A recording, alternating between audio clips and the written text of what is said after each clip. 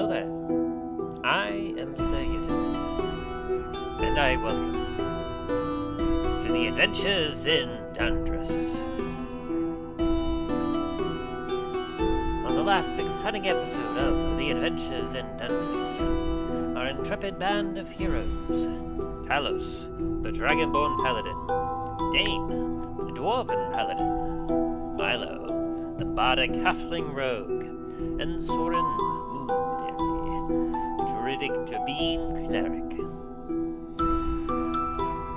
had made their way to an island of Antiva, looking to check up on some business and check in on Milo's son. The party made themselves comfortable in the original Comet's Landing tavern before Garret met up with Soren at Milo's Manor. Having stayed there waiting for his friend, Garret was surprised that Soren was there out of nowhere without any prior notice. Not believing that he was indeed the true Soren, he demanded that Soren prove to himself, prove to him who he was, by telling him something only he would know. After an intense standoff and babbling out a lot of different information, Garret realized that it really was Soren, and began to ask him what he was doing there. They caught up a bit, and Soren had convinced Garret to return to the Comet's Landing to talk to Milo, Garret's father, about how they can solve the mysterious murder that occurred on the island. For Antiva was engaged in an underground war of the crime families. The head of the families, the Baron, had been mysteriously assassinated, and in its stead, each of the major heads of the crime families around the island were vying for control of all the other families, trying to prove that they were the ones that should be running things, and as such, there's chaos on the island, as none can decide who should be the true leader.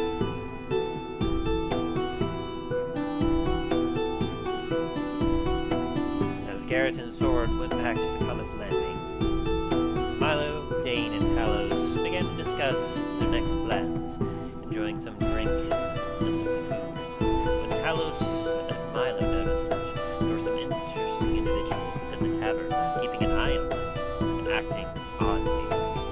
As Milo went to confront one of them and call them out for why they were acting so weird, he quickly stood up and began to attack Milo, as well as several others who all seemed to be there intent on assassinating Milo. After a quick intense battle, Milo, Dain, and Talos managed to knock out all but one of these would-be assassins, the last one having ran off into the night. While Milo, Dain, and Talos tied up the remainder of these brigands and took them upstairs to the tavern to interrogate them. Just then, Soren and Garret returned, and Milo had a few stern words to share with Garret for having impersonated Milo while he was been on the island. After getting some more additional information about the crime families, Milo went upstairs and questioned the assassins and gave them an ultimatum. Join him or die. After making a compelling case, the captain of these assassins agreed to allow Milo to bring up his case to the remainder of the Baron's men if he spared their lives.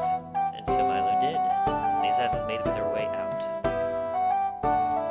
In the morning, as Talos and Dain and Soren went to Milo's manor to meet up with Garret to begin some of their investigation of the island, Milo went on his own way deep into the city to a secret underground safehouse where the Baron's men waited. There, he made a very charismatic speech as to why they should back him up, and that he should be the one to lead them. He would press them all, and they all began to salute, fist up over their chest, as they said, as the captain looked at him and said, "All right, Baron, let's see what you've got." So, what will the party do? Will they be able to find the murderer and bring peace to Antiva? Relative peace. Find out on this exciting episode of the adventures in Dundras. But first, let us meet with our party members and see how they're doing. Hello there. Hello there. Oh, hi, Tim. Mike's not working. Alright, fine. Don't say it back then. I understand. Test. Oh, hi, Tim. Ah, there. Is that working now? Yeah, there you go. And having what seems almost the weekly issue of things update and restart, and it's all like, what's that? Your headphones are your speaker? No, we're going to default, which is nothing. Like, nothing exists in default. I've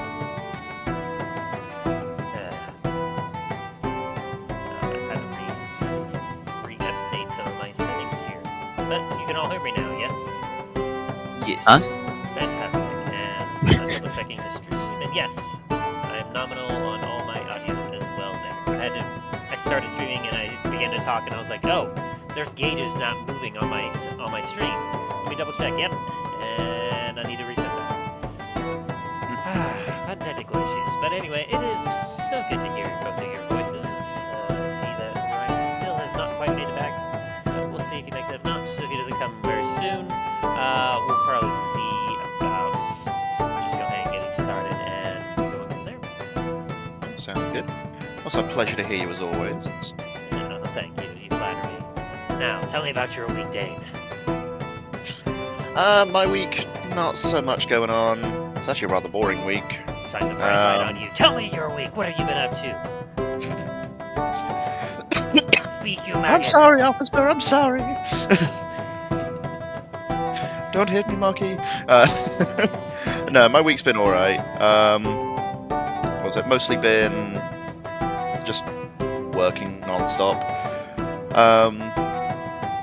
We've had what we call Orlando Informer coming down. It's basically just a whole bunch of the pass holders and just a lot of general public decide they want to stay at the park a little bit longer than normal, so they pay extra to stay out after hours.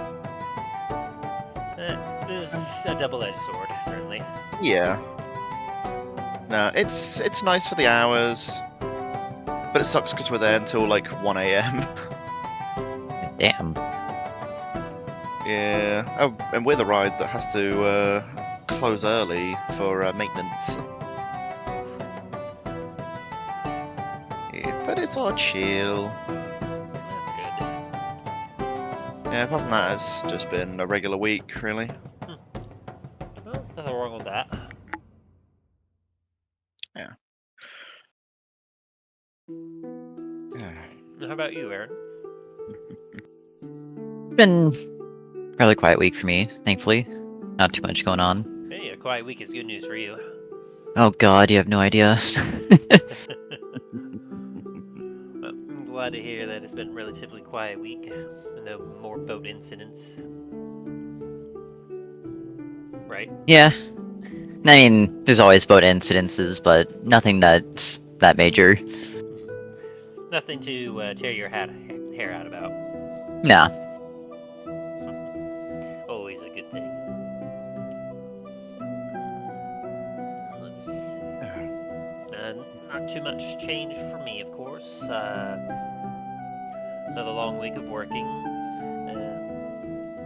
I had to be very careful about my hours, because once again, overtime is not approved, and I have a terrible habit of working longer every day than I need to, because when you're short-staffed, the job still needs to get done. So, that's been fun. But, at the very least, I've been able to still get things done, and get them done relatively on time. Just have to keep the guys that I have with me working and whatnot, and we're, of course, about to get through our last slow week of the year, because this coming week should ideally be the last slow week before the holiday season ramps up, and we'll have just non-stop weeks of being terribly busy. Ooh, fun. And, retail and the capital season of the year. Oh yes. Now we've got that at the parks as well. Yeah. Never fun, but good hours. Yeah. So essentially, we just have to deal with this last week of having cut hours and minimal staff, and then they'll be opening up the wallet to make sure we have plenty of workers to get everything done before, Black Friday. Or really capitalistic Friday. So that's pretty much all I've been up to. Is that this coming Friday or next Friday? Next Friday. Next Friday, okay. Mm-hmm. Lots of fun. It's Friday the 28th. Fun. Yep. It's literally the last kind of weekend of November, so basically December's just going to be crazy, which I guess there's probably we'll discuss it more later, but obviously we're getting close to when we're going to have to take our winter break due to holiday season stuff. Yes.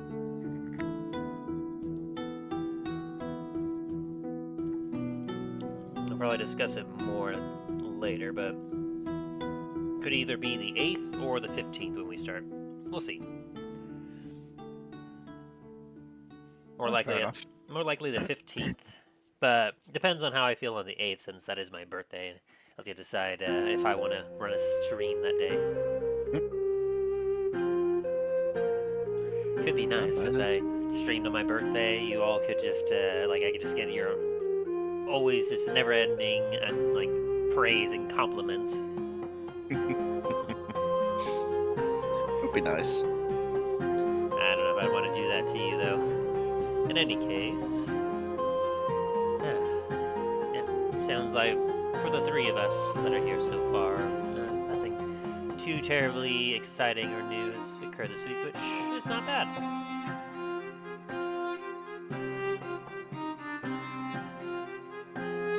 That's good to hear. Yeah. Ping Ryan and see if he's on his way, because he said 1 o'clock, and it should be 1:20 for you guys there. Yeah, I think he was meaning that he got off work at 1, so he's probably driving back home right now. Yeah.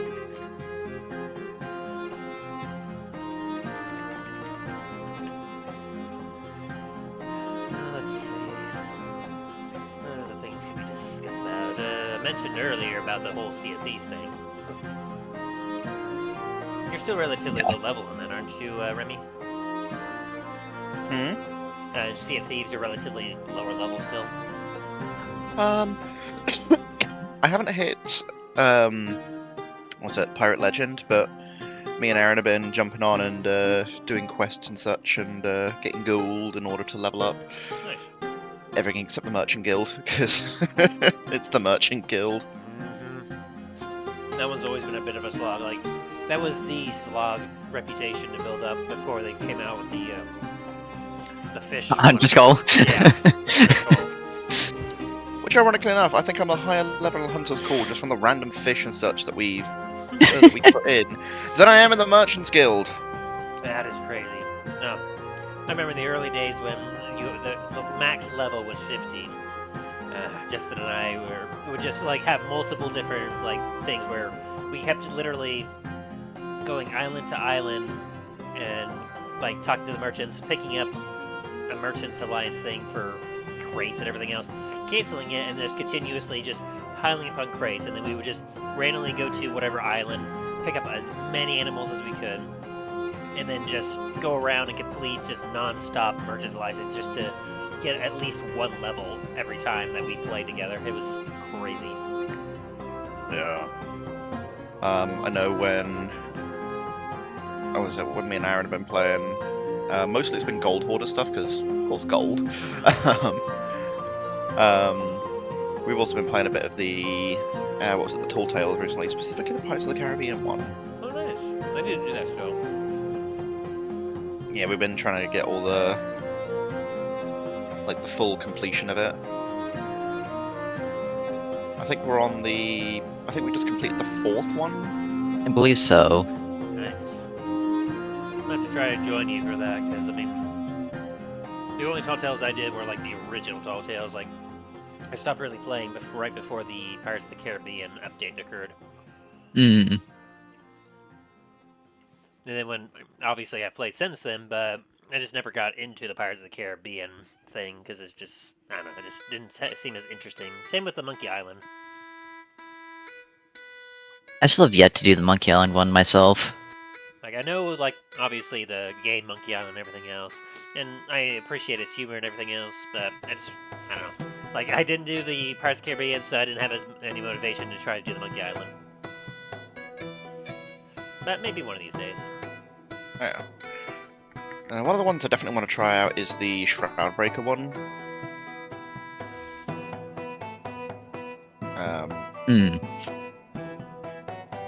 So I kind of know how that one ends. I still want to do it. Well, maybe we can get ourselves a ship sometime and run that for you. I'd be down.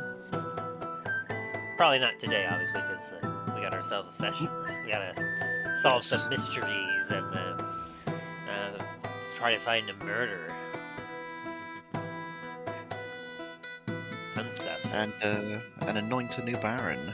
Yeah. No. Baron's been anointed, or appointed, I should say. Just not officially recognized by the families. Well, yes. Unfortunately. Get into that.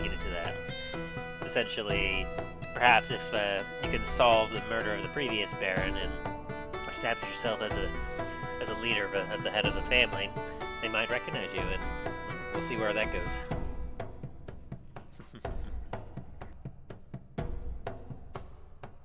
Not sure if I want to continue now with that laugh afterwards. I don't appreciate this. You know me, I gotta make sure everything has a little bit of ominous, like, overture at the very end of everything, otherwise you might actually start to guess my intentions. You know, you can just calm that down every once in a while and just have me, let me have a couple of things here and there, you know, right? Right? Oh, sure, for sure, but where's the fun in that? I was just about to say the same thing, but where's the fun in that? Come pick me up, I'm scared. I guess to wrap up that other conversation, I'm glad that they decided to make the safe seas better, in a way. Because, like... About time they did. Yeah, because, like, for those of us that just want to play, have fun, not have to worry about leveling up guilds or whatever, I mean... That'll be a good update where it's like you get 100% of all gold and rep, which that'll be fantastic just to begin with. But obviously, not being able to level up past 25, that kind of sucks. And obviously, you won't be able to do PvP related things because, I mean, who are you PvPing against? But that'll be interesting. I can't wait to see that update. PvPing against yourself. Alrighty, and let's see, any other gaming news that anyone else has?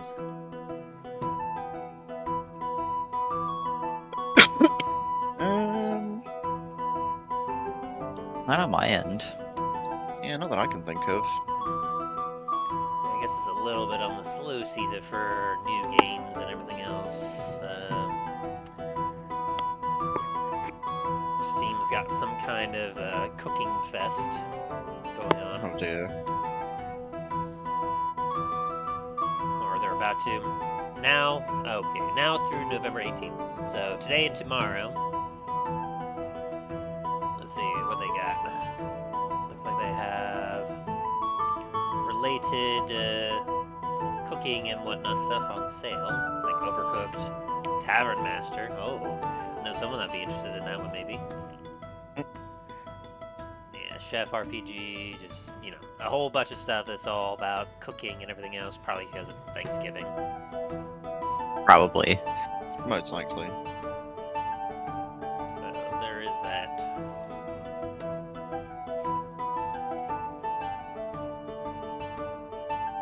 Just in a response from Ryan.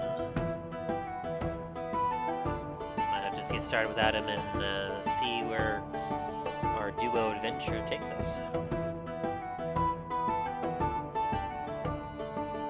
Yes.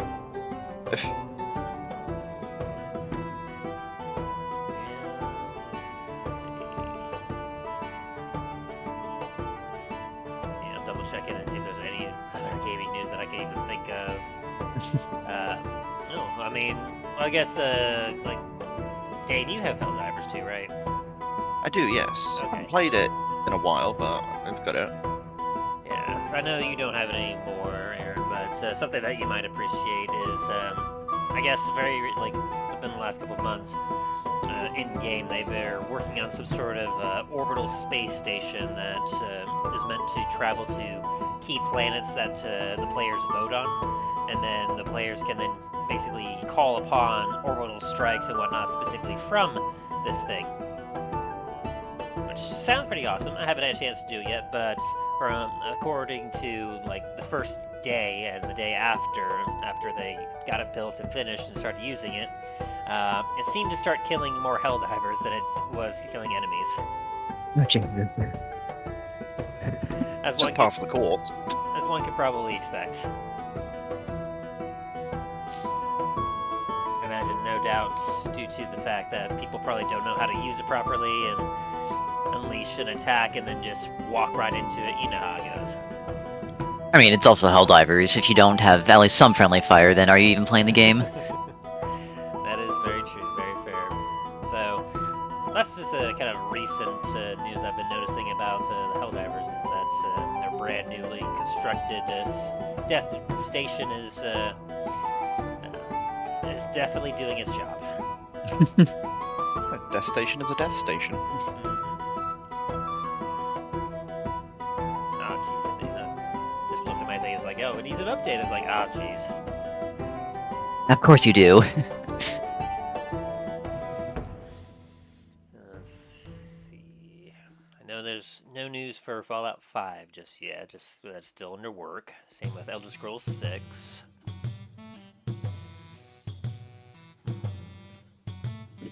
Borderlands have been rather quiet. I don't know, imagine any of you have heard any new news about the Borderlands since the movie came out. Yeah, no, nothing on my end. Though I still need to see the Borderlands movie. Yeah, me too as well, though. It's not a high priority. I haven't heard great things about it. Yeah, that's what I keep hearing, unfortunately. Which is not surprising. I mean, there's very few video game adaptations you can make that would actually work well in a movie setting. Yeah. Though, surprisingly enough, do you remember when the... what was it? The World of Warcraft adaptation came out? That was back in like 2018, I want to say. Yeah, something like that. But it was regarded as like one of the like worst like movie adaptations of all time. It's now become one of the best of all time, apparently, or it's like it's gaining such a following now that it's like it's just like elevating it. Oh, damn, that was back in 2016. Yeah. Apparently, there's I think I'm not sure how true it was, but there was a rumor going around that they were going to continue the story. Because they did kind of leave it off on a cliffhanger. It happens a lot, because obviously they want to leave a cliffhanger and be like, hey, if this does well, we can continue, and it's like, oh, it didn't do initially well in the box office. Cut the project, cut everything, we can't do anymore. And then it'll be just like, oh, but wait, it's doing good again. What the hell? Yeah. That seems to be the trend with a lot of things, where it's all like, oh, it didn't do initially well, so it's clearly not going to do well, and it's just a waste of money. But then, like, some things are just slow burners, where it'll start out with a good jump start, it'll slow down a little bit, and then it'll rocket in popularity out of nowhere. Oh, yeah. A lot of the time, it's with the general public, films and such won't do good. But then when you actually get your audience actually finds it and starts watching it, and then watching it, and then watching it, suddenly it's like, oh, this is actually doing pretty well, just with a more niche audience. Yeah. It also helps with advertising and whatnot. Oh yeah. It's a shame that there's a lot of companies and whatnot that, like, I've noticed that a lot lately is that advertising for certain projects and certain movies and whatnot has been absolutely dismal as of late. So it feels like a lot of like the not so great stuff gets so much advertising to it, and then the actual decent stuff like gets like nothing. Like I know there were several like supposed flops of like in the Disney area where like the Pixar and everything else, where they had some like really good movies that were coming up, but they had like no advertising to it, and so they initially did not do well. Yeah. I remember some of them. You know, fairly recently, especially like with the creative content stuff, YouTubers have been trying to like get into like some of these areas themselves and work. I mean, the first one that comes to mind for me is like Markiplier. He's supposedly has like a movie that's going to be coming out soon, and he's also done several other projects, but for some reason like there's like no advertising or nothing that is coming around for him, save for what he does himself. Yeah. Despite the fact that he has like Hollywood level like works that are coming out. Like Amazon seemed to explicitly like refuse and try and keep it like his Edge of Sleep project that he did from getting that much popularity, which is crazy. Yeah, that's a bit wild. Yeah, it just doesn't make sense. Like there's so much that goes into advertising, and like it just I don't know. It seems like there's not a great priority on advertising these days. Yeah, which is weird because advertising is almost everything to a degree. Yeah, like if you can get the word out, then you can actually get like the show starting to run at least. Yeah, because people need to know where something is, or if something's happening, then the advertising helps with that.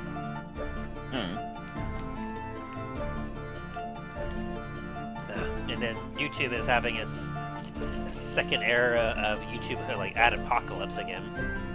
Oh no, not again. I mean, have you used YouTube as of late?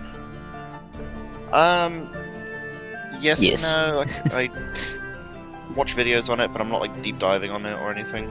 Yeah, I mean, I've watched the people that I like to follow. There's a few like shows on there that I will generally follow on a daily, weekly basis, but like years ago, like they had the first like adpocalypse where like the ads were just super long, super crazy, unskippable. It was crazy, like it was so bad. And nowadays it's happened again where like we have like at least a minute and a half long ads on some videos where like it won't let you skip on half of it, but then like you get to one particular ad and allow you to skip it, and it just goes to another ad. It basically just shaves off like 15-20 seconds. It's absolutely crazy, like the current ad situation on YouTube is.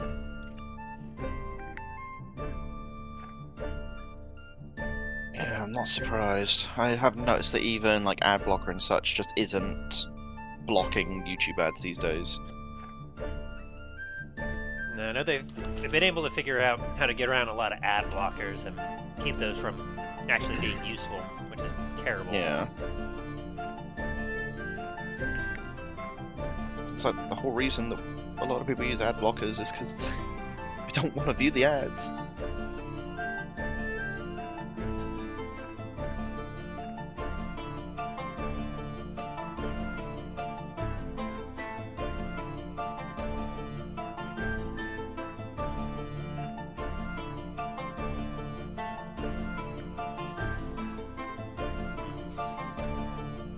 Still no response from GS yet, so we could probably go ahead and get started if y'all are finished up with chatting. Hopefully they'll join us before too long. Hi. Sounds like a plan. Alright then, well then, without further ado, let us return to Dundras.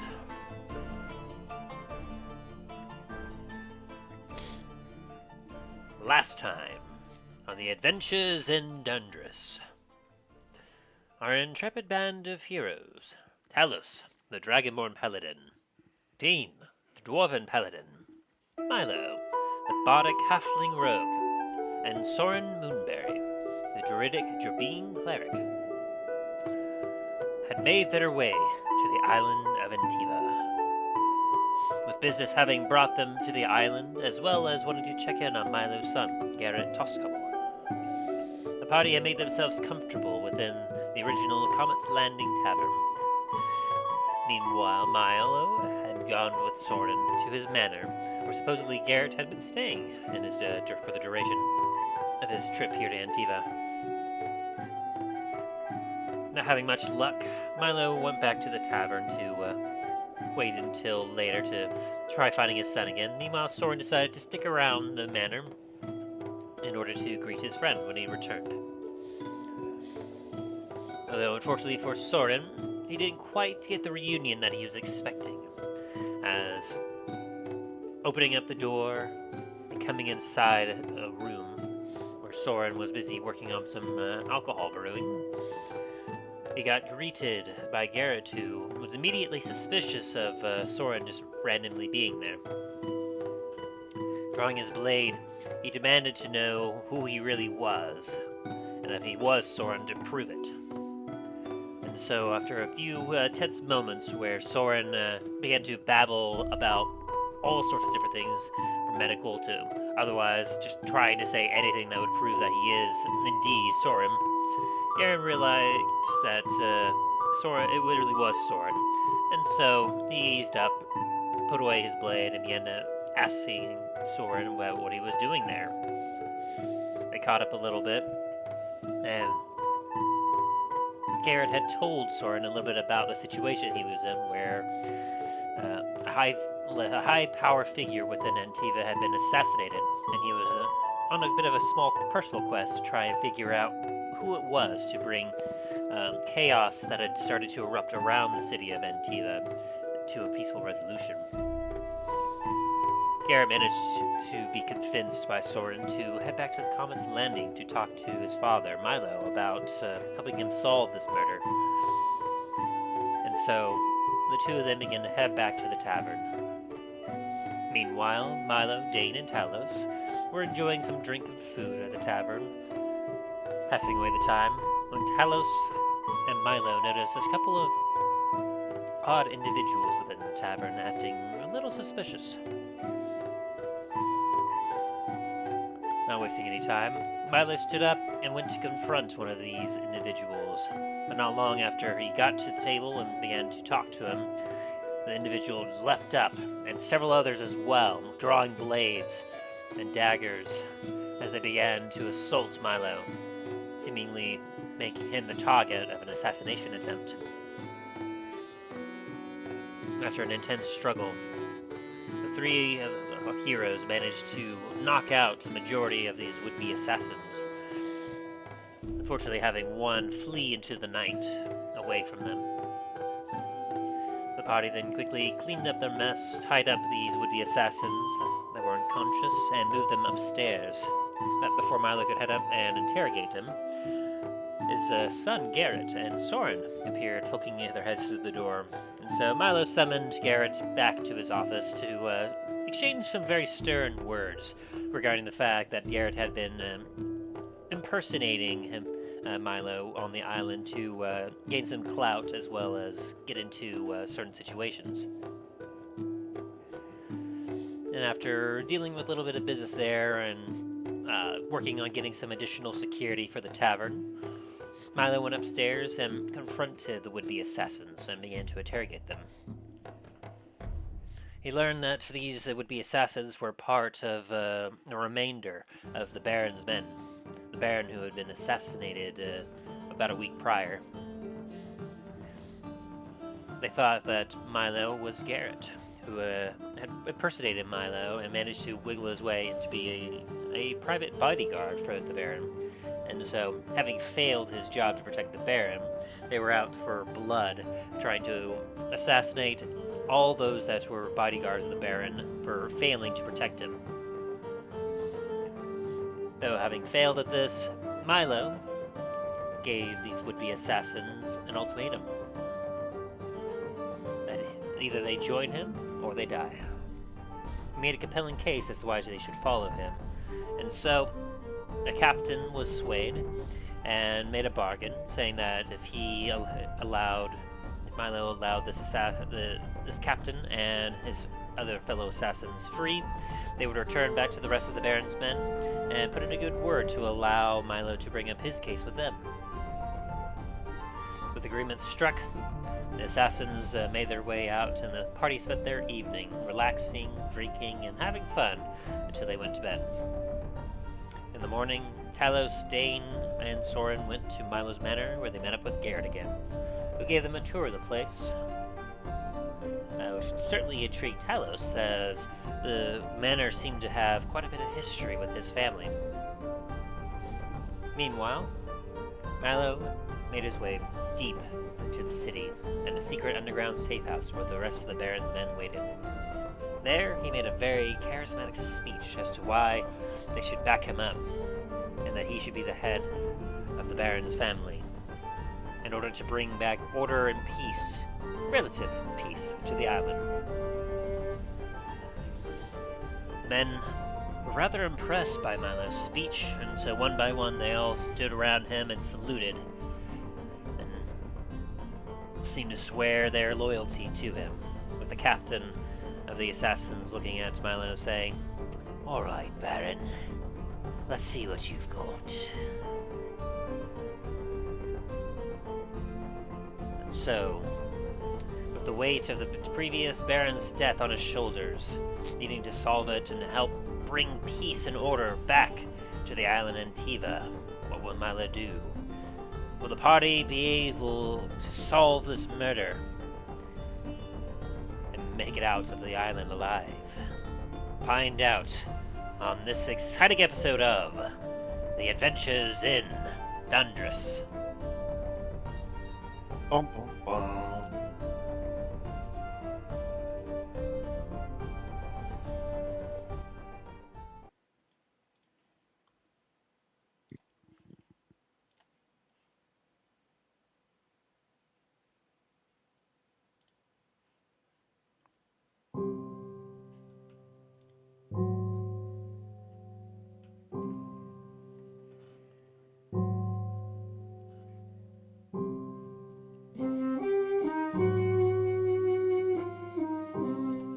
Jesus Christ.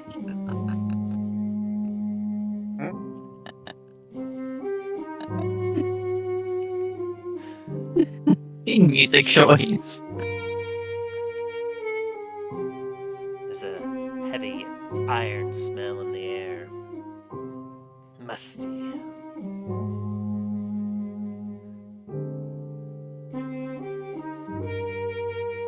Those present, Milo, Dain, and Soren. Lone warehouse deep within Antiva. Looking upon the remains of a lower-ranking mob boss within the Antiva family.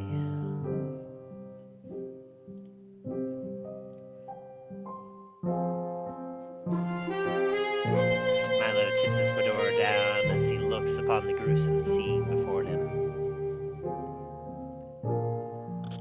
Milo would somehow find a bit more of. Yes. Constantly changing.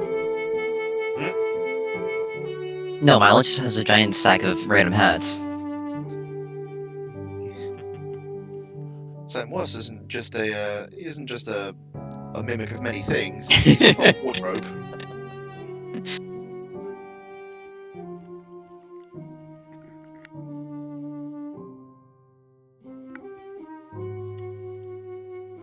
As you look upon this body, You can see that it's still recognizable, but there's blood everywhere. Just outside this room, you found 2 other bodies. Perhaps this guy's bodyguard.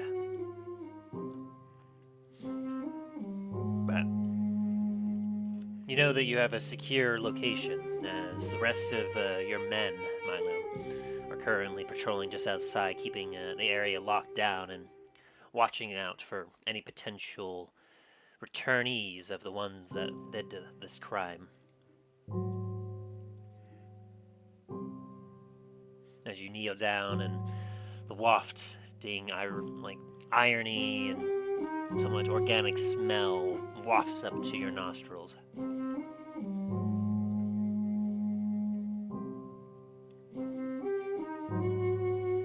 It's coming out from the shadows.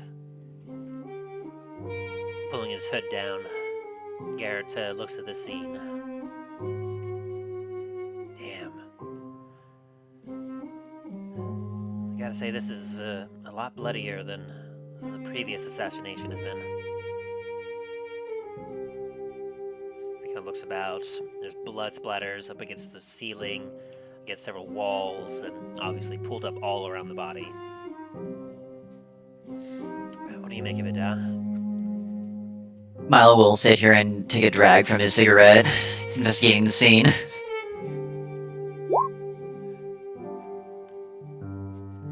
You cough a little bit as the smoke pools up into your eyeballs, and as you look about, you can tell that this is a relatively younger individual. You've got several scars that are welled up from perhaps a rough childhood. Their clothes are very much dark stained with blood. You can definitely see several points where a blade was used to inflict these wounds, but you're not able to really notice anything too terribly out of the ordinary.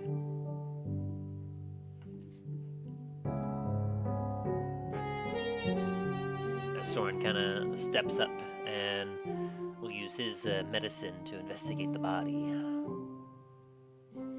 Well, I'll also make a perception check. See if you can't actually find anything useful. Go for it. And you're here too, Dain, by the way. Yes. As Soren kind of paws up around the body, he goes, he's been dead for several hours. A lot of the blood's coagulated, but he's still very much cold. It was a very fine blade that caused multiple incisions all over the body. Several piercings, several slashing. Definitely died from blood loss. What are you inciting there, Dain? Just anything in the area. I know, I actually hit inside instead. It's a real dark feeling you're getting in this room, Dain. Dark deeds occurred in here. Though, as you're looking at this, the scene around you, you get the feeling that it was business as usual before a sudden interruption occurred. It doesn't feel as if this person was waiting for anyone in particular. You just kind of get a general feel. You can't get too much, obviously, as it's a very cold scene, but Dain, you definitely get the feeling that this person was probably caught off guard.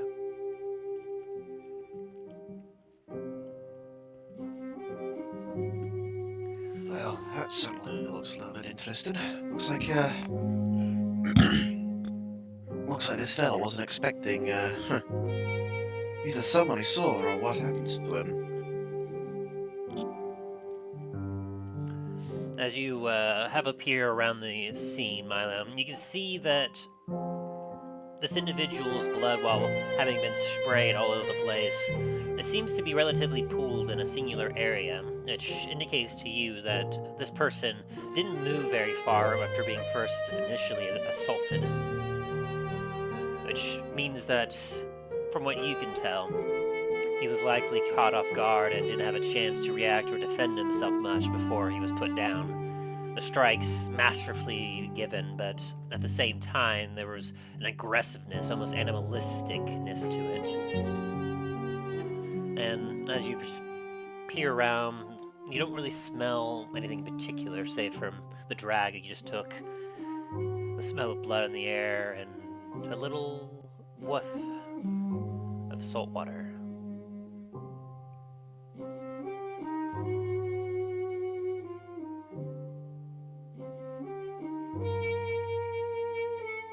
Alright, you said salt water? Yes.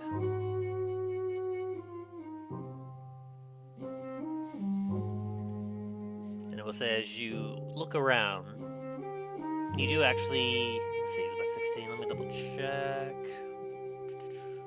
Oh yeah, you would notice this as well. As you're taking a look around the scene as well, you do spot a bit of a clue. On the ground, several feet away from the body, you see with a fine line, scrawled in what looks to be kind of a coagulated, almost starting to turn black blood. You see what almost looks to be some kind of symbol carved into, or drawn onto the stone. What might this be?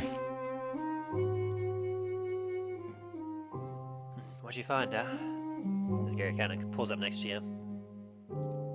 Some kind of symbol drawn by the perpetrator. He kind of leans down and goes, it's a little rough, but yeah, I can see what you're saying. Let me see if I might recognize this. What, I need to roll to see if I recognize it as well? Probably history, I would say. I fucking know that symbol. What the fuck? Lord. I was about to roll to see if I could help you out. It's like, oh, never mind. You did some previous, some quick study before, on some of the other houses of the families and some of the other, like, people of import within Antiva before making your way here, because you knew that such knowledge would be invaluable in your investigation, perhaps anything that could lead you to better understanding who you're trying to hunt. And let me double check my notes here.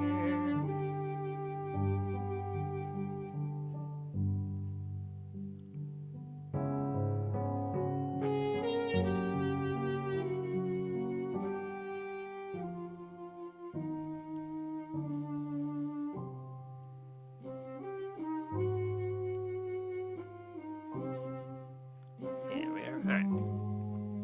As you take a look at this symbol, you can see, like, roughly drawn, what almost looks to be the symbol of a skull with two scythes that wrap around the top part of its head. Which, from what you studied and you remember, well, it's still roughly hewn, and with the from especially as you're looking at this, for best that you could tell, it seems that perhaps the tip of the weapon that was used to carve up this individual was used to draw this symbol here, depending on how roughly drawn it was. But it was drawn well enough that you could still get the skull and the size on it.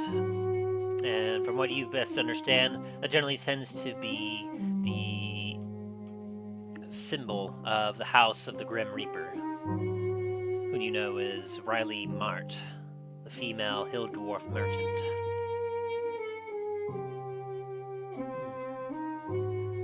This looks almost like the symbol of the Reaper. Yes. Looks like we need to go pay her a visit. Indeed. It's rather strange that they would leave a calling card, don't you say? Probably someone trying to... words are leaving me, fuck. Trying to blackmail them or set them up for this. You might be Hey, I'll right. just send them a message. Perhaps frame them for it. But if it really was them and they're trying to make a statement to any of the other families that investigated, it might be a strong statement that whoever doesn't follow them will end up like this. Even more reason for us to go talk to her. Agreed.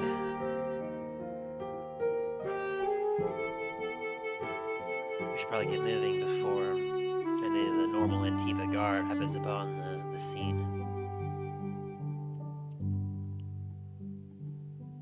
Probably a wise choice.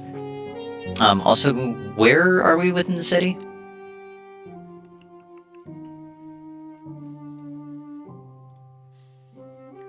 Let's see here. You would be in the slums currently. Okay.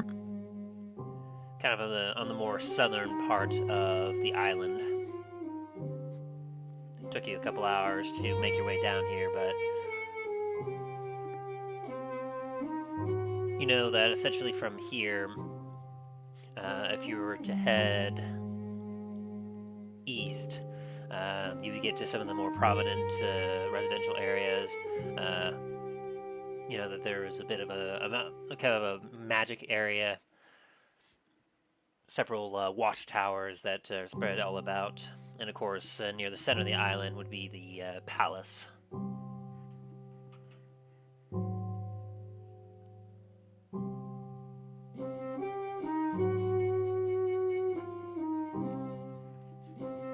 As for location of where the Reaper is,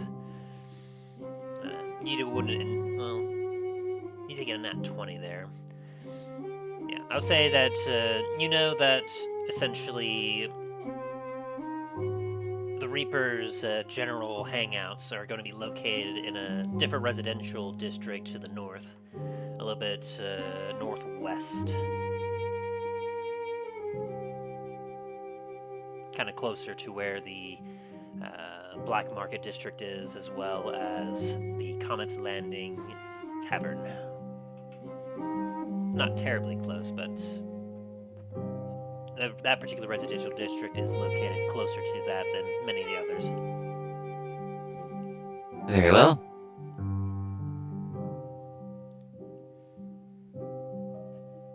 As Garet kind of puts up his hood and slinks back into the shadows. He'll roll for a quick stealth. As per your instructions, he's trying to remain out of sight. You're shit at hiding. Do better. His eyes squint at you from the darkness as his eyes flick over to Dain to see if Dain notices. Perception check, Dain. No. Dain just like, huh? And Soren. Hey, where did Garret go? Yeah, Soren doesn't see anything either. Yeah, where did you go? As he kind of crawls up onto your shoulder, Dain.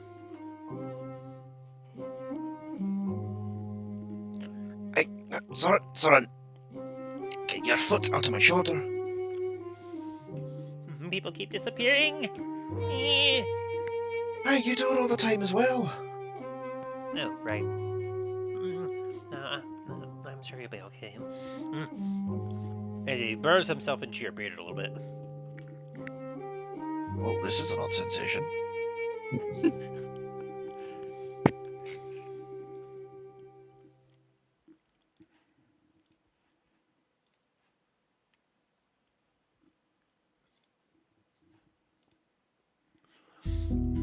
As you all leave the building out to the street.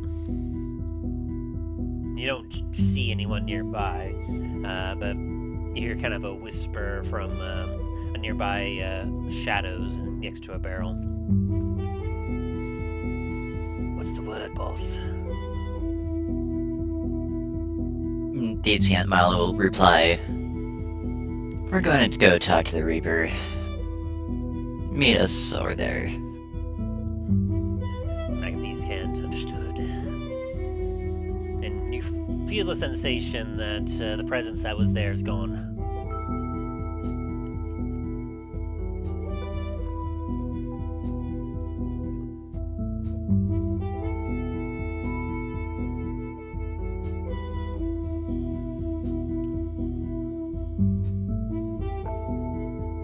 I'm gonna duel for this shit.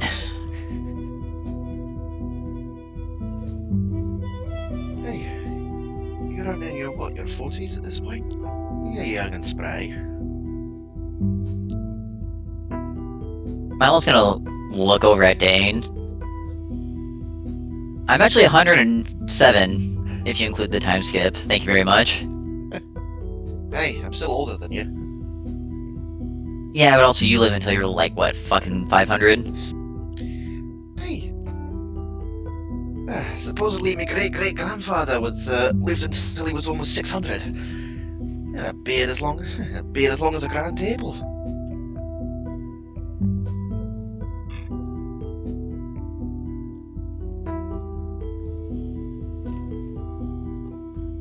Nice, that's why you're always so anxious about your beard. I'm a dwarf. We're always anxious about our beards. It's our heritage. And right now, there is a certain Soren buried in it.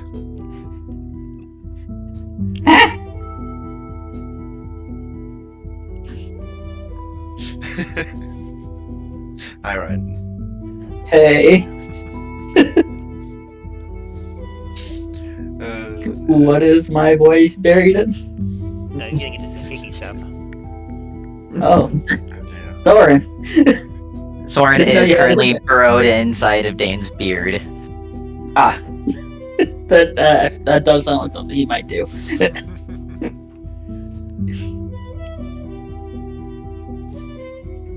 Continue your discussion as you make your way back northwest. Your thoughts go to your ally Talos, who were, from what you were told by Soren and Dain, have remained back at the manor, not only to guard it and keep it as a safe haven, but he felt that he needed to investigate it further due to his familial connection to that place.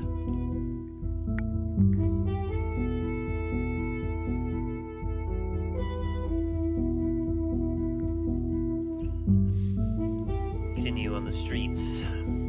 About midday, as the sun is high in the sky, and you notice here and there in several places a few individuals are making their way about, some with baskets, some chopping on some sandwiches or bread as they're making their way through whatever work day they have.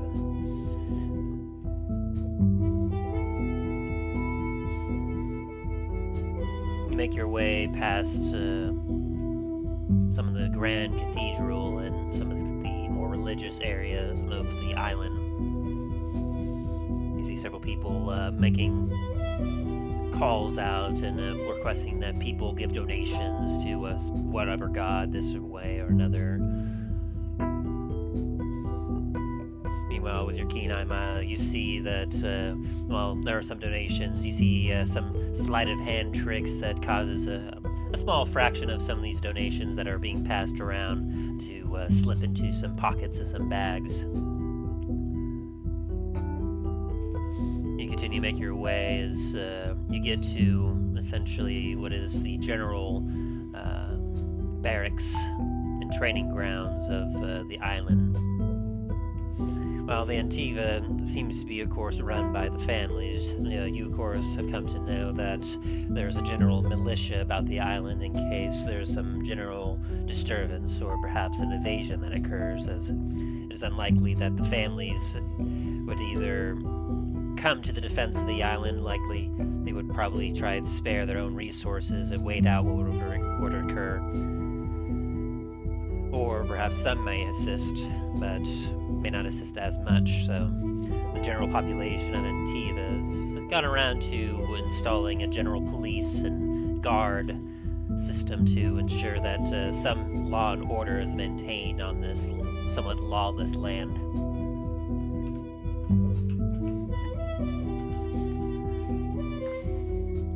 There's a hustle and bustle about the town as you continue to make your way through. Eventually, you scroll on past one of the artisan districts near the town of tinking of hammers on anvils, sound of scratching rope on a machine, and gears clinking and clanking as numerous different industrial goods are being made to be shipped out to many different parts of the world. Eventually, you find yourself in a rather better and residential area, as you feel that, according to the knowledge that you have attained, that you're in the general territory of the Reaper.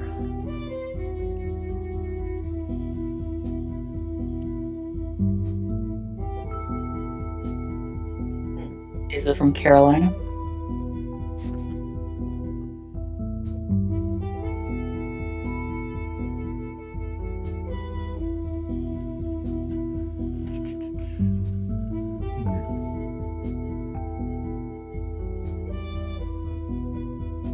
Hey, Milo, this looks a little bit more foreboding. Hi.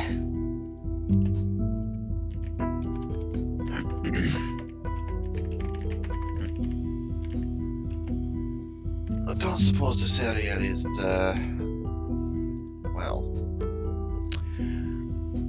on a bit more of the friendly side towards us.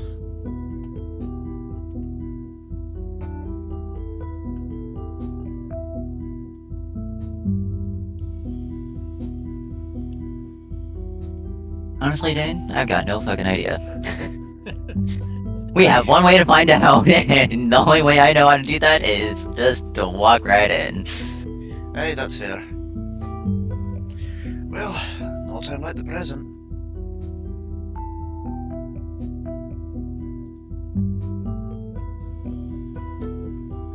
Can Milo make a perception or a investigation check to see if he can't find a way to reach out to this Reaper?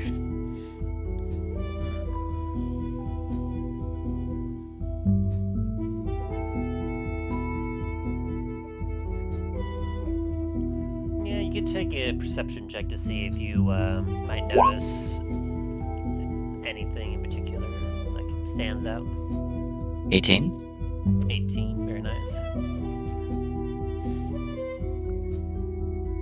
Alright, let me double check my notes.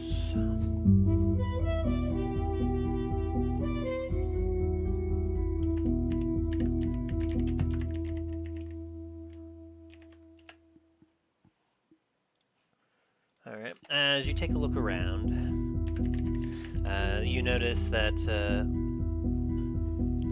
let me do a quick stealth check for them, general.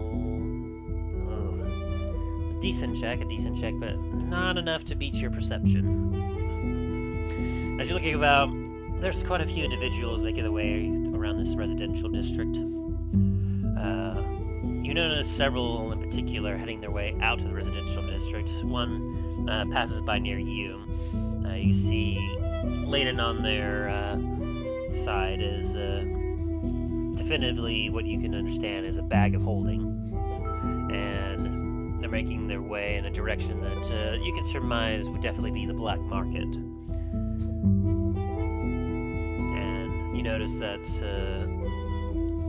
as with your keen eye, as they're making their way past, you notice that they happen to lock eyes and give a slight nod to another individual that is walking back from the black market, supposedly just in a cloak and robe and not really looking any sort of import or not having any significant views about them as they continue to walk into the residential area.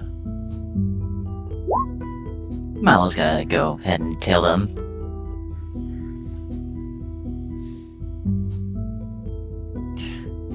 They don't see you at all.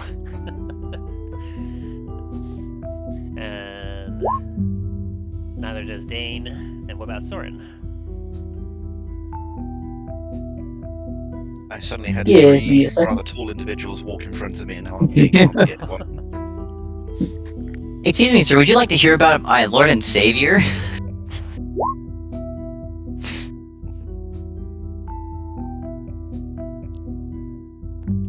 Garret and Soren also do not see you. And Garrett's keeping an eye on Dain, so Dain, you're just kind of left standing there as Milo has once again disappeared. Hey, no, I would not. It would upset my ancestors. Now, what is... and they've all vanished again. But Soren had to, try to... Good lord. 29. Are you leaving his beard, or are you just hiding in Dain's beard? He's hiding. 4 men just rolled up on him. Or, sorry, 3 men just rolled up on him. He's scared. Oh no, stranger danger! Stranger danger! You make yourself out to be a nice beard decoration, and no one has any idea you're there, including Dain. It's like Dain feels that his beard is heavier, but every time he looks down, he can't see you.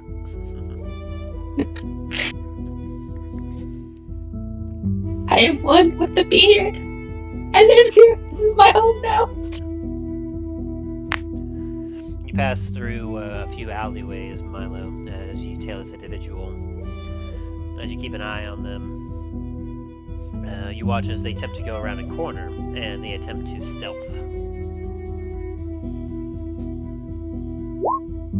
Ooh, you just beat them. I got an 18. Did they say 10?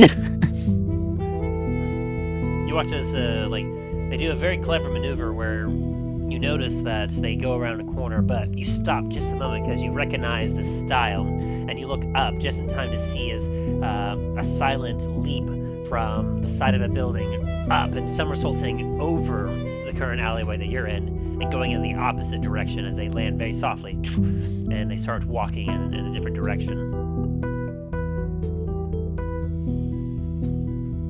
As you continue to follow them, they go deeper into the residential area, making several twists and turns, but you're keen to keep an eye on them. Until eventually, you watch as they come up to what seems to be a dilapidated looking building, almost like a shed within this residential area. It's the residential area, from what you understand, there has a few dilapidated buildings here and there, but this particular area, it seems to be rather a little bit more well kept, being a little bit on the more northern side. There's a few more powerful docks here, from best that you can understand. It would seem to you that a shed over here like this, it would have to either be abandoned for a long time, or you watch as the individual goes up and walks to the side, and you hear a light tapping on it.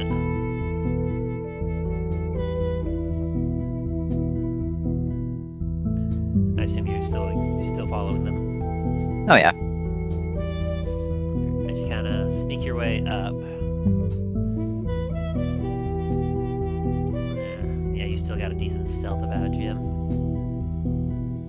He does an active perception check to see if he can notice if he was tailed or anything, but you're cleverly disguised and hidden well enough that he doesn't notice you. As you hear a on the side of the building, and these can't, you manage to kind of make out, here for another pickup. And from inside, you hear, you get a moment of silence before you hear, and a bit of the wall opens up as this cloaked individual makes his way in, and the door quickly closes.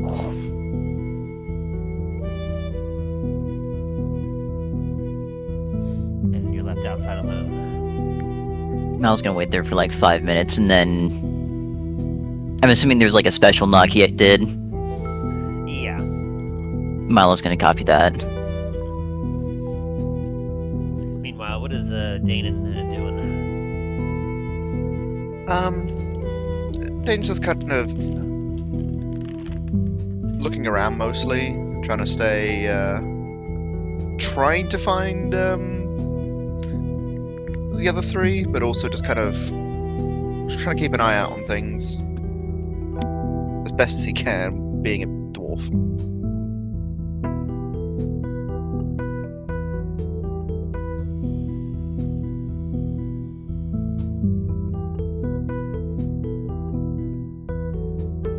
Hello? You're here. Okay. It just got very quiet. I was thinking. Ah, fair enough. Think faster! So, as you're just kind of mulling about, keep an eye out for anyone in particular, your friends mostly, and seeing if there's anything out of the place. You do get approached out of nowhere. It just kind of pops up at your side, an individual in some raggedy clothes. As Garet goes, "Please, sir, spare a copper for a hungry individual."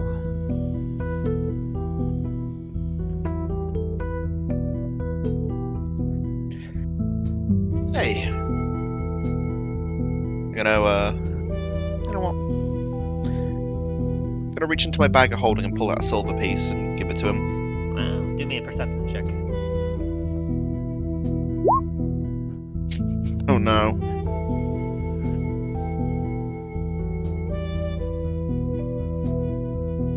Oh, gee, mister, thank you.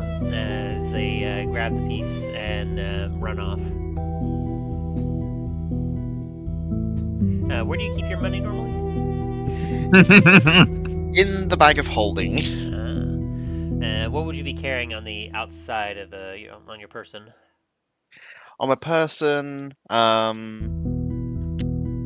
Dain's shield. itself. Well, I was gonna say, yeah, my armor, my weapons, the rings that I've been forging. Right now, I'd have the bloodstone ring, which is the ring of the ram at this point, and then I've just got like 2 unenchanted, a gold ring and then an iron ring.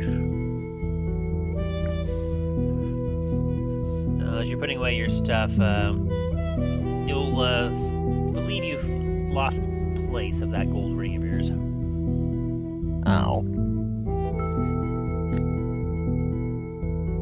Let's go look around like, damn. I was hoping to enchant that at some point. Ah well, I'll just have to homecraft to make a new one. This looks about the quarters though. A rapping on the wall.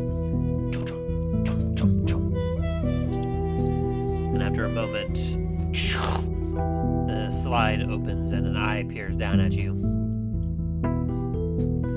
And the thieves can't, you hear, "You ain't one of my regular ones. Get lost." I'm new here. I don't think the Reaper would be too upset to hear that I wasn't hired, or allowed in, I should say.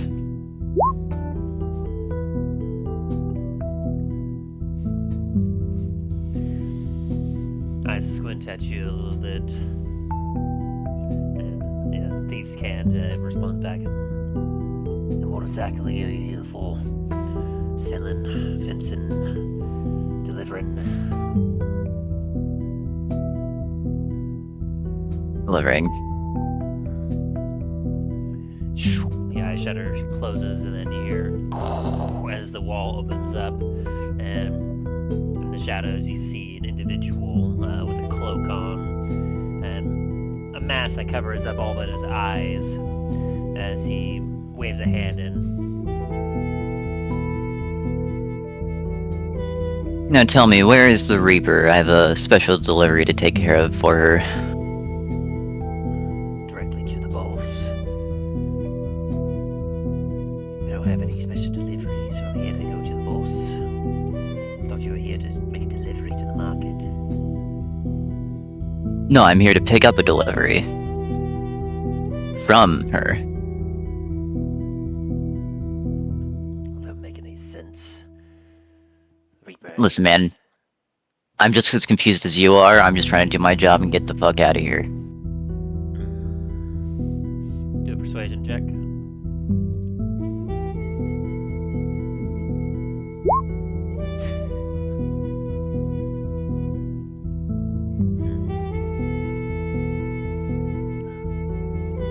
You must really be new.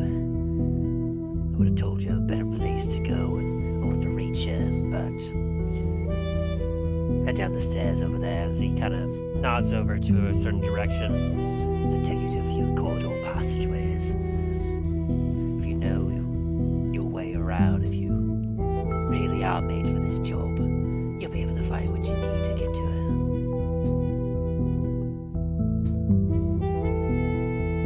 As he shutters, the door closes, and the entire room goes black, save for what you can see thanks to your hand of glory. I was gonna listen to his instructions.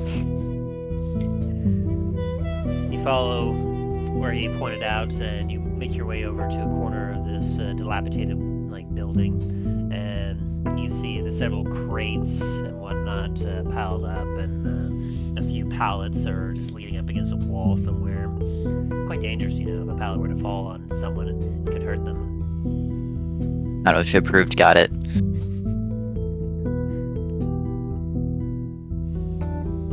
just kind of stand there a little bit. You get a twinge that there should be something here, but you may not be able to immediately see it.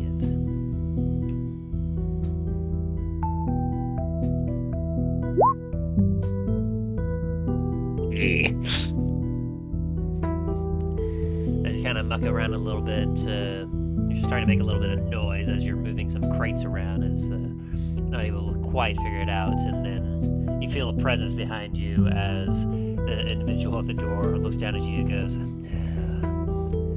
let's hope that you're better down the corridors than you are at finding the entrance, as he goes over and moves a broomstick handle, and you watch as part of the floor opens up.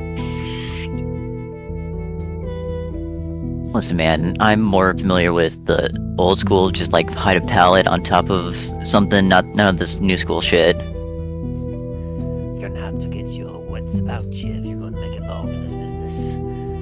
Reaper deals and black market goods. We gotta go above and beyond to protect the goods. That means being more clever with our hiding places. Off you go. If you get lost down there, that's not on me. That's on you. I get lost down here. You're gonna pay the Reaper. And we'll pay for another sorry soul to go find your body. As he backs up into the darkness. Very well, as Milo will just kind of head down in this hole.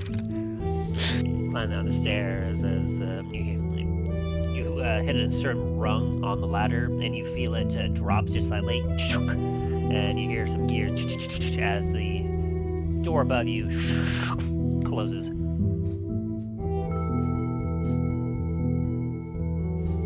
make your way down the rest of the stairs, and you find yourself in still rather dark, but a little slightly smellier place as you realize that you've hit the sewers. There's no place like home. There's no place like home.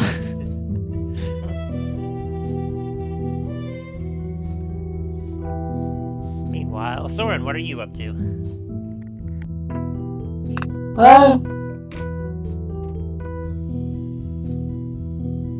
Soren's gonna get out of Dain's beard. He's very confused right now. He doesn't know where he is.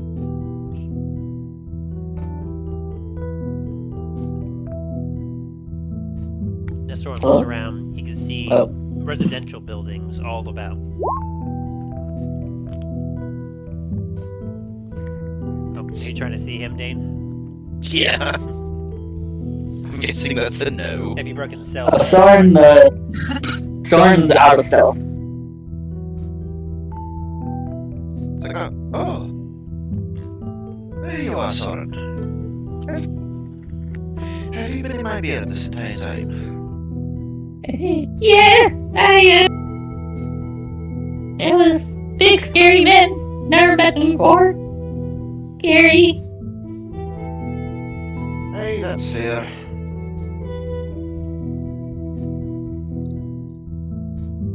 So, what are you up to now? Well, Milo led us down this way, and, well, now I'm just on the lookout for Milo, and, Garet seems to have vanished as well.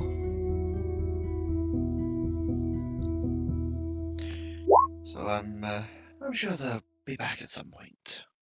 Clue where they are. You're just like, ah. New spaces. Not enough dirt.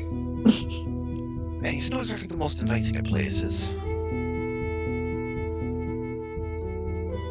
I don't know why, but I'm starting to get vibes of, y'all ever watched, what's it called? Atlantis? Yes. Lost Empire? The Disney movie. Yes. the Dirt Man. I'm getting vibes from him. Mole. Yes.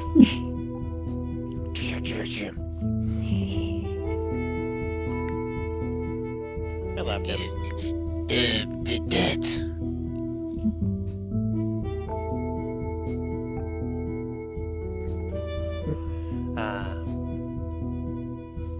That brings back memories. I mean, if that's what you based him off of, that's what you based him off of. I mean, if that's what he's turning into, I I mean- mean, I'm no judging here.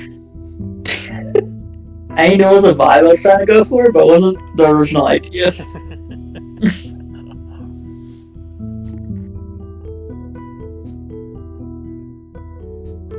Meanwhile, we have Namfoodle being the TNT guy. I'm like, booms. Go hide. Yeah, look, I made a bridge. It only took about 12 seconds. 11 tops.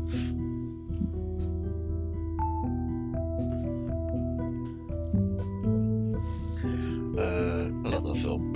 As the two of you continue to kind of roam around the residential district, a little bit lost and unsure of yourself. You get a good feel for the environment, and you see it's not a heavily trafficked area around you, but there are several people that kind of go to and fro. A few eyes seem to kind of like peer at you, Dain, from every once in a while, as people are kind of curious. I mean, are you wearing a cloak, or are you just kind of out there in like full like paladin gear with your ancestors' armor gleaming? So then I would have actually taken off the Forge Lord's armor, and I'd be wearing my mithril breastplate underneath my my traveling cloak and some of the slightly fancier clothing, but not like I'm not going out like a magistrate or anything like that. I got you. I'm not looking to get robbed. Fair. Already failed that part though. Yeah. Yeah. If only Soren was paying attention instead of hiding, he might have been able to help you, but it's okay. He was a scared little boy.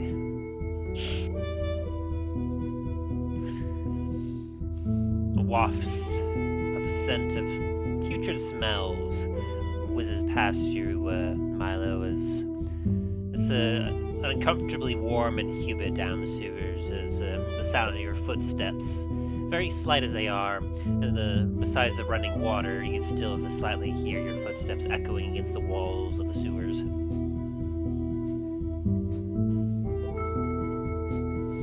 you make your way down the corridor, you open your eyes a little bit to the walls and ground, looking for anything that might have indicated what you were being told about from the guy above.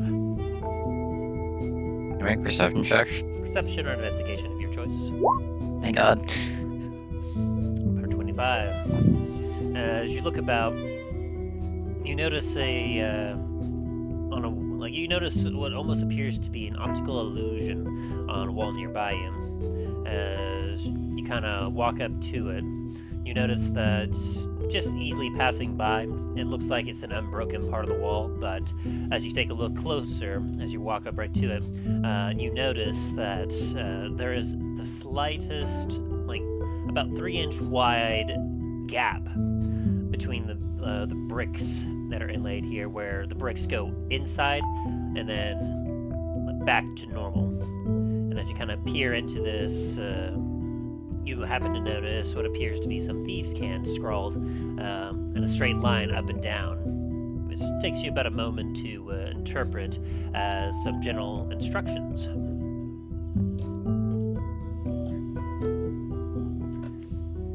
The directions indicate in the way you just came, delivery warehouse, north, docks, south, black market, and east, the Reaper. Milo heads east.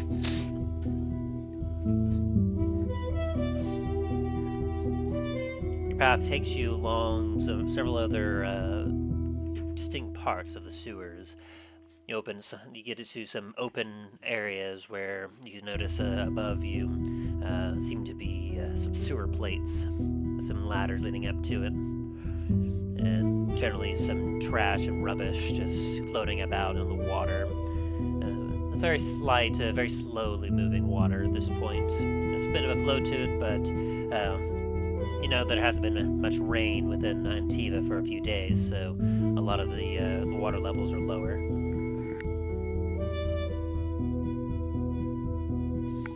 At 25 will continue to carry you as you're able to notice and spot a few more kind of distinctly hidden signs and whatnot here and there. You see several that are kind of on one side of a brick lay while the other side is plain. A few you notice are kind of on the ceiling, and it's a little hard to see unless you're the close or you have a bright enough light source to be able to spot it.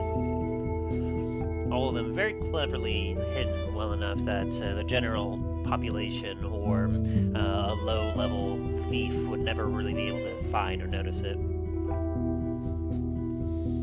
Eventually, though, you find yourself at a set of rusted rungs of a ladder leading up into the darkness.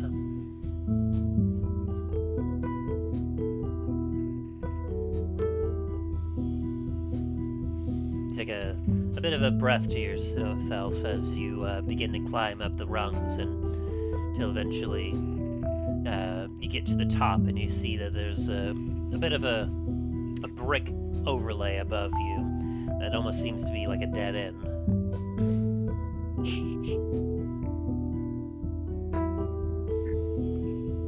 As you kind of feel the brick, you can feel that it's fairly solid. It's got some, not only brick, but you can assume that probably has some iron or steel bars within it to help it keep its shape. It's definitely some kind of trap door from what you can assume, but just knocking on it or trying to do whatever is not going to make it much noise or seem to do too much for you. Miles gonna use a bonus action and use Ghost Walk so he can just phase through it. Right. You Ghost Walk as you phase through this particular trap door, and you float up into what appears to be a much better lit room, where you can see that there's some bookshelves all around you. And a rather smaller room appears to be what makes it look like a reading room, with a very nice mahogany-like door before you. Milo is also going to end his Ghost Walk and then head over to that door.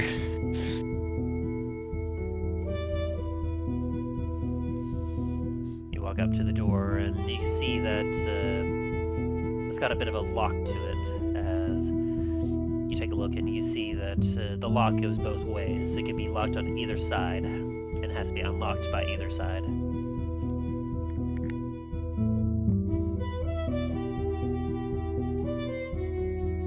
So it's locked, or?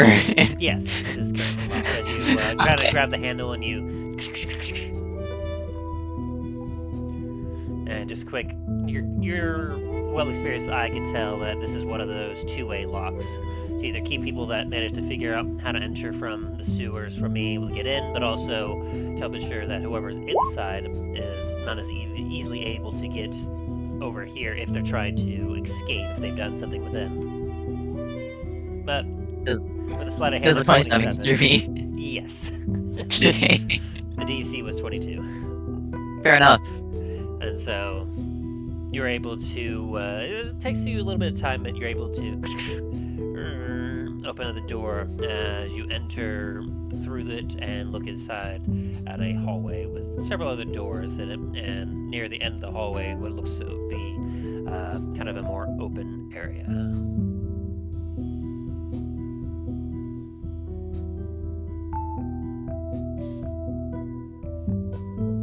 Meanwhile, Dain and Soren, as you kind of been walking around a little bit, and you kind of walk the breadth of the residential area. you notice that there's several dilapidated buildings here or there, but there's quite a few decent ones. You also notice that in one particular building is looking quite nice. It's not the nicest you've seen, but it's definitely well kept. But aside from that, you found kind of a gateway entrance that leads to some of the more like dock warehouses and ports, and you're able to actually figure out a good way that you could go to get back to the Comet's landing if you needed to.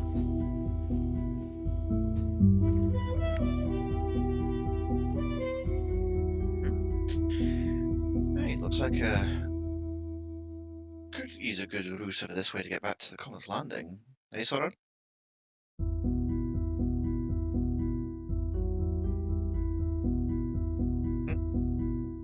I'll take that as a yes.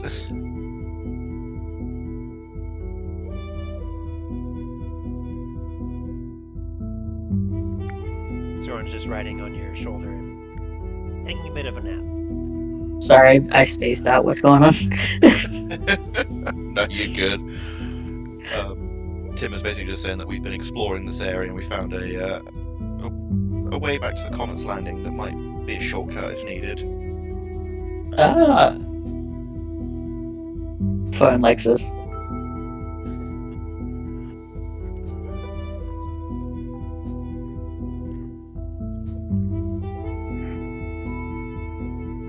Anything in particular you're looking for any Soren, or are we just wandering around while Milo and Garret do their business? I want to go back to the tavern. Too much people around. I know, that's fair. I was picturing Soren, if you're wearing like a cloth or anything, Soren just holding on like a little toddler, like to their like mom's pants. Soren instinctively just grabs on Dane's beard and is holding on for dear life. Soren, not the beard. That hurts. The two of you give me a perception sorry. check.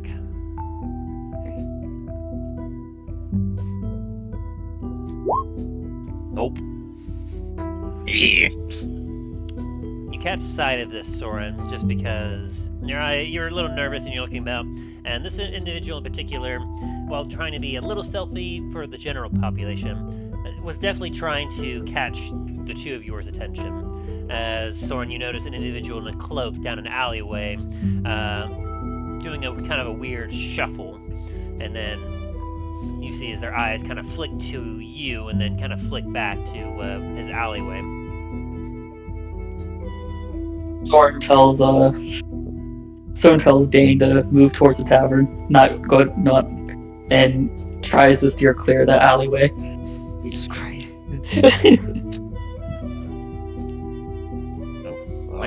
Do you point out the alleyway specifically to avoid? Yes. He's like, let's go over to the tavern. And not that way. Hey, what way?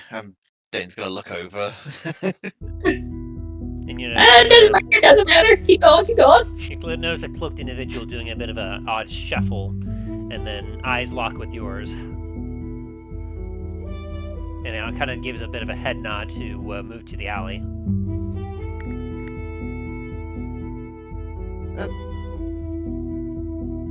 It looks like that guy wants us to go into the alley. Climbs up to Dane's ear and just whispers, Stranger danger. Stranger danger.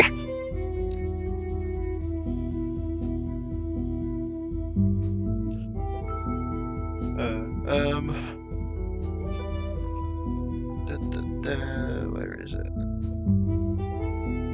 Do I recognize this person at all? No, they would have kept themselves hidden. Milo would have known, but the two of you have kind of been separated from him as he's been doing his business, and this individual you would not. Well, Give me a history check real quick, as he's technically in a bit of a disguise, but you might. Whoa. Well, you happen to recognize that this is an individual that you knocked the head of back at the Comet's Landing yesterday. I'm gonna look at him and just like tilt my head to the side. Like, hang on, Soren. Isn't that the guy that we knocked out yesterday? I wasn't there for that. What? You had a fight in the tavern? Well, you would have known that, Oh, because yeah. you picked their pockets, but... Right. I knew that definitely. Hold on. I knew that definitely. Yeah. I remember that. That in character. Yeah, the pickpocket.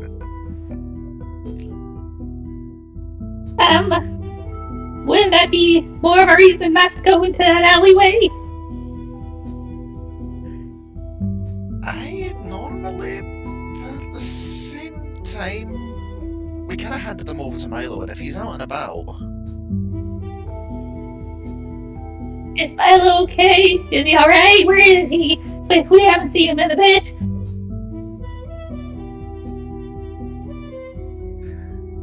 well, he was with us like half an hour ago. Yes, I know. Soren hasn't seen him since then. No. And Soren is gradually getting more and more into a fetal position as this conversation is going. All right. We'll head on back to the tavern. Alright, let's go. Before the stranger dangers get worse. Two of you make your way back to the Comet's Landing. Meanwhile, Milo, give me a perception check.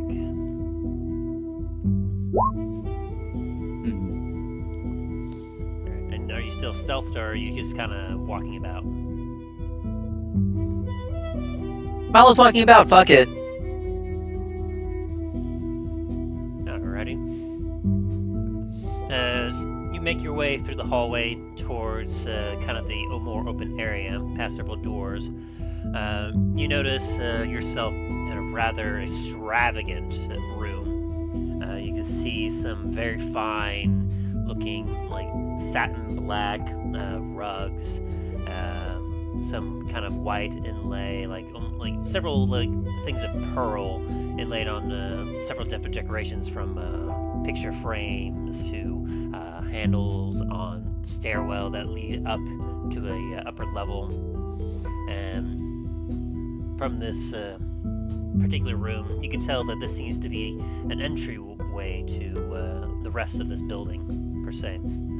And as you kind of look about, you see a couple individuals that are are holding very still, seemingly attempting to look like they're decorations or statue, but very clearly, as you're coming out of nowhere, their heads, somewhat surprisingly and shocked, kind of like turn to you, eyes blinking a bit. Gents, anywhere I can, where I can find the Reaper? Blades get drawn, shing.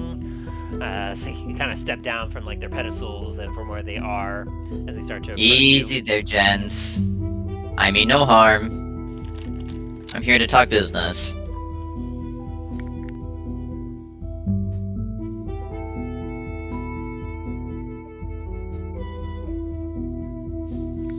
This one kind of squints at you.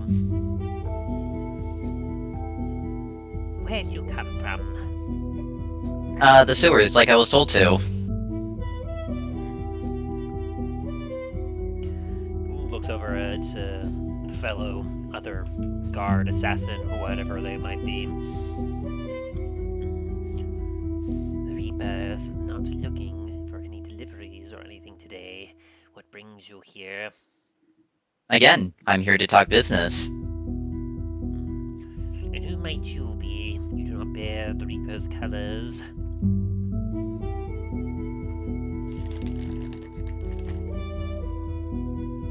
My name is Milo Highhill, private investigator, looking into the death of the Baron. They kind of stiffen up a little bit and look at each other about that. Private investigator? Under whose authority? My own. Under the Baron's wishes. They kind of blink a few times and just kind of stare at you.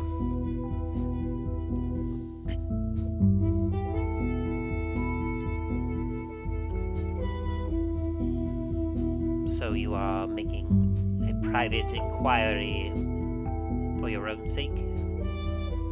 No, for the Baron's sake. As I have taken his place. Or at least, according to his house, I have. They kind of take a step back a little bit and look at you. Look at each other. Now, can I go in and see the Reaper, or are we gonna sit here and waste my time? You remember that the captain of the Assassins kind of gave you something that would kind of prove that you're part of the household. A ring, a signet ring that, of course, has the symbol of the Barons on it. Sorry, let me even show you, as Milo will pull this ring out. They look down closely at the ring, and they kind of whisper to each other, just like, that looks authentic. What do we do? I probably should... And they kind of sheathe their weapons a little bit. Follow me. So he takes you up a set of stairs. Very well.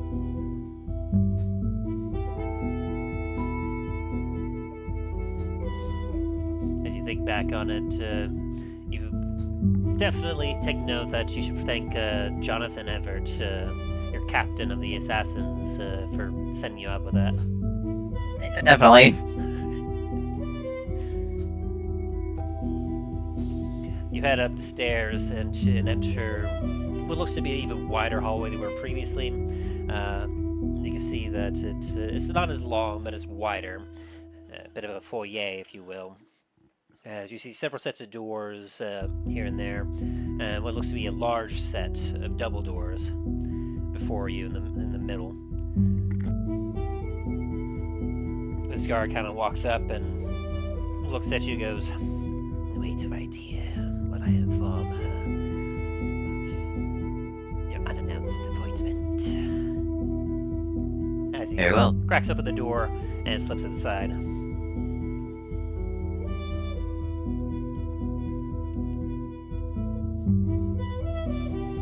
After a moment, the door opens fully as he goes, "She will see you now." As Milo walks in without even acknowledging that the guard's there anymore. As you make your way in, you find yourself in almost a gothic setting where there's a lot of chandeliers and some draperies spread out here and there. You can see that there's a spot where there would be windows, but they seem to be completely covered up by like a black and white cloth. A bit of a chandelier with what you can see is not like a normal candlelight, but it's actually blue flames coming out of these particular candles, but giving a bit of a eerie glow to the entire room, where you can see that there's several like smaller tables and chairs set up in different parts of the room. You see that there's what looks to be a bar set up over on one side, and in the center appears to be a very well carved desk where an individual is currently sitting with what looks to be a very comfy chair. Before you, you can see what looks to be like a decent aged female hill dwarf. She's got long, straight, blonde hair and brown eyes, some soft tan skin. Bit of a beefy build, standing at about 3'10", with an oval face.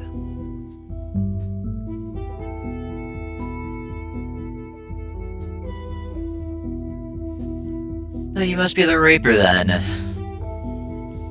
Aye, and you must be the sorry sort who's walking straight into a hornet's nest looking for their head to be removed from their shoulders. I don't believe I've had the pleasure. Nay, we haven't had the pleasure yet. My name is Milo Highhill, as I extend my hand. She extends her hand, palm down, with kind of her wrist facing you as she takes your hand. She kind of gives a slight flick of her hand and looks at the ring that you have on it and puts your hand down. There's two then. There's the Baron sigil on your hand there. Quite curious. Here I thought most of the Baron's men had up and fled after their glorious leader had often gotten himself killed. Hi, it's actually quite a funny story, how I came in possession of this. A couple of gentlemen came into my tavern one day, saying that I killed the Baron. Kinda just put an end to them. Let them keep their lives. Let them keep their lives, and now I convinced the rest of his men to follow me. Quite interesting story indeed. So, what does that have to do with you visiting my private residence without an appointment? Are you looking to see if I'll join your posse of your family? Just give you some sort of recognition? Nay, not yet. I'm here to connect the name to the face, as well as, ask a question, if you don't mind. Usually, questions are quite costly when it comes to it, but seeing as how you seem to be new at this, I'll give you a few free ones. Alright. What do you know about this murder? And over by the warehouses earlier today. Watch as she was opening her mouth about to talk, and then she closes and goes, "By the warehouses? That doesn't sound like where the Baron was located. I understand he was assassinated in his own private residence." Aye, that is correct. However, there was another one earlier this morning of a lower group in the city. At the scene, there was one of your house symbols etched into the stone. Quite curious, really. Eye twitches a little bit as the other eye kind of squints a little bit. Quite interesting indeed.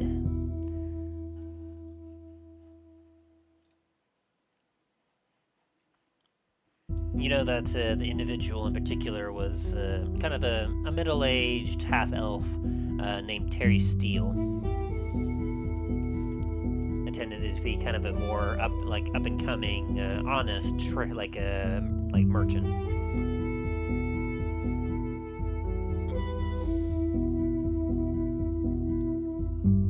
That is quite curious indeed. So to my knowledge,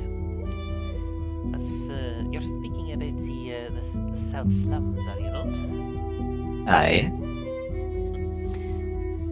That's quite a bit far from my territory. What business would I have going down that far into Antiva? I got plenty of work and plenty to do up here, especially at the marketplace. Aye. However, once a person steps on your business, no matter where they might be, I'm sure you'd want to put an end to it. I know that this Mr. Steele was trying to do things legally and possibly hamper your operations.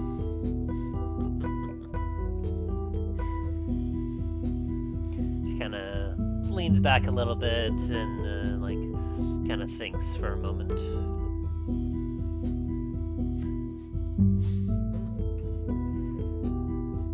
Starting to see why the Baron's men started to fall behind you. You're a little bit sharper than the average thug that wanders their way through Antiva. Admittedly, I have had my eye on Mr. Steele for some time now.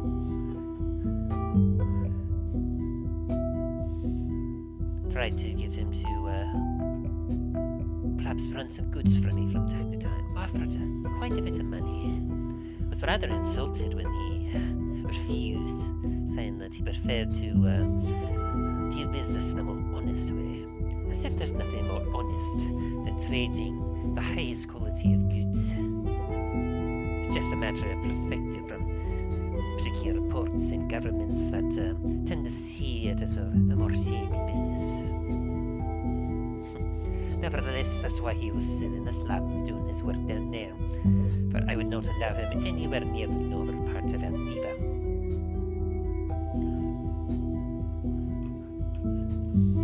And you would be correct.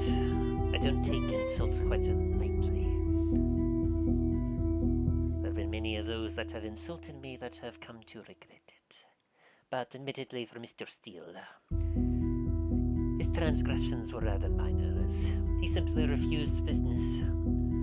He didn't put much more insults, and so I had no reason, besides just monitoring him and his progress, to having any further dealings with him.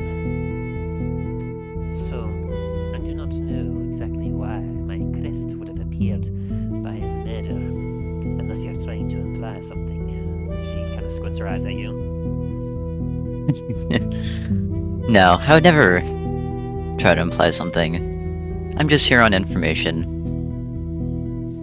You see, I wish to bring the houses together once again under the Baron's rule. And in order to do that, finding who murdered the Baron and would be a good first step in the right direction. Seeing how this murder happened rather recently to the Baron's murder, and very similarly from what I've heard. You certainly would be wrong, so long as, of course, it wasn't you who happened to be responsible for his murder. But I'd be rather auspicious an individual that just happens to show up, having seemingly have the Baron's men swear fealty to him. What's about trying to get their support from the other families? Not implying anything, of course, but wouldn't you happen to agree that it is a little bit on the suspicious side?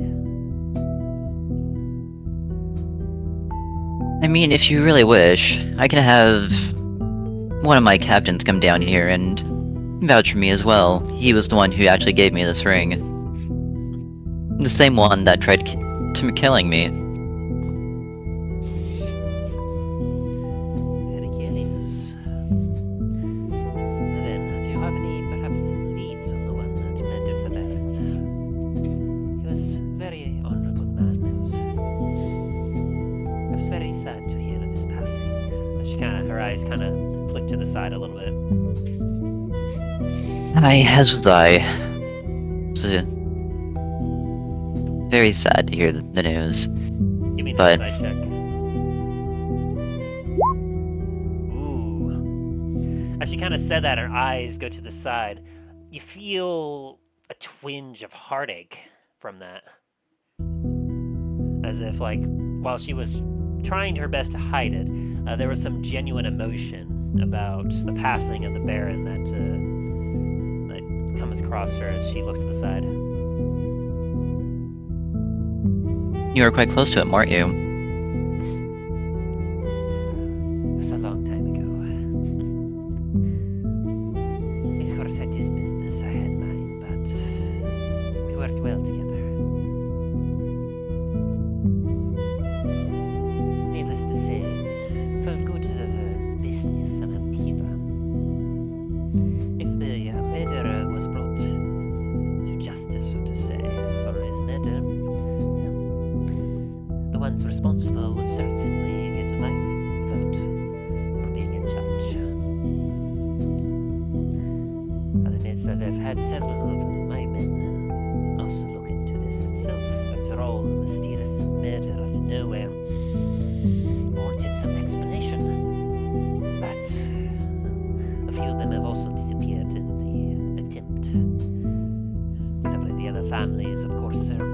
doubt also exploring and investigating.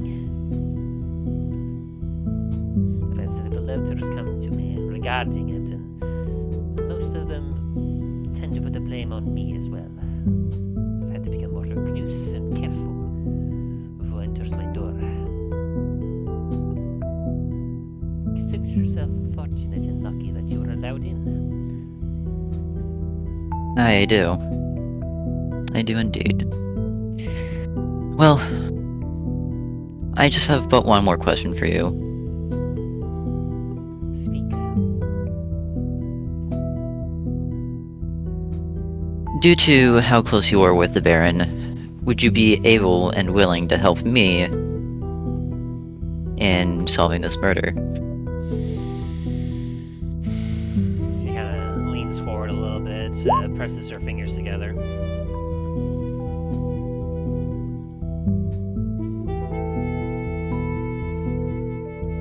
I may perhaps. What is it that you require? Any and all information regarding the murder would be highly valuable. Well, she kind of leans back a bit. It's not the easiest for me to talk about. Believe it or not. I deal with this sort of thing all the time, with our business, as you know. But even As the reputation of the Reaper, it would be hard not to be in this business. Indeed. That's what I understand. This particular incident was rather odd, as the Baron, of course, had supposedly had lots of protections and ways of ensuring that no one would be able to get too close. No one would be able to catch him off guard.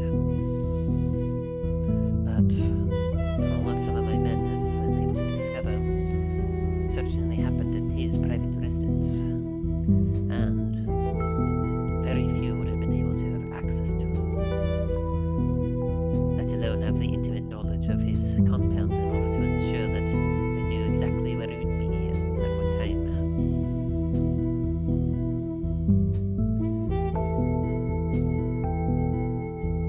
As for the way he was murdered, from what I understand, it was very clean, the blade. Very quick, as none of the rest of his men were able to know or be alerted in time to save him. Whoever did it is certainly an expert. Personally, as she kind of leans on one arm, I wouldn't doubt it if it was that witch. That slaver has always been looking for a way to increase her business. And if she has the role of the Baron for herself, she could turn the entirety of Antiva into one big slave haven. Which, mind you, of course, that would certainly have business. Free labor would, of course, move things very quickly. A little sour for my taste, though.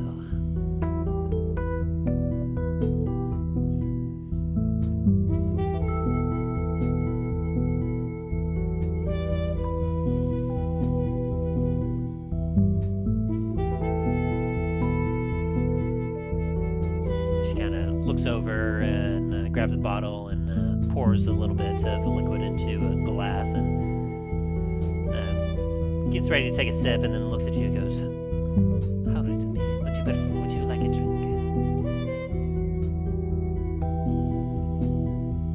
As much as I appreciate the token of hospitality, I must decline. More for me then. She takes it's a decent sized glass, and you watch as she downs it like a shot. Just. Well,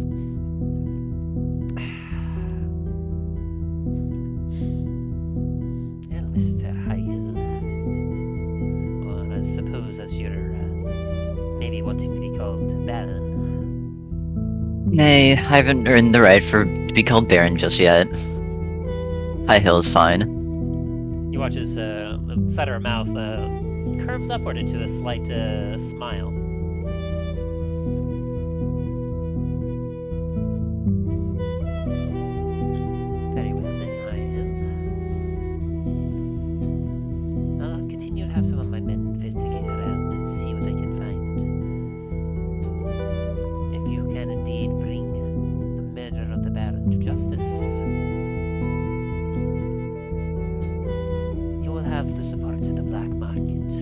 lend you up your legitimacy.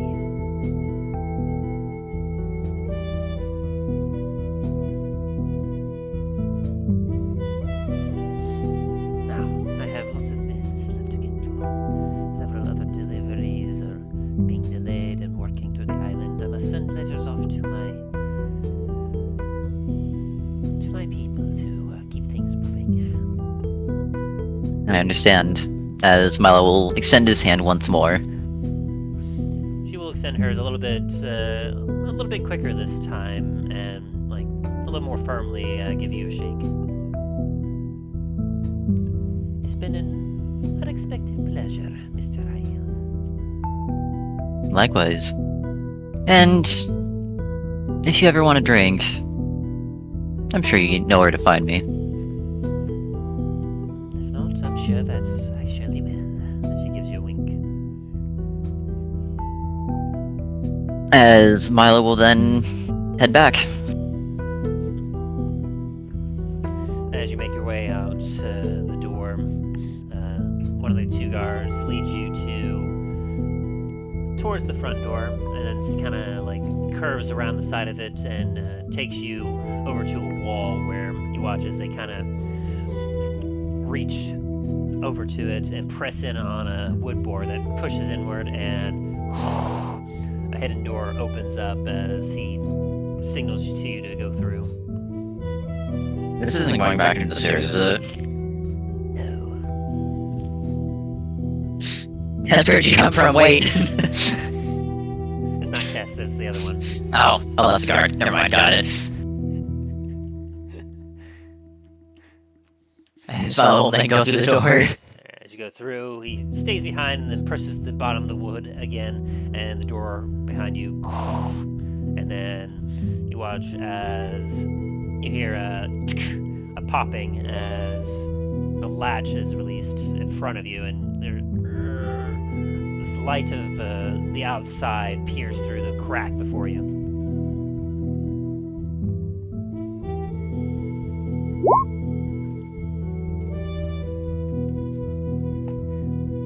As Milo will then... Whoa, wait a second. Sorry, accidentally clicked on something. And Milo will try to make his way back to the tavern. Easily done, as you very quickly make your way out from the hidden passageway out into the residential area where you once again don't see hardly anyone. But give me a perception check as you're making your way back.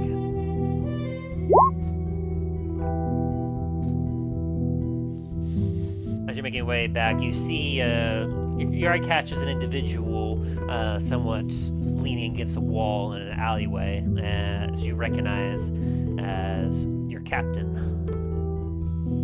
As Milo will make his way over there. You, as you kind of, stealth on up to him, you kind of hear him muttering, "Boss sure knows how to pick friends. Try to be very subtle about getting him over here so I'll get information, and they just wander off like that. Ugh." What kind of information do you want? He kind of jolts and looks over at you. "Oh, boss. Give me a start there. I was trying to get your two buddies, the dwarf and the Jabin, to meet me over here. I was looking for you. You told me to meet you up over here. I couldn't find you. I was trying to see if I get some update about your location or what you found out." Well, met the Reaper. Very lovely lady, I must admit. Eye kind of cocks up a little bit. "You don't say. Must have been impressive to her in some way." Well, I mean, with this, Milo kind of looks at his hand with the ring on it. Yeah, which I must thank you graciously for. Holy shit. I knew it'd come in useful, though I wasn't sure if it would be more or less just a means of buying you some time or providing some shock and awe. Glad that it was able to serve some purpose.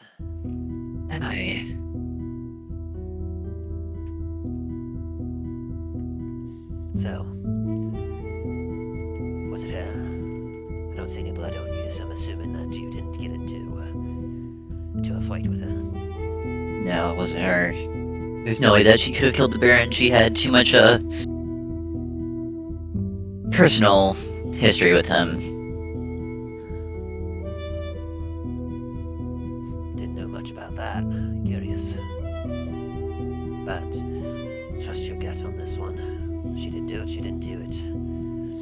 But what about the body over the slums?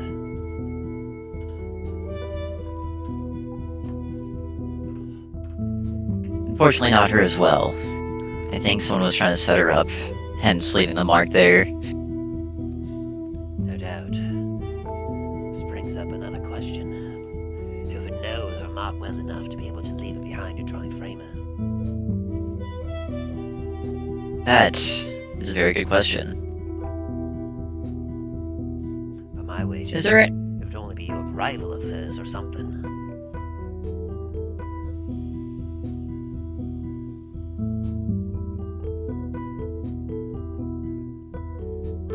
Possibly. Other than myself, or whoever was posing as me, are there any other guards from the Baron that are still alive? Afraid not. Few were found dead just before we found the Baron, and those that are remaining, due to blood honor, they let themselves be taken out for failure of their duty.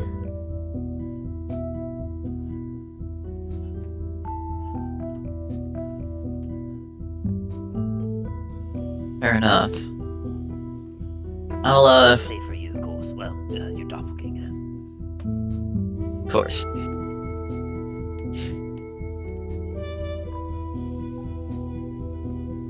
See if you can't have some of your men go over back to the body and see if they can't find anything. If the town guard haven't already fucked the place up. We'll see what we can find, boss. Your mates, they went back to your tavern. I kinda figured. Think they may have got spooked by me. I mean, to be fair, I really didn't tell them about anything yet, so Ah, that's on me.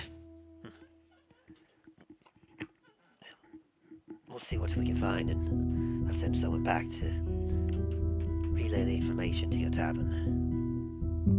Aye, and hopefully not kill me this time. Or at least attempt to. Not unless you prove to be the murderer. But I'm fairly convinced that you won't. Milo will kind of jokingly put his right hand over his heart and raise his left hand. I solemnly swear that I did not kill.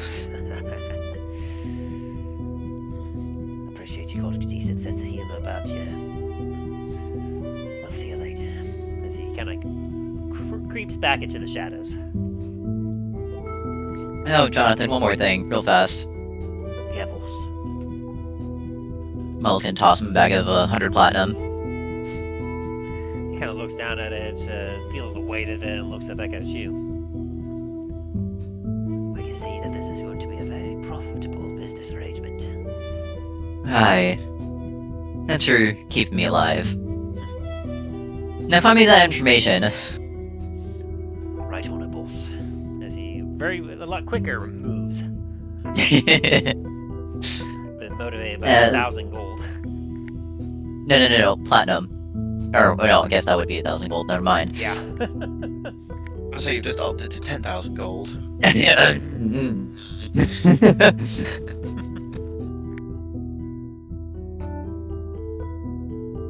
Like, that was a hefty payment that you just gave him. If it wasn't for a sense of honor, he would highly be likely to just grab that, run to the docks, and go retire for the rest of his life. So you've probably just given him more gold than he's seen in his entire life. Yeah, probably. I probably will see him more in his entire life. That's still being determined.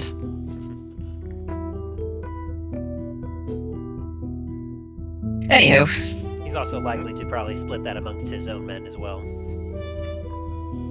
Fair enough. was one thing that you know that the Baron was pretty decent about. Was he tried to always be, well, business came first and foremost. He always tried to be fair about his dealings, and so a lot of his men also reflect some of that fairness.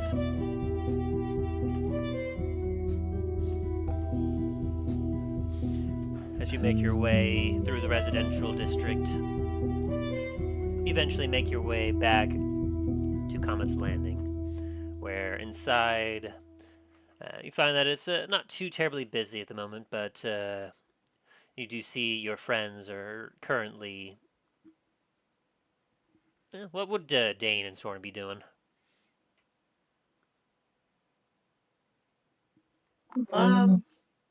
Relaxing mostly.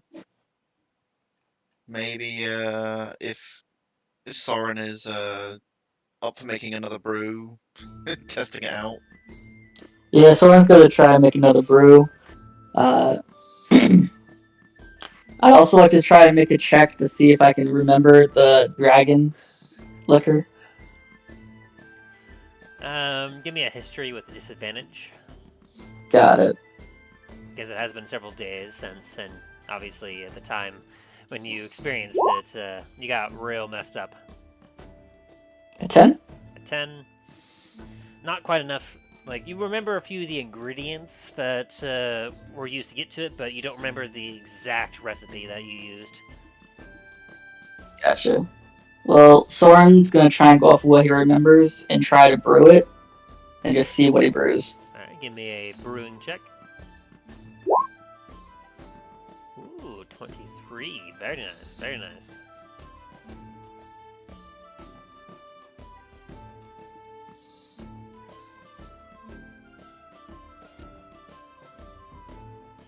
What would he be brewing? Let me see.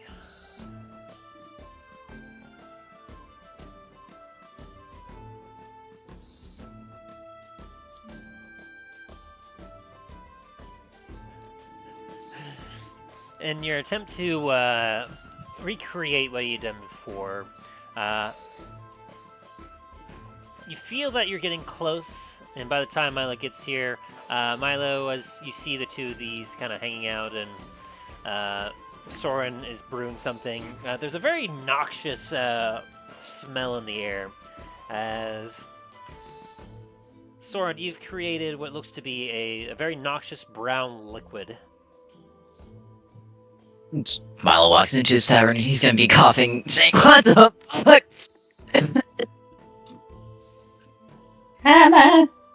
Don't worry about that. That's nothing.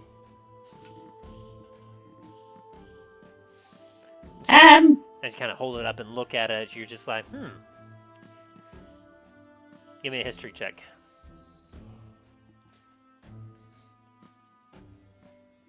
Yeah, alright.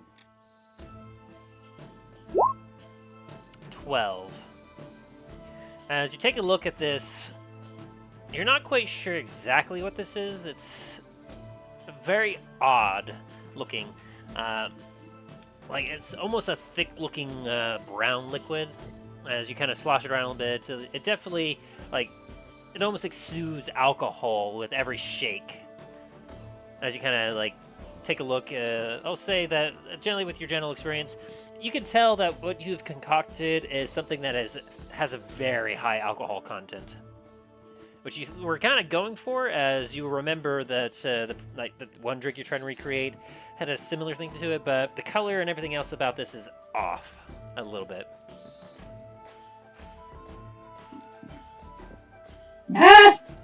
Hey, Dain. Hey. You know what this is? Smells like alcohol from here. So you're not a connoisseur. Got it. Well, I think it is. As you kind of take a look at the liquid, and you get a specific whiff of the noxious. You actually have kind of seen this before. You've actually have a... Interestingly enough, you've actually tried it, because it's one of the few alcohols that you were dared to try, and you distinctly remember having kind of almost a bad time with it. Like, this is nil brew. It is legendarily known for how terrible it tastes, but how high alcohol content it is.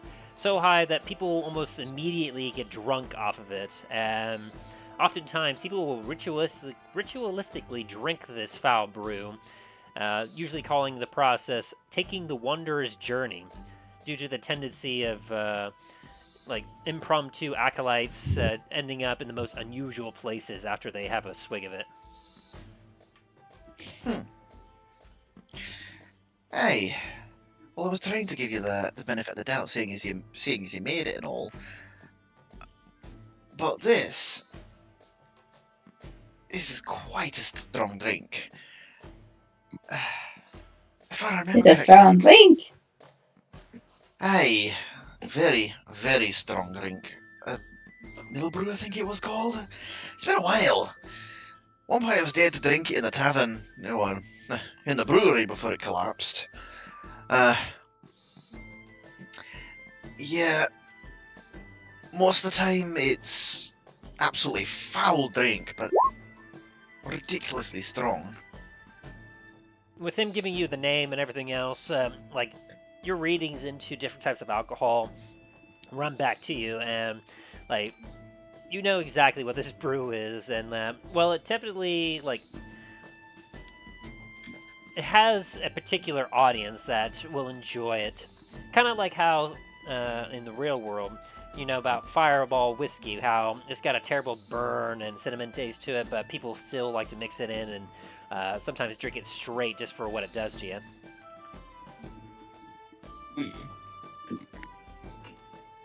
Soren would like to try put something in for the taste.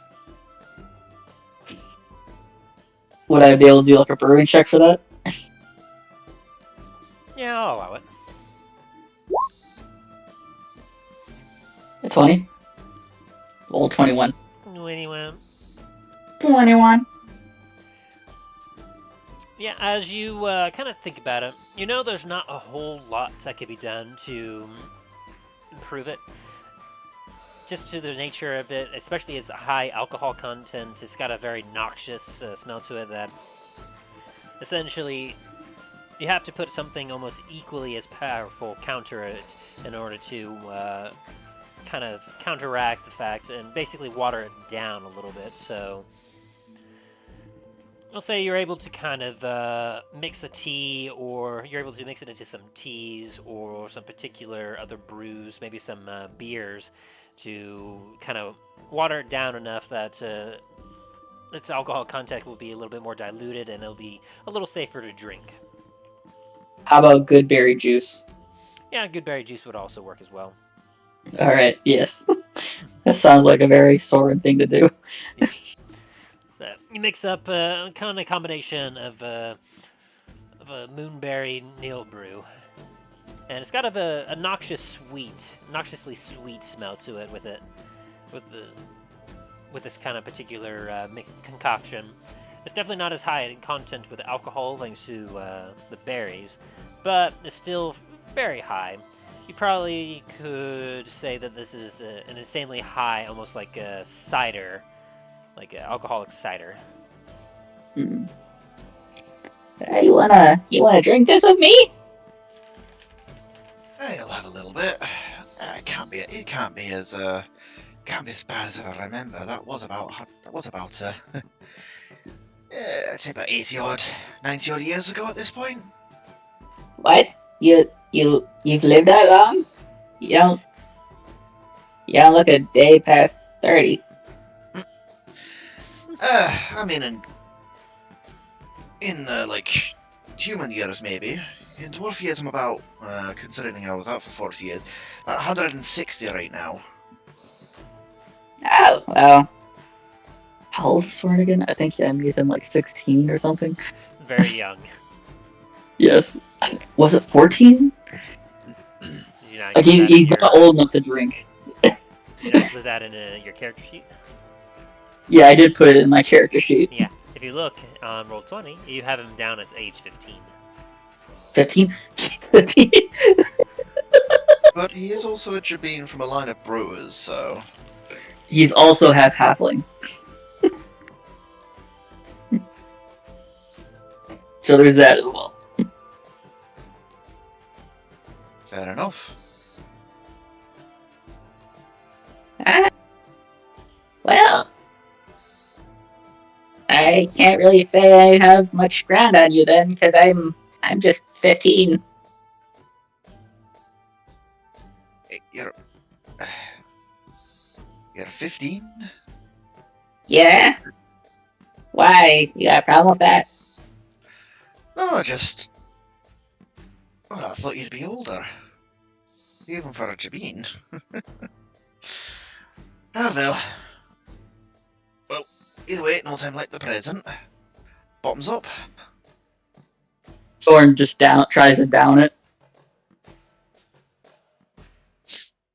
Dain's just gonna slowly bring it up to his lips, and then just like before taking a sip, just watches how Soren reacts. Which Dane may not know, but Soren, you know that you reached maturity when you were about 5 years old, so you're about essentially what would be considered like a 30 to 40-year-old human at this point. Gotcha. Considering how most of your other... well, it's a little odd just because of the fact that between being a Jabin and a halfling, you're not exactly sure how old you should be or will be, due to the fact that you know that most of your other pureblood Jabin cousins generally don't make it past 40 human years. Oh. But you know that your halfling side, some of them will tend to live into like 2 centuries. So there's a chance that you could live up to 40, or you could be like live up to 150. Well, never. Well, hopefully we'll find out. Hopefully this little boy doesn't die in these adventures. Yeah. So if you were just pure Jabin, then yeah, you would definitely be almost middle-aged. Whereas, because if you're halfling side to it, that extends your life a bit. More likely, you would definitely be probably closer to, like, probably being about 5 to 6 years more mature than your age. So, probably you're probably on average between 21 to like 22 like years of age. Gotcha. Okay, so he is old enough to drink. Yes. Whereas dwarves, Alright, so... they live a long time, as Dain knows that, like, his family members live well on past 300 years old. Gotcha. Alright, so...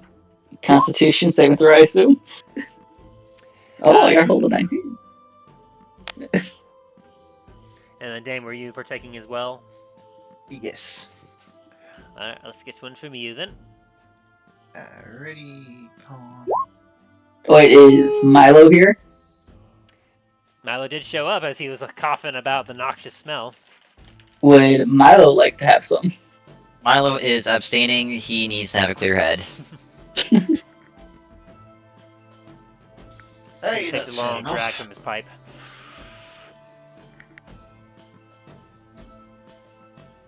He's essentially just watching the two idiots have a drinking contest again Yes. for the like 5th day in a row. Having experienced this before, Dain, like, you know exactly how you need to put it down in order for it to not hit you the way it did before. You don't want to have another experience where you end up, like, in your underwear next to a river of lava. with like half an anvil, Yes. just but cleanly cut right down the middle. It's like, how the hell did I get this? And oh no, Dithor is gonna be pissed. I broke his anvil. And so you take this down, and it's it's thankfully due to the addition of the wildberry in it. It's not nearly as bitter and terrible tasting as it was previously. It's got a bit of a sweetness to it that kind of balances out nicely, and like I said, it kind of almost gives it almost like a really, really hard cider taste. But you also get that as well, Soren, but like it for sure affects you a little bit as you like due to your kind of smaller stature. You're feeling like, ooh, okay. Do I drink just as much as Dain, or do I have a smaller cup? You tell me. Well, I've like said this before, Soren is a bit prideful when it comes to drinking, so he'd probably have the same size cup. Yeah, I'd say so. All right. But you did save high enough to avoid the wandering effect. The wandering effect. Shame. Oh, Yeah. Like as how Dain much more told is you- there? As Dain told you, like essentially those that partake of it, like have a tendency to end up in the most unusual places, as they will get so drunk from it that they will tend to wander, and when they actually regain consciousness, they will they will be in the most random odd places. Well, the most Um, random things. Like how Dain ended up half naked with half an anvil next to a river of lava at the kind of like at the base of Blackspire. All right. Is there any more left? I would say yeah, not too much more, as it was a highly concentrated amount of alcohol. There was probably enough for about 4 servings, and you've consumed 2. How much in shots? Well, like I said, like those were essentially like decent-sized shots, so like just 2 more. 2 more? Alright. Soren pours a shot for him and a shot for Dain. And it's like, Okay. Whoever drinks this the fastest. or Soren's already drunk, okay? That's what I'm just gonna say because I'm stuttering. Fair. I'm letting it go. Okay, Let's see where that goes. We keep drinking until one of us falls over. We start with this, then we buy more.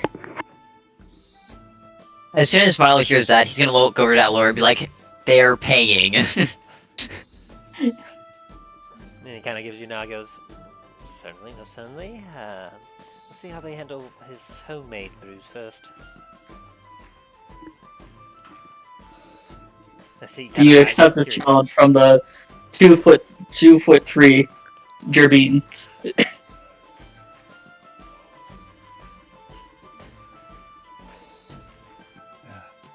Well, after you then. Okay. Milo has the Nearly way of the downs world the trying shot. to solve a murder and bring unity to an island. Meanwhile, his buddies are just drinking. Oh, no! No, guys, it's fine. I can do this myself. I don't need any help. Also, what time of day is this? Is this just like 3 in the afternoon or some shit? Yep. Hey, it's 5 o'clock somewhere. God. What does a 10 give me? What do you think? I'm a dwarf. I will literally drink and then go out and do stuff. Think nothing of it. Now, give me another Constitution saving throw, Dain. Ooh. It's not looking good for Soren. In the arms of the angel. You need to both down this shot, and you're feeling a real good buzz going on here, Dain. As like you got some burning in your throat from the noxiousness of this brew. But as you look over, you see Soren can't keep on his feet hardly, and he's starting to he's actually moving about, just wandering with his legs, and his head almost seems to kind of his eyes are just kind of half open and just like, ooh. I still get to talk as him. Yes, but you are the drunkest you probably have ever been while being conscious. You're not quite unconscious, but you are very drunk. Okay. Well, again. As he slams his little hand on the table. as his legs move over, he almost falls over. Milo's gonna walk up behind Soren and be like, "Do you want another drink, buddy?" As Soren immediately puts his hand on your shoulder and is about to looks like he's almost about to hug you. Yes. Yes, I do. His hand is on your face, not your shoulder. Hey, Lure, how much is a beer here? I'll be a cup of coffee, sir. Alright, for you, Soren, I'll give you a deal, alright? Oh, really? Yeah. You'll give me 1 gold piece and I'll give you 1 beer.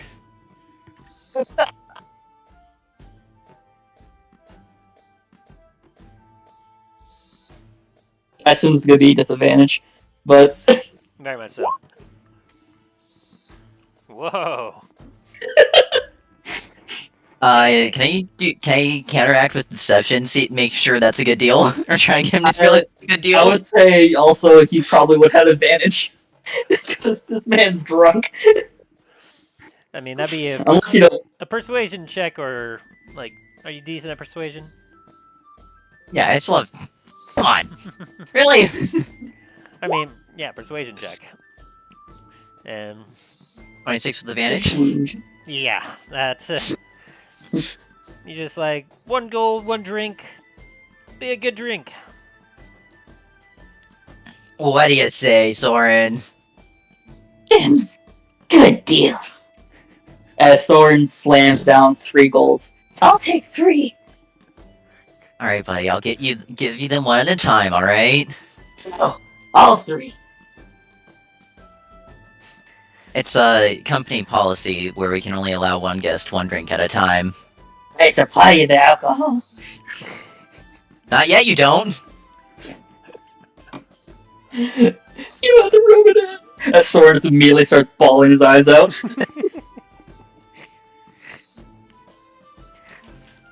As Lure takes a tankard and froths it on up with a beer. And Smile walks over to the bar and slams down 3 gold. Kind of looks down and looks up at you and goes, 3 for 1? No. 1 for 1.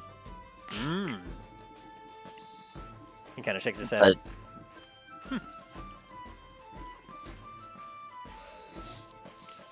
As he goes back to cleaning another mug, as he kind of is now watching this spectacle with amusement. Because it's this would be the slow time of the day for a tavern. Miles gonna look at Soren, or not Soren, look at Lure, just take a very deep breath and let out a very slow sigh. Then walk over to Soren and give him his beer. Soren stares at Dain with like determination. Alright, old man. Give me your best.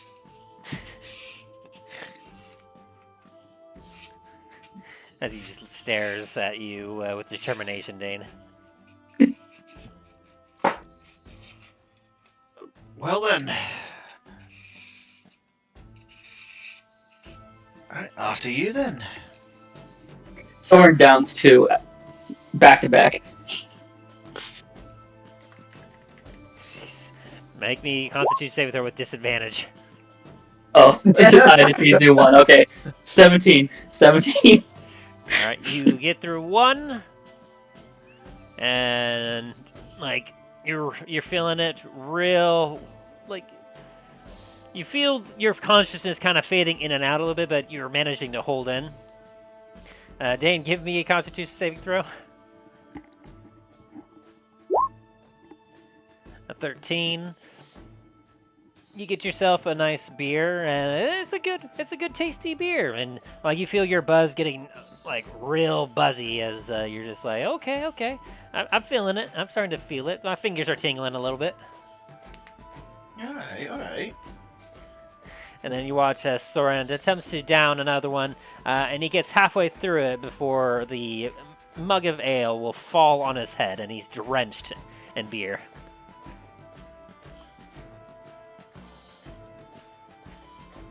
As Soren, after he does this, goes to grab his 3rd.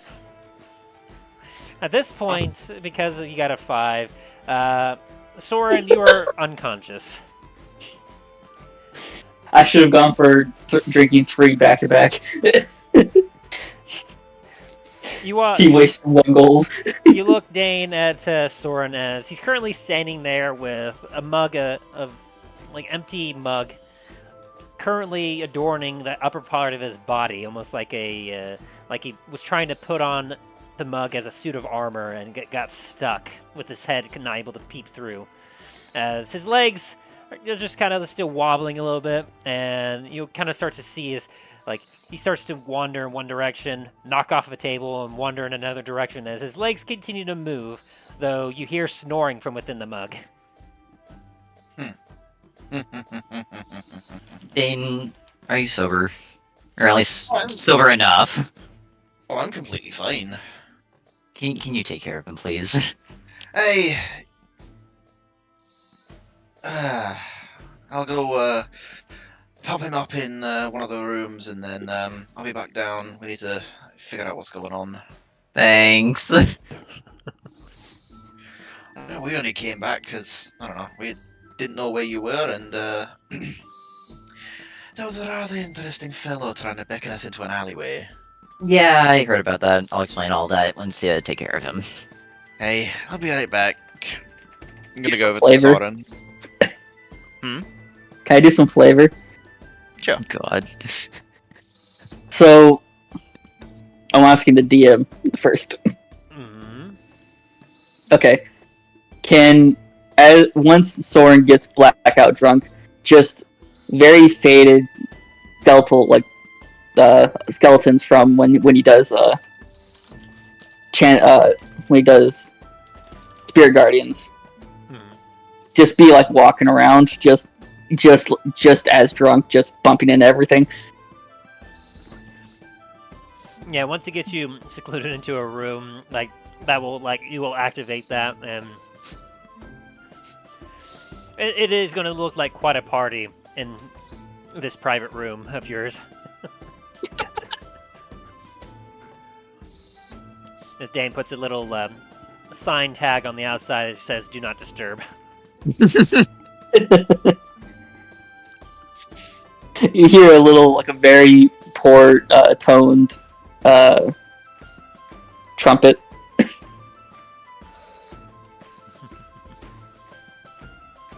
Dear.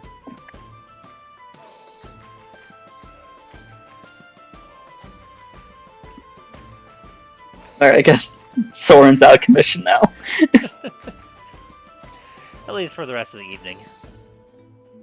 But thanks to him locking you up, I won't have to roll and figure out where you would end up.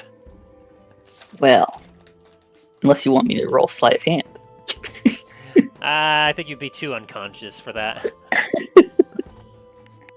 You never know. He might be a really good drunk lockpicker. You know what? Milo's gonna have the guard that's here just to stay in front of your door now. Well, what about the window? The windows. To the wall. Oh.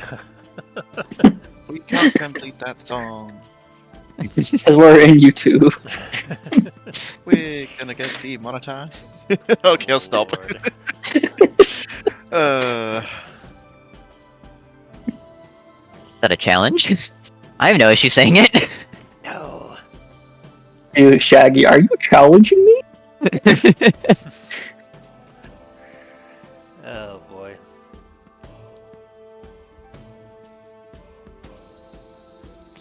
And so, as you make your way back downstairs, you see just kind of Milo just kind of sitting there with a bit of a smoke in his mouth, just taking a puff as Lure continues to clean some mugs.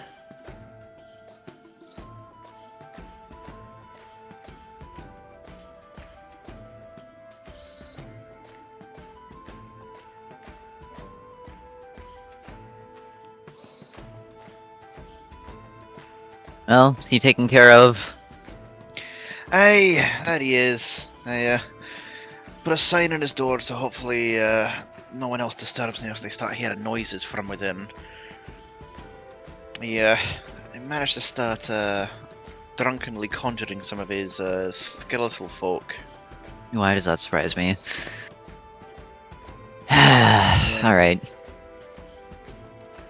So, what's the plan? What's happened? What's going on? You find who you were looking for? Well, I found out what I was looking for, but not, you know, who killed the guy.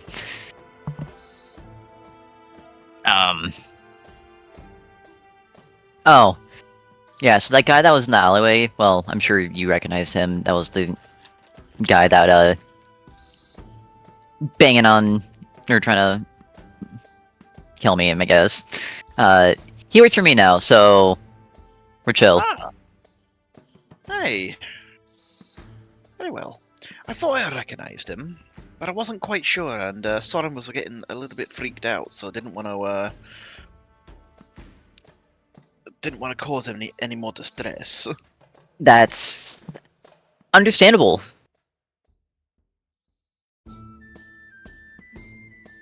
But yeah, I'm having him and his men right now look at it into the murder, see if they can find anything more. Then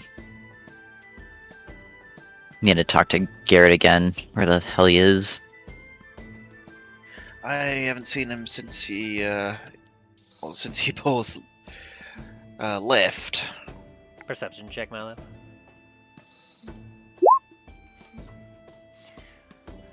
You hear a light tapping on the door leading back towards your office.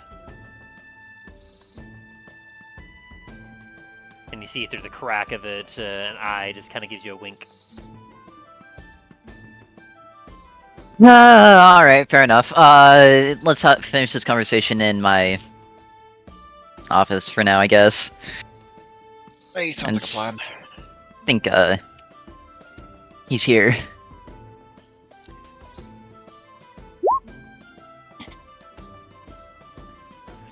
Oh, wow, Dain. Yeah, as you kind of look, you see where Milo's kind of like, his attention has suddenly been directed, and you look and you see the familiar eye of Garret through the cracked door. Just gonna give him a nod.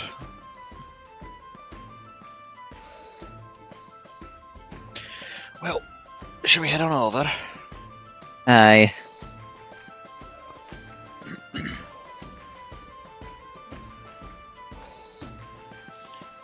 As you make your way through the door, Lyric just kind of gives you both a nod as he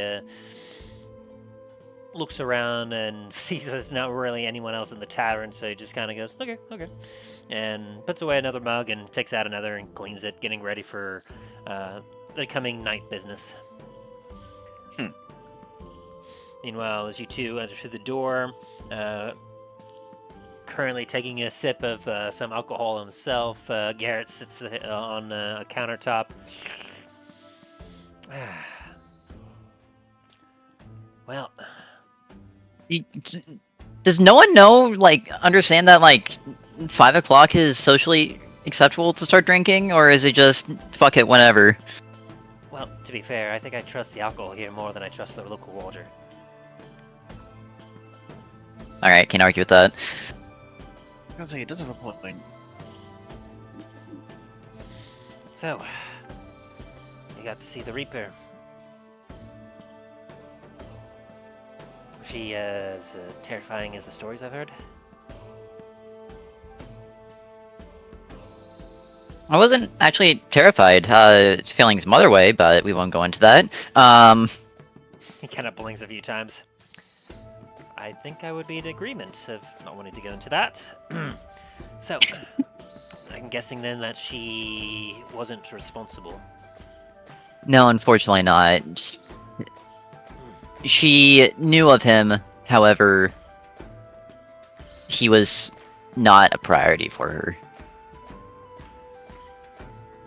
I suppose that's a fair assessment. From the little time that I got to know him, he was very much business-oriented. Like, I always used to say that he had an entire island that he had to run. Didn't have much time for anything else. I mean, also, yes. I was referring to the small or the other peon, but yes. Oh, well, right. You know, once as he kind of scratches the back of his head, he goes, okay, so, and he with that insight check, like he wasn't trying to hide it at all. Like he kind of got to the insinuation that from what you were saying, that there was a chance that the Baron and the Reaper had somewhat of a more intimate relationship, or was trying to, and thought that was the direction you were going, and didn't realize that you were actually talking about Mr. Steele. Also, yes.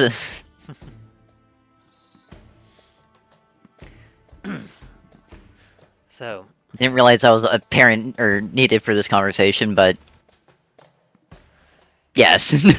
moving on, as he's really just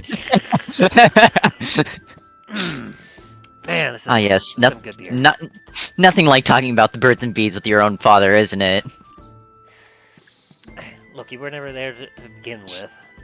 So. Alright, sorry, let me back up a little bit. So, when a man really really likes a woman... So, as he slams his mug on the counter, I figure that, I mean, it must have been some sort of setup, but it's definitely seemed as if there was some sort of obvious connection between her and the Steel guy. I mean, he was a procurer of goods like she was. I figured that maybe he might have stepped on her business a little bit. No,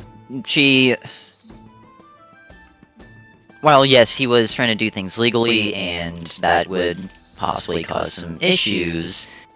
His business operation wasn't large enough to actually interfere with hers.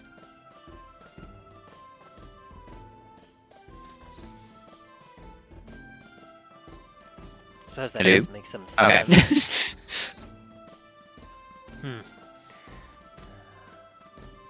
Does beg the question as to why they would try to frame her, unless they were trying to perhaps dissuade us from seeing something that was the truth. I mean, she did mention that the witch might have had some involvement into it. I know that, at least for the Baron, controlling the island on her end would give her quite the range of power, as well as influence over the island, allowing her to expand her operation. Possibly she's trying to set her up, at least for this smaller one. Quite possibly. I mean, as far as we know, each and every one of the bosses from the families has a good reason to take the position of head of the families in order to increase their power, as well as the reach of their particular organizations. After all, having a little bit of stronger reach of the black market, if she had been responsible, she would have been able to procure more goods, perhaps at a more exclusive market. Obviously, a slaver would have every sort of chance to add more tunnels and ways of smuggling slaves around, and obviously everyone knows the value of free labor when it's forced. As disgusting as that is. Still not sure why the Baron would have ever had her allowed to operate on Antiva, but I suppose that's more or less that was his business.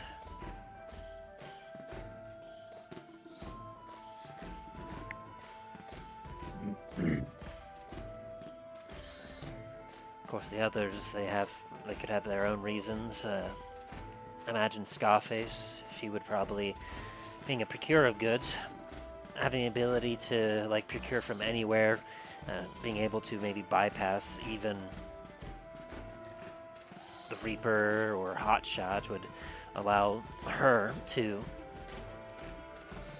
like perhaps expand her power even more and have more leverage against those that could actually sell her goods.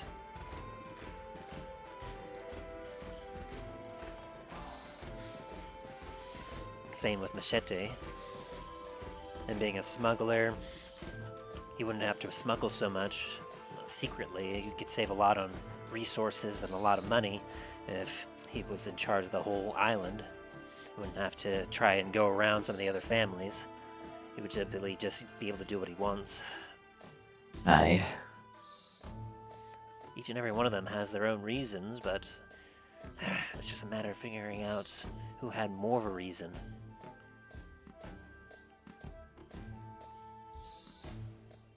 Hey, it does sound like a bit of a tricky situation. Garret, I know I've asked you this already, but is there anything the night of the Baron's death that could help us out? Let me think. Let me give him a history check. I'm also gonna give him Bardic Inspiration. He needs it. He's got a -1. Oh, fuck. Well, that's a 16, plus Bardic is a 1d4, or are you up to 1d6? Believe so? I'm only level 2 in Bard, so I should be 1d4. Ooh, another 2, that gets him up to an 18. Not too bad for him, not too bad for him. Well, thinking back, I had just entered the room, kind of coming in from a break in my shift. Sorry, it's actually... Sorry, it's 1d6, and it goes up to 1d8 when it's level 5. Ah, okay. That's what it was. I couldn't remember if it was a 1d4 to 1d6 or 1d6 to 1d8. Okay, that makes more sense. Well, I still got a 2 on the 6, so... Okay, well, I tried. No change, but still, that's kind of funny how that worked out. Bro 20 was all like, nah, you ain't getting higher than a 2. No, stop it. He said he's getting a 2, he's getting a 2.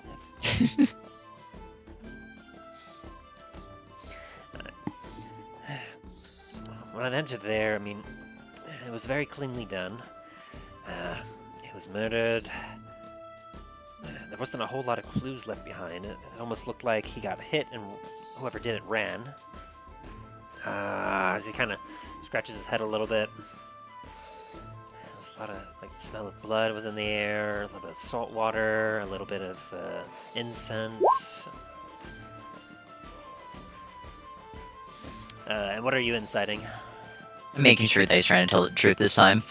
Or, again, I should say.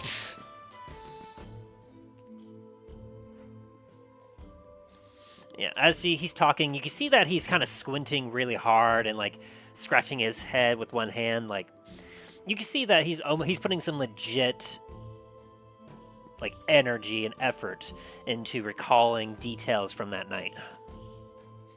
Okay.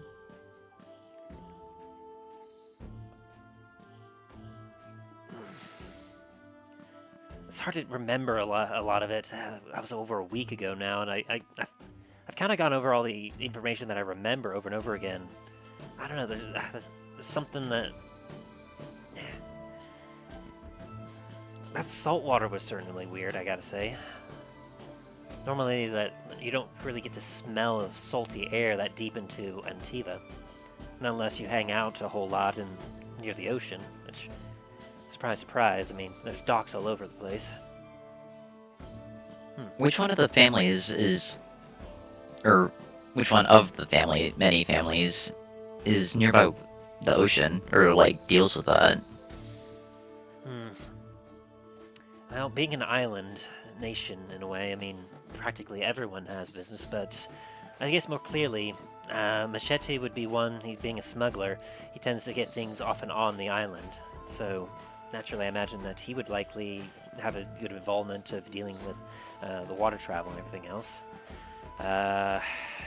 Hotshot, I don't think she would be so much. I mean, she is like a general merchant by trade, having a bit of a monopoly on all the local goods, but don't imagine that a lot of her people would have much business, like, leaving the island as much. They tend to, like, get stuff from the procurer, as he kind of, like, puts a hand on his chin a little bit. Scarface being Who? procurer of goods, Scarface. She would also be one. There's a chance that maybe, like, she could smell of salt water. I'm not sure about the slaver.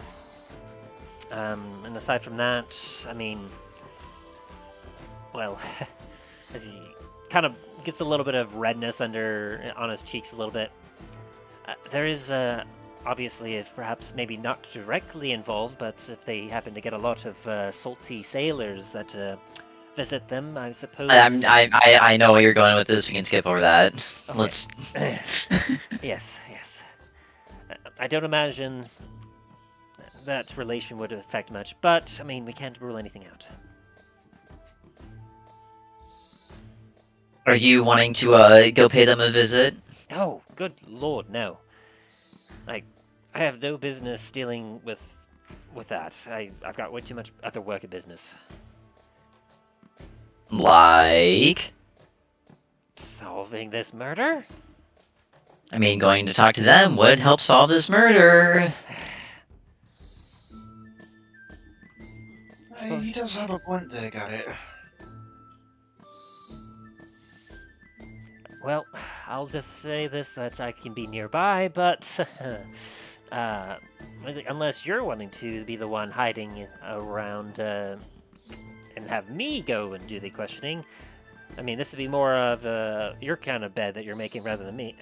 He kind of stops a little bit and goes, I didn't mean it that way. Nope.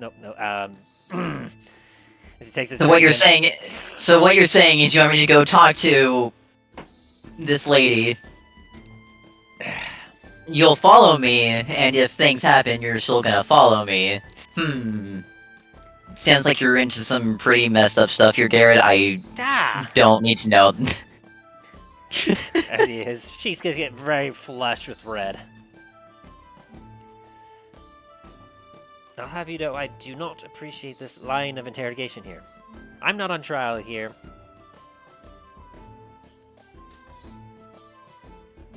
What are you looking at, dwarf, as he looks at you, Dain? Hey, I'm just here for the conversation at this point. The entertainment, as Milo gives kind of cheeky smirk. Hey, I'm always here for the entertainment. Aye. What do you think that was earlier with Soren? Well, no doubt talking to Snacks would surely at least help you figure out if they were involved, or at the very least, it could help even like narrow down the search a bit. Milo's gonna kind of lean over to Dain and kind of bump him with his elbow, be like, I'll have her be my snack later on tonight. Ah! Dang right, Garret. As he gets even redder even in this darkness, you can see he just looks absolutely embarrassed. He goes, "Look, I know I'm old enough for this sort of thing, but this is not something you want to hear your parent talking about. Come on."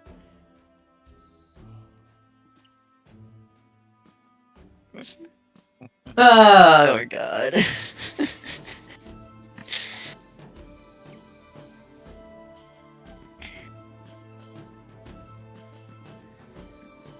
The next move is yours. If you want to go and see Snacks, you can. Otherwise, it seems our next best lead is certainly Scarface. Would be a good choice. And of course, we could try out Machete. You know where I can find the Scarface? With Snacks.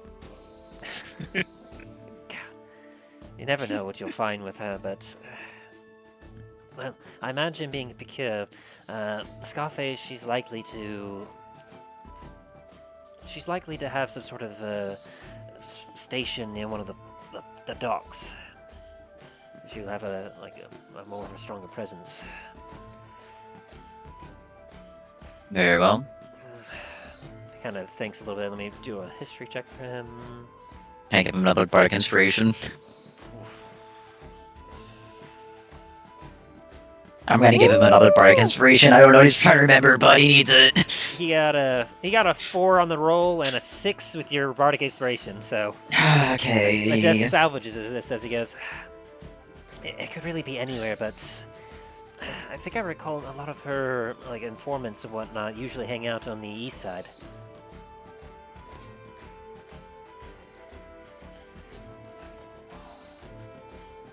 Just on the east side, nothing like Well- anything more. Now, unfortunately, I can't think of anything more in detail. Like the eastern side docks. It's a little more All right. secluded over there. It's it's past the mountainside. Very well.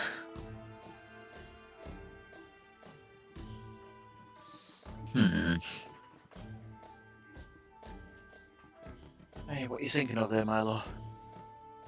Well, Captain of the Assassins should be, or at least one of his men should be coming here, also trying to give us more information on that murder if they can find any. The most recent one, not the Baron. Hey,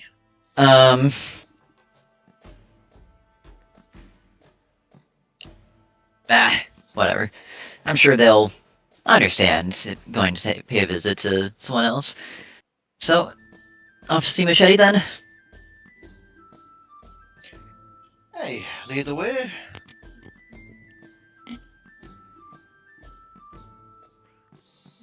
Garret, you tagging along, or you just want to hang out here and enjoy your ale? I'll be tagging along in the shadows just in case you need some backup.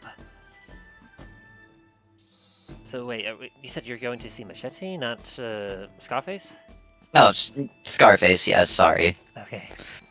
It's a lot of names, I'm trying to remember who does what, and I was not expecting to get wrapped up into some family feud. Yeah, you and me both. All in...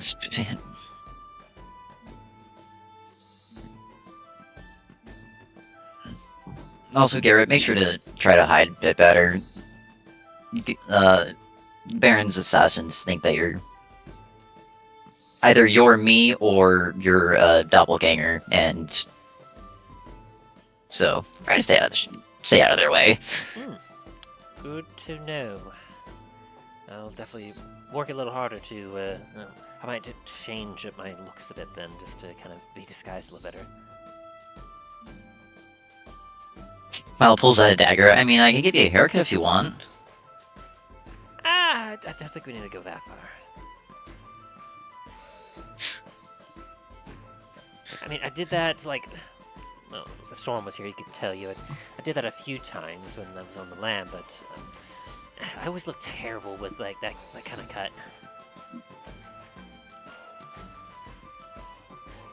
Yeah, fair enough. Anyways, probably should get going. Alright, I'll be right behind you. Milo heads out, goes over to Lure and just kind of lets him know about the other gents that will be passing by. Very good, Milo. I will keep an eye out, and I'll see about taking any notes from them to relay to you when you get back. That or just send them in the back of the office. I'd rather hear it from them myself. Will do. Just don't kick them out. They're fine now. We're good.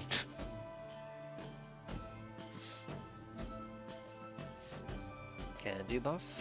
It is starting to get towards evening and dark time, so just make sure you watch out there. Of course. Come on, Lure. You know me. Anyway, toodles! As Milo walks out the door. He kind of just shakes his head as you and Dain make your way out.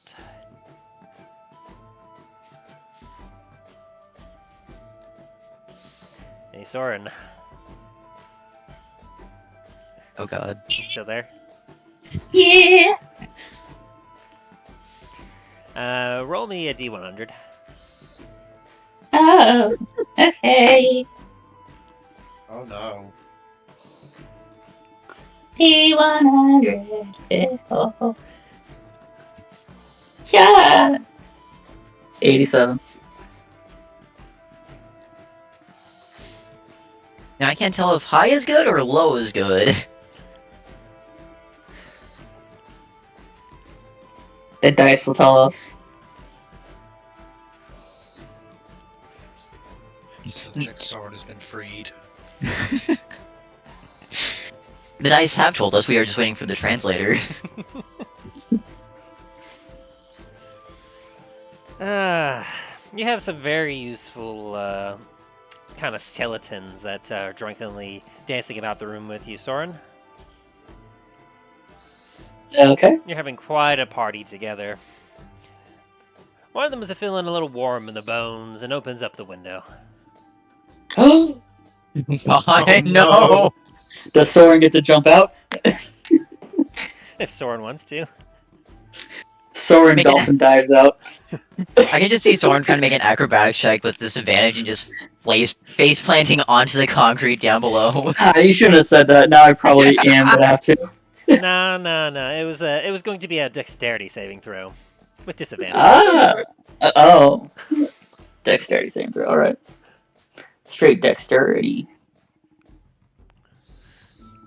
Which is not awful. Dexterity not saving awful. throw with disadvantage. Let's see what you get. Saving throw. God damn it. Woo! Very nice. You don't have evasion, right? No, I don't. Okay. I don't think I do. I haven't put all my stats into Soren yet. I've been busy with school. Fair. School is very important. Great. Just have to calculate this. Oh, where's the numbers for that? Was that in players or was that in DM? I'm assuming you're not a 7th level rogue, are you? No. I am a 4th level rogue, and You do not have Actually- evasion then. as I dolphin dive, I'm going to wild shape into a bird.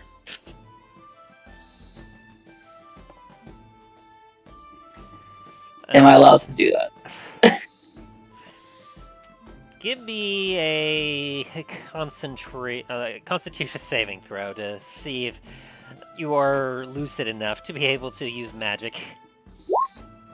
That would be a no.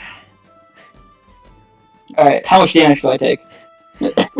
That is what I was looking at. I was trying to see how, because you're jumping from the second story, so you're getting at least 10 feet of fall damage, which isn't going to be a lot, but it's definitely not going to feel good. And let's see, damage type is 196 here. Let's see if this is what I'm looking for. 196. Okay. Oh, it's not going to show me, is it? It's a As Soren dolphin dives, all the skeletons are going to follow him in a line. God. Lemurs. Or lemmings. All lemmings, yes. Oh, Lord. I think it was in the... I think it might have been the DMG for falling damage. Trying to find fall damage? Let's see... Falling net. Nope. That's not it. 1d6 bludgeoning damage per 10 feet fallen. Ah, there it is. Thank you.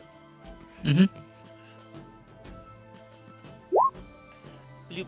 And since you did make a somehow decent dexterity saving throw, you'll take half of that. So you take 3 bludgeoning damage as... Fortunately, as you dive down, you manage to hit the one of the hanging signs that advertise outside. As you crack your chin against it, and you fall, you spin around, and you fall and hit the ground. Not as hard as you would have if you just went and dolphin dive face planted into the ground.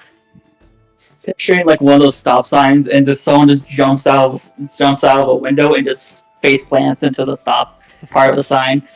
Yes. It's just happening as Milo and Dain is walking out of the tavern. I'll say that you've walked out a few feet. Give me a perception check to see if you hear this. You have a keen ear out as you're kind of walking away from the tavern. Dain, this would have been really small, really quiet, so you wouldn't have really noticed. But yeah, Milo, you would have heard like a bit of a punk, and then as you then hear a from back towards the tavern. Whether you want to Milo. investigate or not, that'll be up to you. Milo is going to slowly turn around and see what is going on. As you round the corner And to where you as hear that Milo sound. turns around and walks over to the sign, can you see all the skeletons just phasing through the sign? Yes. As from the window, lemming style, there's just skeletons just woo woo woo woo woo. As Soren shakily kind of gets up onto his feet and begins to start wandering down the street. I'm assuming with my nat 20 on perception, Milo can see Garret as well. Yes, Garret is currently on the roof of Comet's Landing, currently looking down at Soren, just shaking his head with his hand on his forehead. Milo's gonna look at Garret and just point towards Thorin. He And nods then his point head. back at the tavern.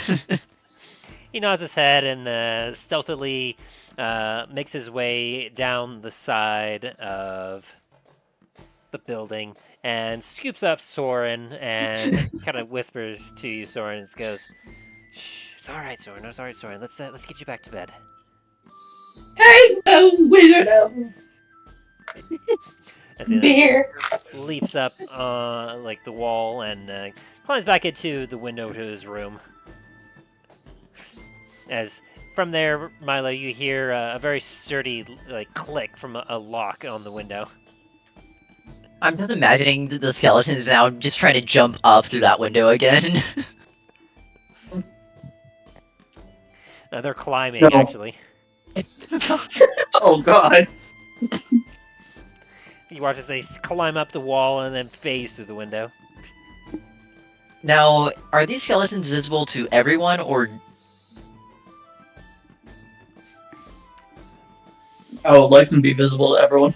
Oh god. Soren, give me a high or low. High or low, what do you mean? Give me a high or low. Just pick one. High. It is only visible to Soren and his friends. Gotcha. Well, if I wanted it to be visible. You would have to be less drunk for that. Shit. Alright. Anywho, as Milo turns back around. Hey, something happened back there.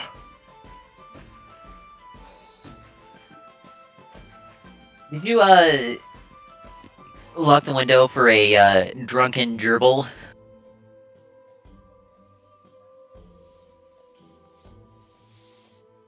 Even in a drunken state, I didn't think he'd have enough dexterity to get out the window. He got out. And so did the skeletons. Oh, by the ancestors. I look over and just see the skeleton start to scaling the building.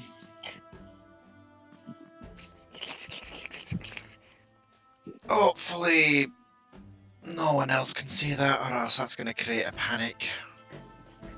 As you look around, a few individuals that are walking around, they don't seem to take note. Well, at least that's some solace. I don't care about panic, I care more about the business. It's gonna Hey. drop down if there's gonna... People see fucking skeletons climb the window. Hey, that's exactly it. Anywho, let's carry on. Hey.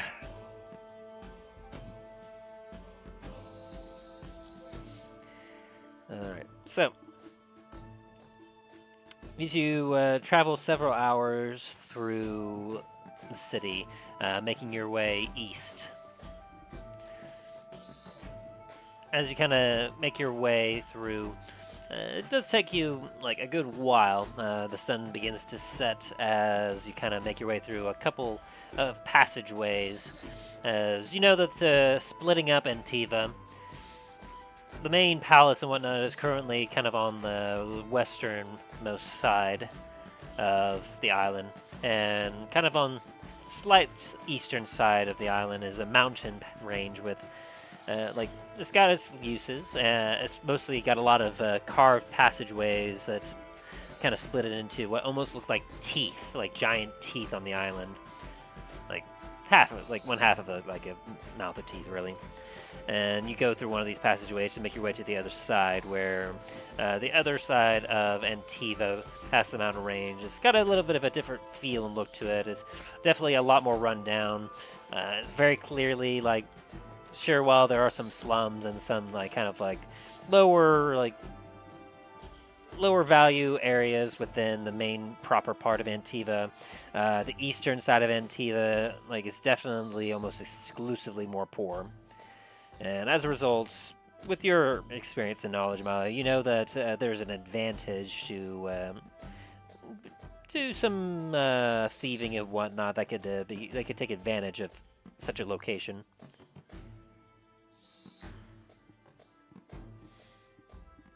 And as you make your way through, it takes you a little bit longer until you make your way towards the docks.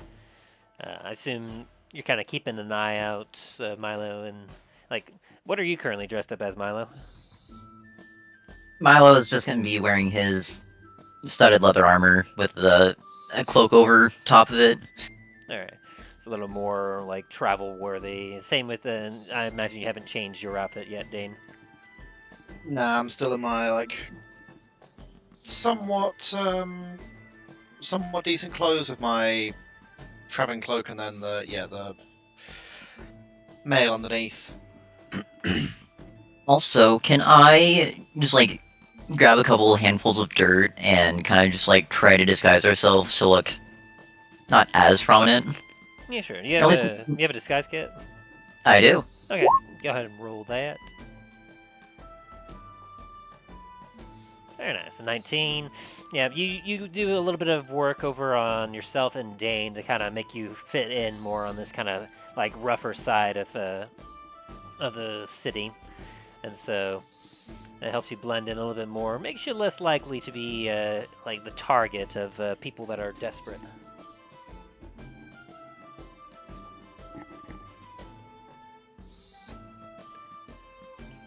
Also, Dain, try to stay kind of close to me. Hopefully you won't get pickpocketed. I shall endeavour to do that. I think I already have been. I'm missing one of my rings. Yeah, I noticed. Luckily it's not too valuable, so... That was just one of the ones I was practicing on. Assume that was your gold ring, though. Hey, it's the gold ring, which kind of does suck, but, I've got a little bit more gold I can make another ring out of. Hopefully a better quality. Man, it's a little too intense. I was gonna say, what kind of anxiety attack are you trying to induce on me right now? God! Yeah, that's a little too intense for what I was wanting to go for. What about this one here?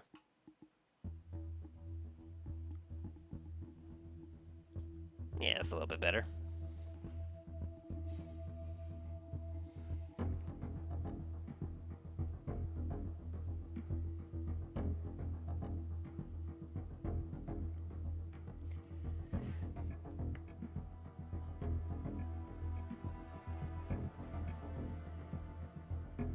Alrighty, so, and as you all continue to kind of make your way through, you see a lot more dingier buildings and a lot of individuals. Some many are just kind of either sitting or lollygagging about.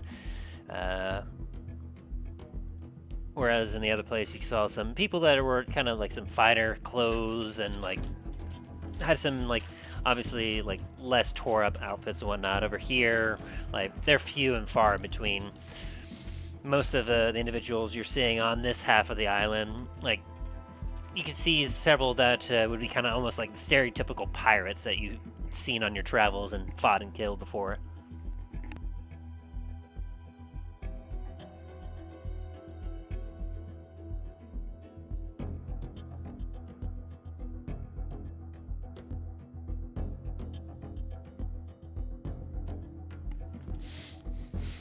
You continue to make your way through this half of the island. Looking around, you can see that there's several small businesses spread out here and there, several restaurants. You probably would not want to touch with a 5-foot pole, otherwise you could get any sort of number of diseases or like food poisoning. There's just coughing here and there. It's just, you've ever been to like a rough part of town? Like, this is the rough part of town.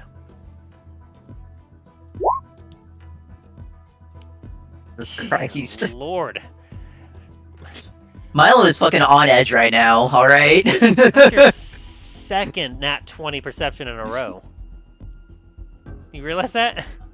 I do, and that's why I said Milo is on edge. This is a lovely part of town, Dain. It is just delightful here.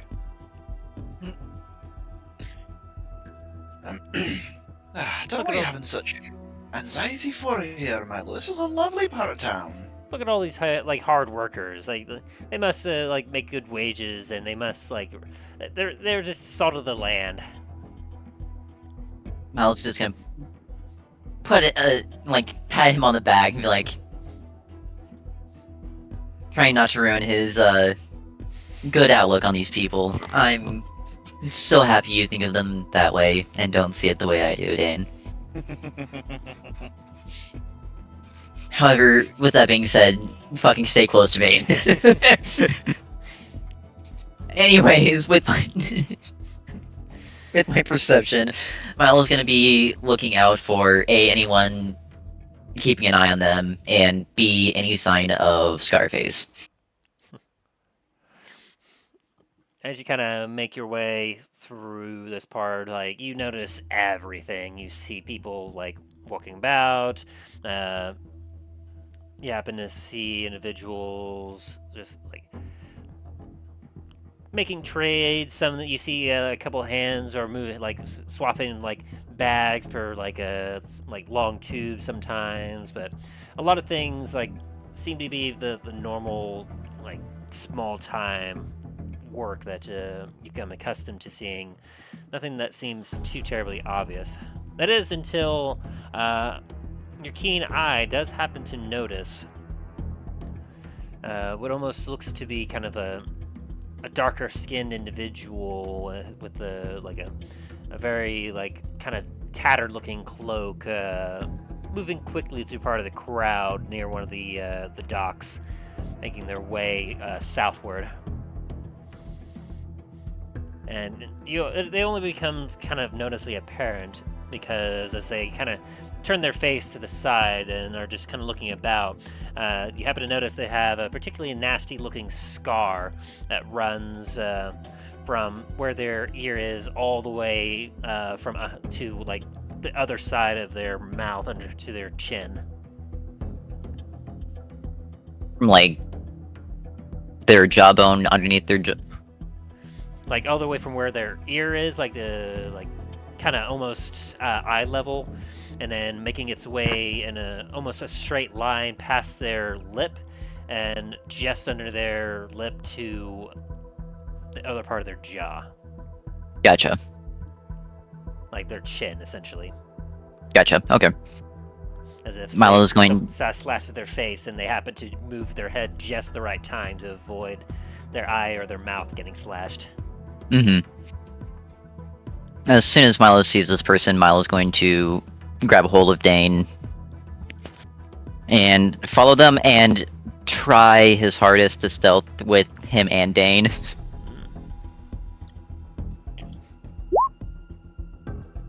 A 23. A 6. Wait, does Dain have heavy armor on right now? I do not have heavy armor on, no. Fuck. It's on the... It's some mithril stuff, right? Yeah, I'm wearing the mithril stuff, but it's not in my actual item list on Roll20. Yeah. Because it doesn't technically exist, but... Exist, yeah. That does mean oh wait, that... no, it is there. Oh, is it? I think we made it. I think you made a custom one for it. Probably did. Probably couldn't remove the heavy armor thing, but that's fine, because if it's mithril armor, then you do not get disadvantage opposed, because it is lighter. Yes. But 16, that's not bad for you, Dain. For the boot stomping, like, powerful dwarf that you are. Hey, I can be a little bit quiet when needed. Not often, but Only when Milo is around telling him to shut the fuck up. He doesn't see you, but Dain is not nearly stealthy enough to avoid the gaze of Garret, who has been following along stealthily and will continue to be able to follow thanks to Dain. As you kind of follow along, the crowd gets like to be a little thicker as like in this particular part of the docks. You see that there's several ships coming and going from like very rugged looking ships, like some that like you feel like shouldn't be seaworthy, but obviously there's no inspector here to take a look at ships, so they take off and come in anyway. As you know, that's like essentially like this is mostly fishermen boats that are going out, but a few with your keen eye, like Milo, is able to tell that some of them are floating a little low in the water they should, indicating they might be smuggling goods. Okay. So you feel that there's also a chance that perhaps some of Machete's men might also kind of work here. But as you continue to follow this cloaked individual, let's see. You continue to make your way after them, and you're noticing that they also seem to be almost like as paranoid as you are, Milo. As they seem to kind of stop every once in a while, and their head kind of like slightly turns left and right, looking in most directions before continuing onward. From what I can see, can they see both me and Dain? Or have they noticed us? Give an insight.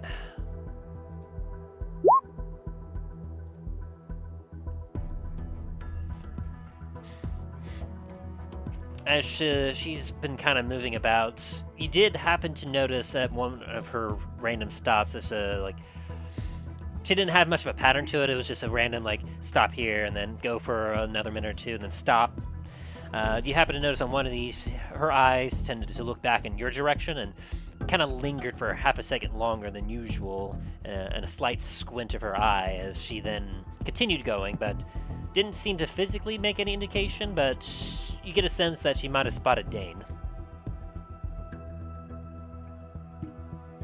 But the eyes never locked onto you specifically, so you feel confident that you're still fairly well hidden. Gotcha. Dain, buddy, I'm sorry. I think she saw ya, so, You break stealth to tell him this?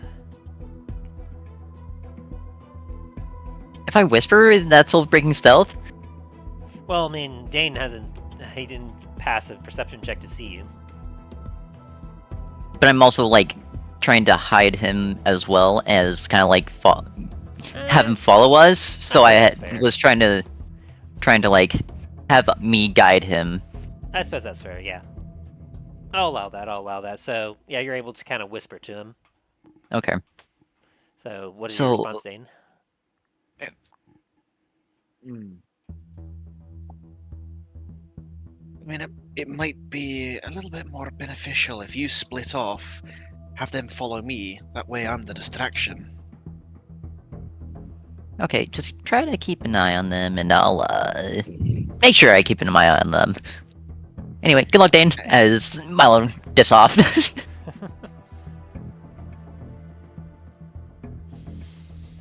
And Milo would have kind of pointed out the individual you were tailing, Dain, so, you continue on their tail?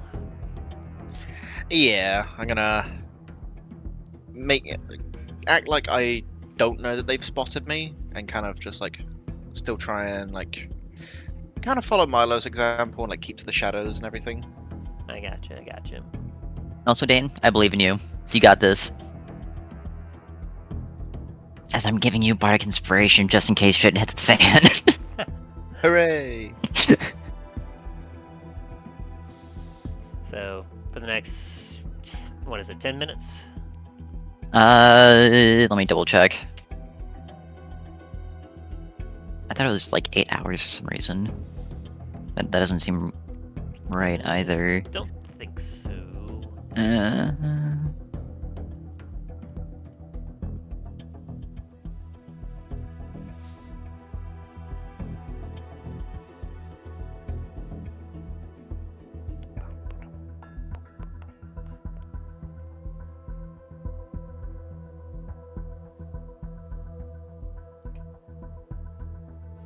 oh yeah, within the next 10 minutes. Okay. Okay, I thought that's what it was.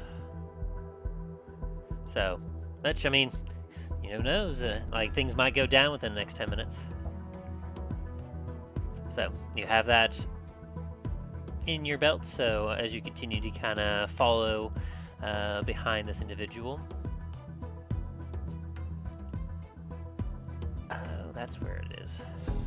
I finally found a thing that I downloaded for World 20 ages ago, and I couldn't figure out where it was.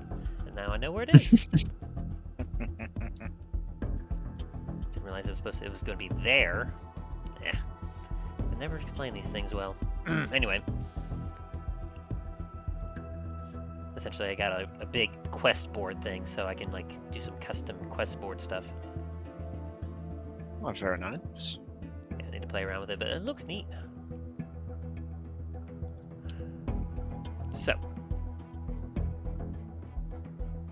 as you proceed to kind of follow behind, you notice that they've gotten a little bit slower, as they seem to almost be moving at a more relaxed pace.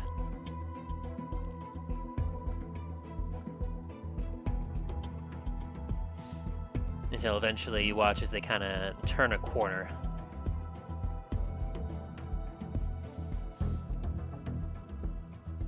Okay. I'm gonna kind of like peek around the corner to see if they're there, and then I'll sneak around with them, trying to keep to the shadows, or at least like around boxes or stuff.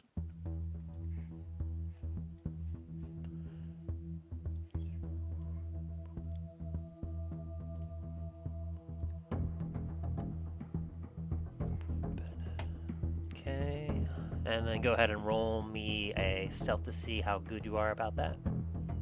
Alrighty. Please be big number. Big number. Ooh, very nice. God damn. This is the one time Dane's actually gonna be sneaky. And then beating his score. Hell yeah.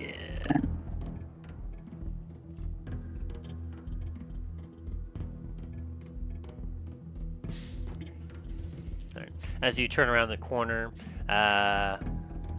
you don't really see anyone around at all, actually. Give me a perception check.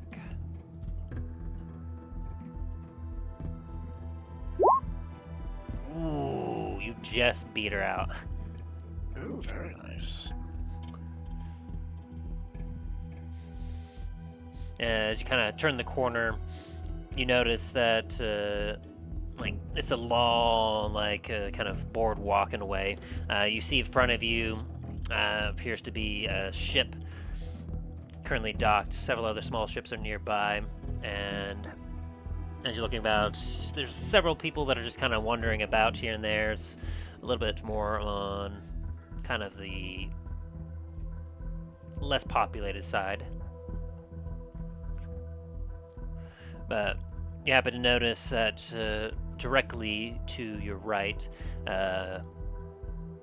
you see that someone is intentionally trying to hide behind what almost looks to be some sort of stall, or what looks to be an unused stall, like fish selling stall, as they seem to be trying to go around the corner of the building.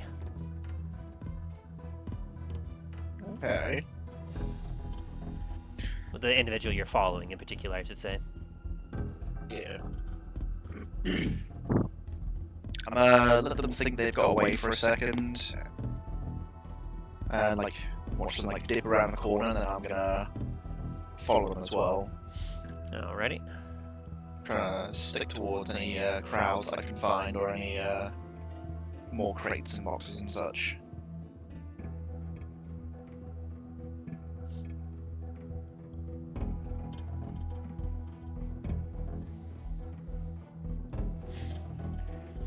as you kind of slowly make your way over.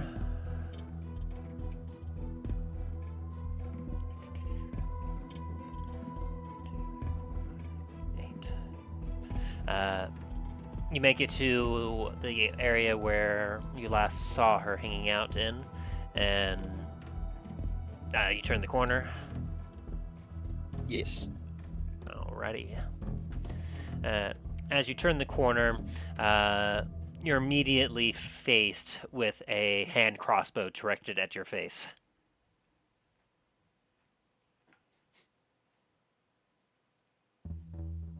Oh. Well, hello there. Hi. I don't believe I recall ever being pursued by such an attractive dwarf.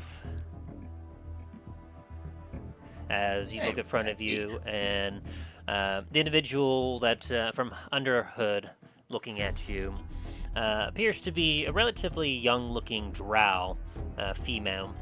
She's got short, wavy white hair and black eyes, very soft black skin, standing about 4'11" with an oval face, some broad shoulders. She's got, as described before, it looks to be a very nasty scar reaching up from one, eye level from her ear, down past her mouth to her other side of her chin. And it's particularly nasty because it looks shriveled in, and it almost makes her look like half her face has kind of shrunken in on itself.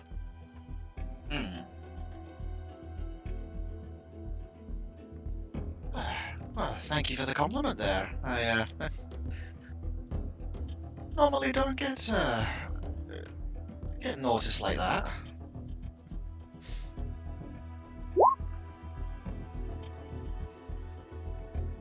Yes.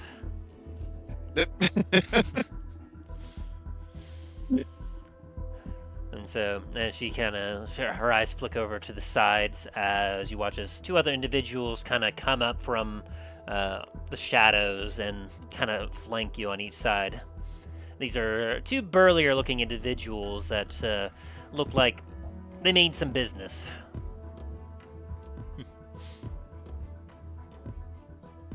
I don't really think I'm well equipped for a party. Seems you came well prepared for one. As she kind of takes her hand crossbow and flicks your cloak a little bit to kind of reveal the axe at your side. Oh, that? That's just a family heirloom. Keep it wherever I go. You're real cute, darling. But I'm afraid I have to ask, who sent you? What are you doing following a pretty lass like me?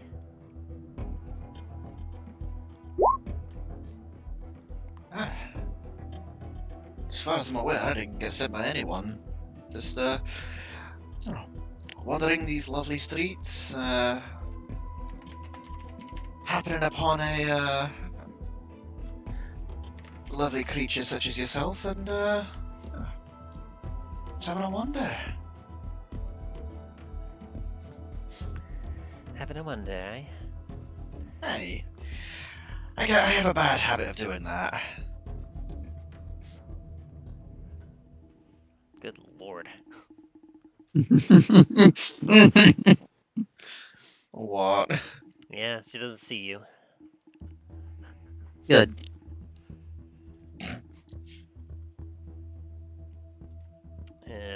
Good lord. I mean, Garret No, matched you for see? stealth. Holy shit, what? You got a 32 as well. God damn! Like father, like son. So he's at the ready in case anything goes down here. Now she kind of leans down a little bit to get to eye level for you, Dain, and goes, you know, you'd look even cuter if you weren't lying to my face. So why don't you tell me a good reason as to why I shouldn't have my two boys here rough you up a little bit and toss you into the ocean, huh? Would you really want to kill one of the Baron's guards? As you reveal herself, she draws a second hand crossbow and points it in your direction.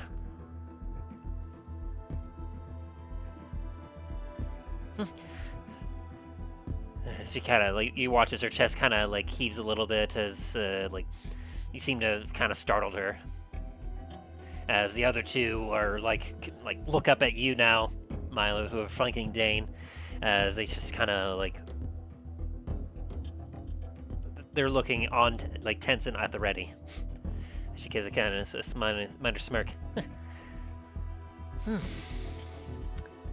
didn't figure it would be a big oaf trailing me. I figured it'd be another one. Baron, you say? Aye, I do. Baron's got no power around here anymore, did you hear? Afraid it's a bit out of a job.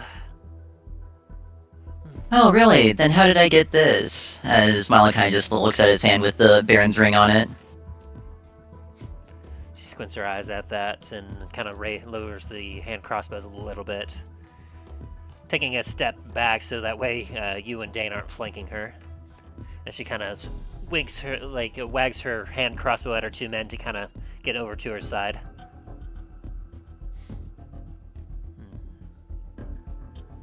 Listen, I just want to have a simple conversation.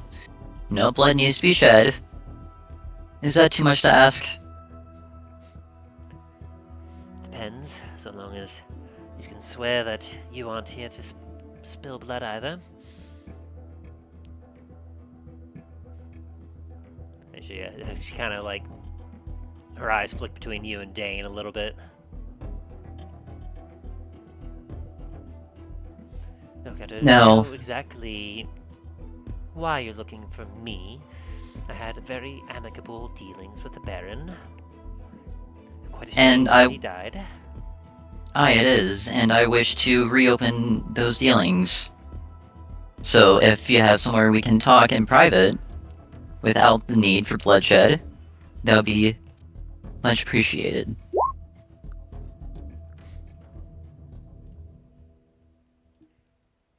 Ooh. She got a pretty high roll there, but not nearly as high as yours.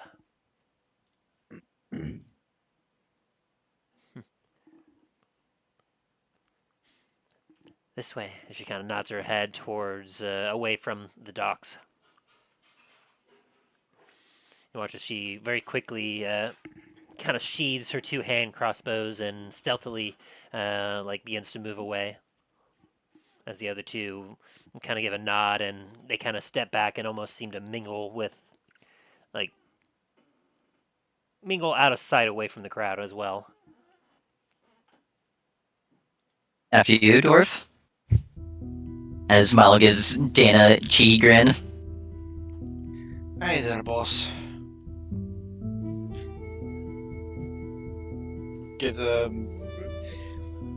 See Dain giving a slight smirk and then follows up, heads in front.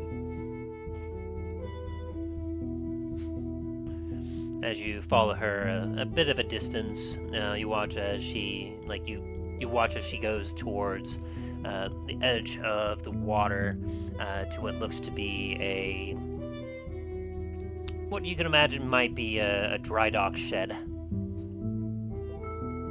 I say shed, but dry dock warehouse probably.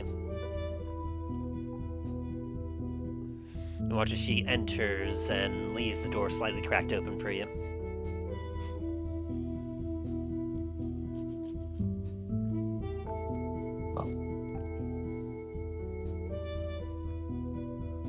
I assume you enter? Yeah. As you Milo enter, I was gonna say Milo follows behind, then closes the door. as you close the door, you can see that inside it's a fairly expensive building, probably about 60 feet wide. About in the center, you can see that there's a kind of a cobblestone ramp leading down to the water. Where, while there's water there, you can see that there's a set of large double doors that are currently closed, likely to either allow a boat to be brought up through it or to exit. Probably more or less to exit at this point. As you take a look, you can see that currently on some wooden splints, flipped upside down, would appear to be the beginnings of a boat. More likely a fishing vessel, if you will. Got some nice wood to it. You can see that it's got some tar and wax work on it already to help make it more waterproof, but you can tell that it's nowhere close to being seaworthy at this time. Nearby it, you can see sitting on one of the work tables with some supplies, you can see Scarface there.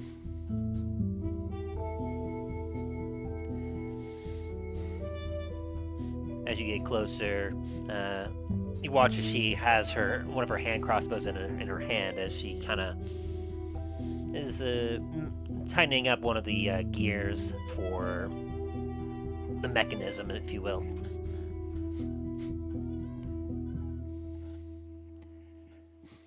I'm known as Jaylene Luchesse. I'll have you know that I may have some slight prejudice towards you and your kind, but I try not to let that interfere with business.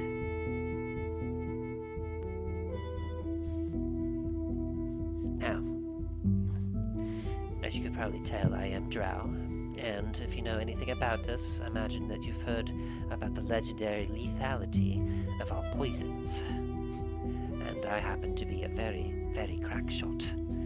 As her eyes kind of flick between the two of you, and she kind of like grips her hand crossbow real tight. I imagine no more needs to be said in that regard. Don't you worry. I've had my fair share of dealings when it comes to that matter as well, as Milo will kind of just lightly slide out his poisoner's kit. She'll eye it and kind of give you a nod.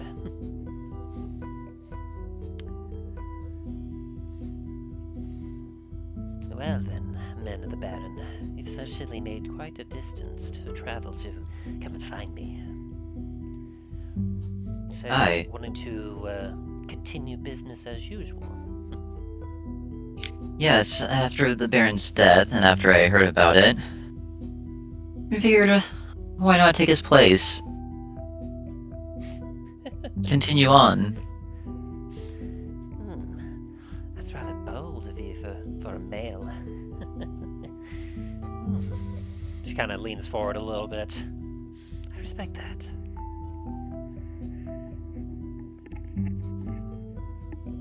Give me a history check real quick, Milo. A 7. Besides Am I from able your... to help on that? Or... yeah, you could give a roll too, Dain. Having some underground history experience. Ooh, 22. God, thank God. Milo, besides having to deal with some of the drow back in the Underdark, way back when you're heading to Lancaster, you're not sure much about the hierarchy and how they there's a lot of mystery behind the drow. They tend to kind of be very recluse and very much to themselves. But from Dain, what you can remember, when it comes to drow, they're very much a matriarchy in terms of respect and leadership. The men of the drow tend to be treated very poorly.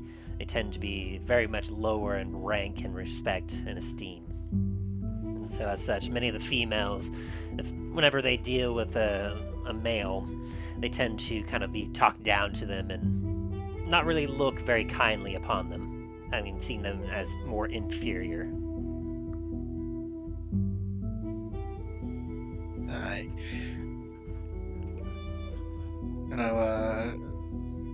Quietly relay the info to Milo as more of just hey boss, here's some of the details.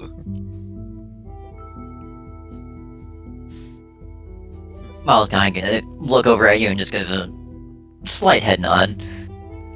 What I can understand, it seems that the killer is still out for the Baron. What makes you think that you'll survive much longer than he did? Especially as if they were able to get to him, imagine they could easily get to you. Possibly. But also, you've already seen what am capable of. I mean, how many people can say that they've snuck up on you? I suppose that is fair. I've never had a man sneak up on me like that.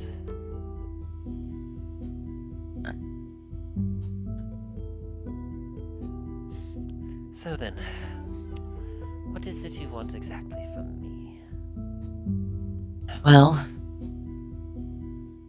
a little bit of a meet and greet. Maybe ask some little bit of questions if you don't mind.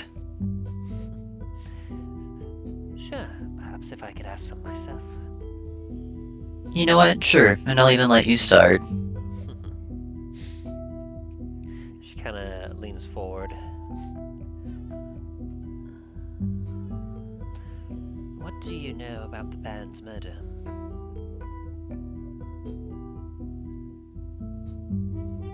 No, it was a quick job. Know that a couple of his bodyguards were also killed. Yes, too quick if you ask me.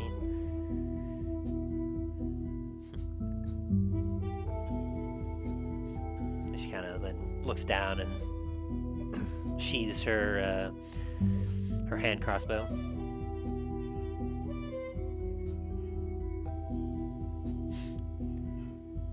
Well, you answer your question now.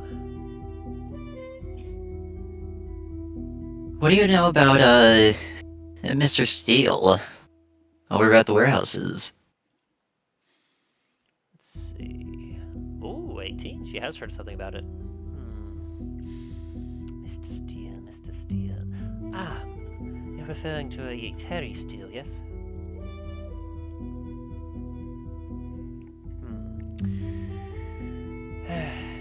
Another sorry male specimen. Personally, I never had any dealings with them. They seem to be kind of on the more northern side of the island, or southern side of the island, I mean. On the more proper side.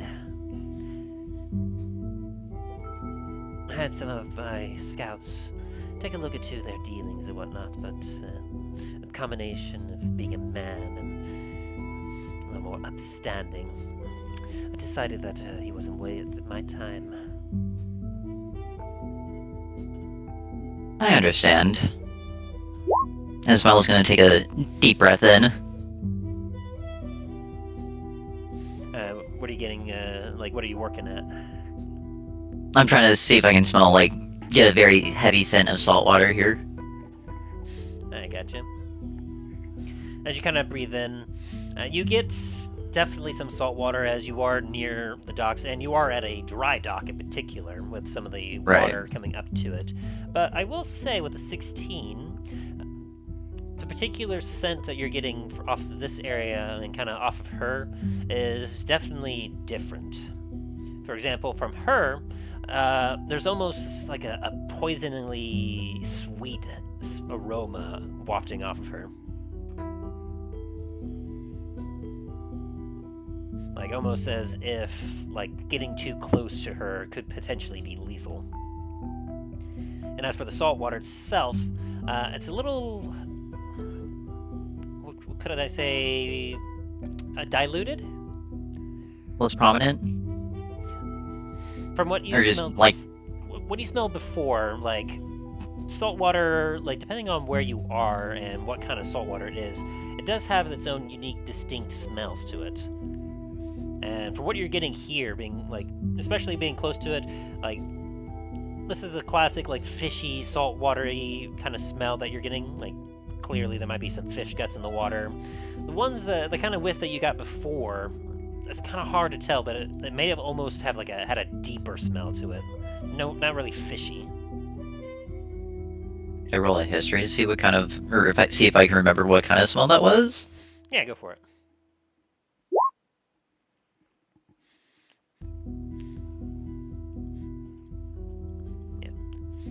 It's a salty smell that just, like, you feel that you're vaguely familiar with.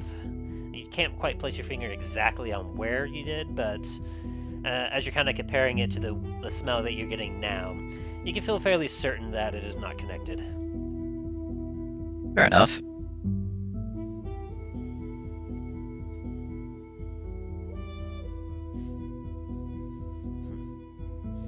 My turn. So,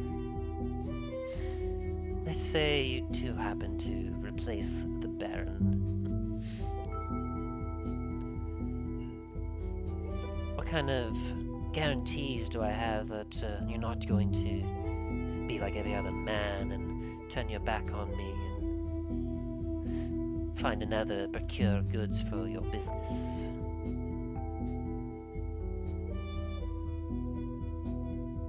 I'm going to answer that question with another question, if you don't mind. Eyebrow cocks a little bit. Why would I try to find someone outside of Antiva to supply me with goods when I already know I already have the best person here for the job?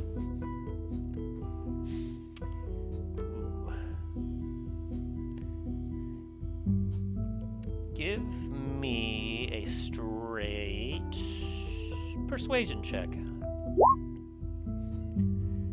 Damn, not even advantage or anything?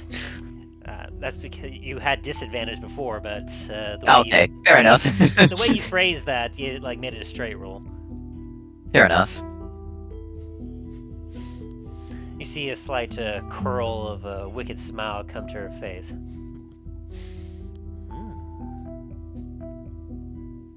I'll have you know that compliments will get you nowhere, but it is nice to see that you're not as brainless as I first gave you credit for.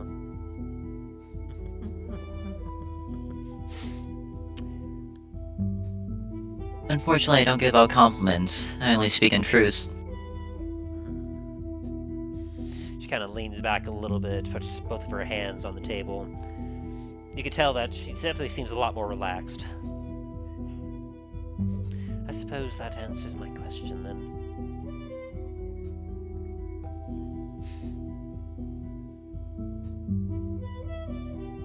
Alright, my turn. After our little meet and greet here, if I were to figure out who did murder the Baron, would you be in support of me? Kind of takes her hand and kind of takes a bit of her, takes a dagger from her side and just kind of like rolls it around in her hand a little bit. Now that is a curious question. Someone like you, with little to no history in Antiva, taking up the position of the Baron and trying to replace him altogether.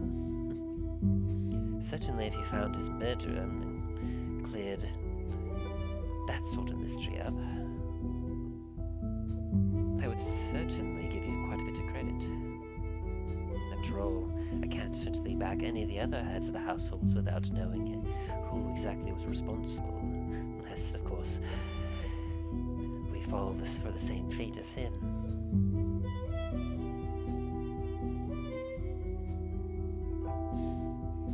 I might need some further convincing, perhaps some more guarantees about my business, but I'd say that you have a good shot of gaining my support.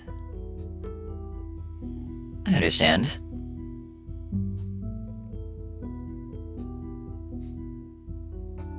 Of course, with the caveat that if you don't do a good job, that you'll wish that you have died as quick as the Baron did.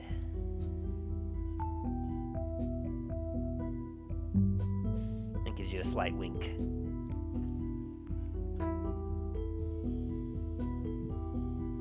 You know, the amount of times I've heard people say that to me, I wouldn't even need to be in this position now. Fair enough. Well, I won't give you too much more information about my line of work, but I'll have you know that when it comes to procuring some of the more unique items for the island, that's where I come in. Sure, you're gonna have your hotshot or your reaper that deals in the more general and rare material goods. I, on the other hand, can produce rare materials.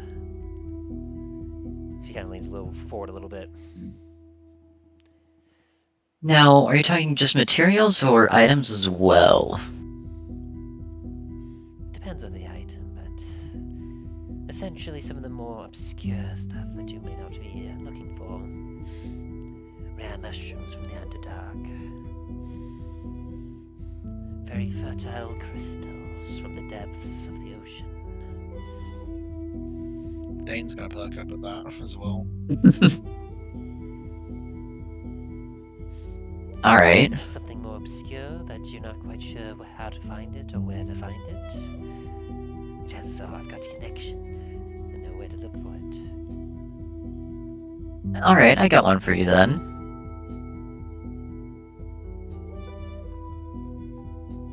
Looking for the heart of a dryad. Her eye cocks a little bit.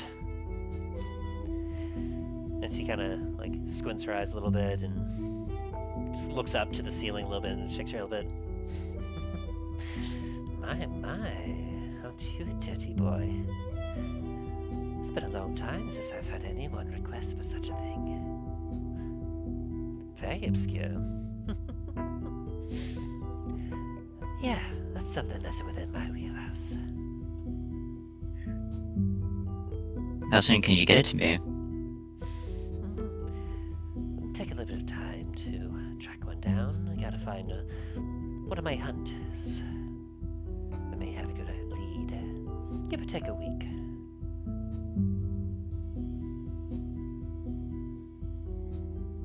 I think that's acceptable. If it's sooner, of course, I'll be sure to let you know. I know that dryads are certainly dangerous creatures. Certainly won't come cheap, but imagining for whatever you may have in mind for it, it's likely going to be very worth it. And also, gives me a chance to see how good you really are. Her eyes kind of cock up a little bit with that, as she gets kind of a sly grin.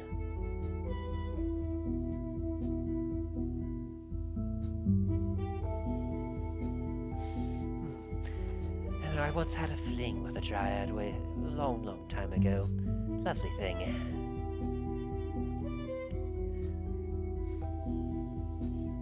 Now don't look at me like that. It was fun. Oh, don't worry. If we were here to compare stories, we would be here for quite a while. Well then.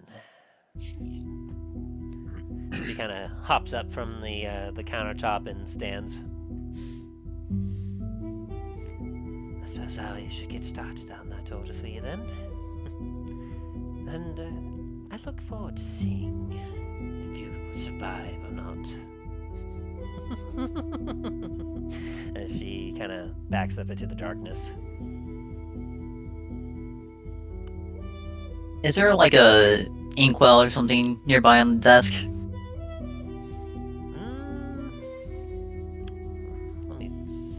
Let me roll for that. Because this would be a dry dock area. There might be something near, like some blueprints. Let's see. No, I'm not looking for blueprints. I'm looking for just like... Well, yeah, like an inkwell that might have ink in it. Oh. Something Yeah, that gotcha. Someone might use to draw blueprints. Fair enough. Yeah, as you kind of look around, there is one that has got a very small puddle of ink in it. Miles gonna take out one of his business cards and take the quill and kind of just cross out all the names except for Milo. Alright. I'm gonna leave it on her desk. Very good.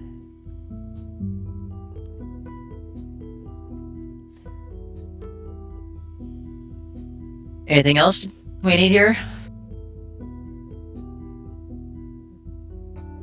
Not that I know of.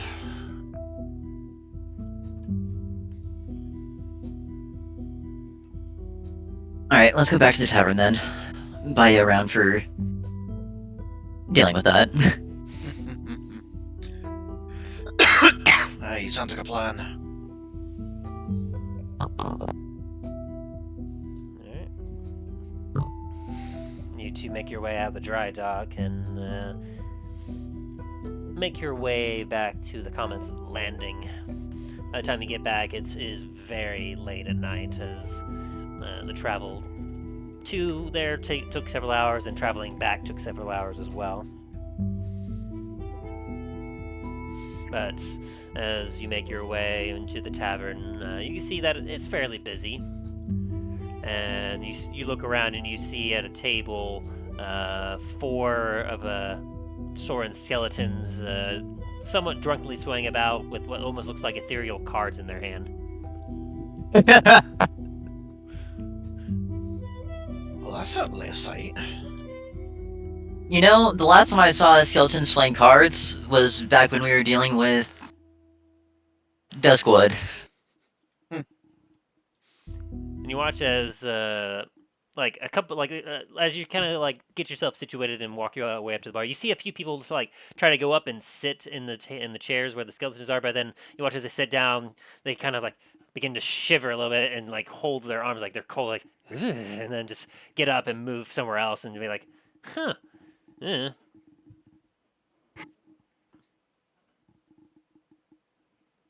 Must be a rather cold spot there, wouldn't you say?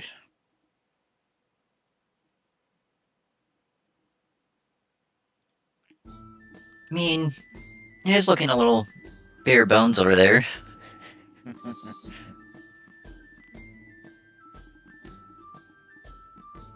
Could say that table's looking a little bit dead.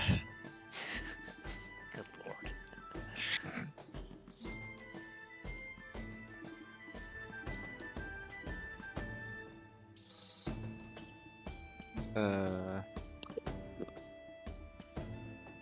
So, around you said? Aye. Lure. Coming right up, Sam, as he pours you both a drink and just slides them down to you.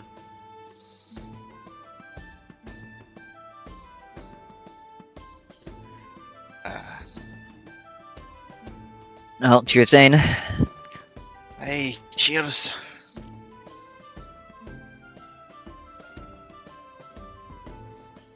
Raise a glass and tink, and then have a nice drink. Aye. Lure, anyone come here to see me? Kind of leans down a little bit, goes, "Hi, the rooster crows in the morning." It's a thieves' candy kind of you got from that. Aye, in your office now.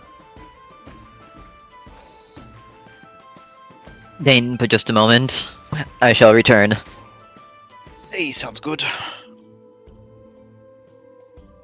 And Miles gonna say to Thief Can to Lure, make sure he's happy for the night.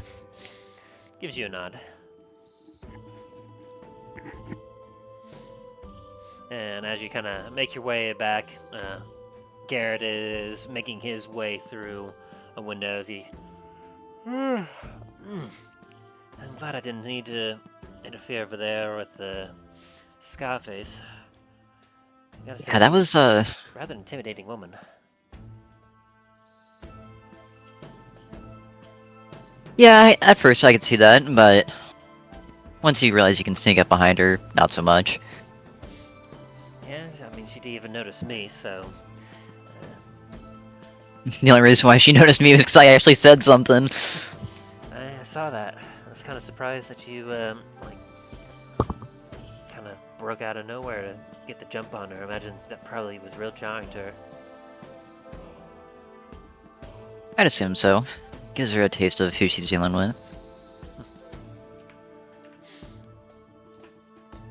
When I get over here, it definitely doesn't seem as if she was involved. I gotta say, I was a little alarmed by her saying that he died too quickly. Is that wrong? Like, that... He kind of blinks and was like, is that just a drow thing? I've never really dealt with drows. Yeah, drow really think men are inferior to females in their culture, so Make a lot of sense. take it with a grain of salt. I've used some of their poisons before. They're definitely, like, really potent. I've noticed that a lot of them are said to be slower killers. That also could be part of it as well. Yeah, the culture just boggles my mind. Anyway, I don't imagine you came back here to say hi to me.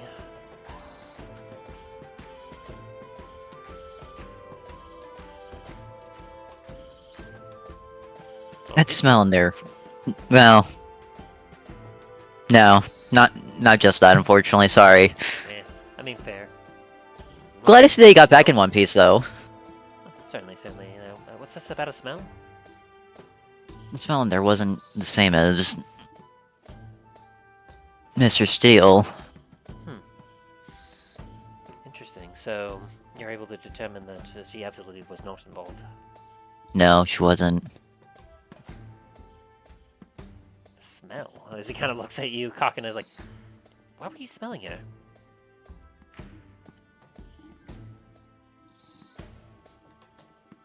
Actually, on second thought, don't answer that. I do not want to know. I was gonna say, we've already had this conversation about things. You didn't want to go into depth. He kind of puts his hand in his face, and just kind of looks down and just shakes his head, like, you know, if you were just a friend or coworker or something, this would be so much easier.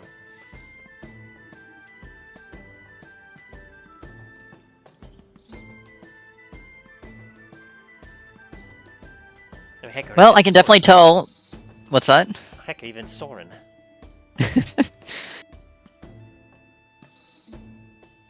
Although I have to be a little more careful with him, because, I mean...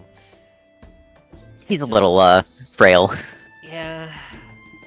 I mean, heck, I met him when he was only 5 years old. Like, according to, like, their culture and whatnot, he was basically fully grown by then. So wait, Soren says that he is part Turbine and part Halfling, right? Yeah. From what he's told me in the past, his father was the halfling, and he gets a long, like 10-mile long stare. He apparently got around a lot.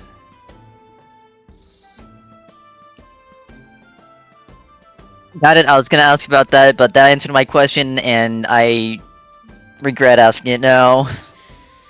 Believe me, I did too upon hearing him one drunken night. I feel bad for that. His mother, though. Well, I mean, I would not ask any further as to how that came about. But I suppose the sighs are somewhat comparable? As he kind of, like, grits his teeth a little bit and looks very uncomfortable. anyways, back to on topic.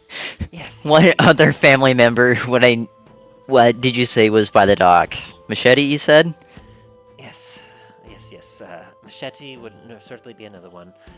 He was a smuggler of sorts. From what I understand... Double check. He tends to have a bit of a presence all around the island. It's not too terribly easy to lock down exactly where he's at. But from what I understand, he tends to kind of remain in the more northern side of the island. After all, I believe is what I overheard Lyr say. The kind of warehouses that he was looking to purchase behind the Comet's landing here. That warehouse is one that belongs to Machete.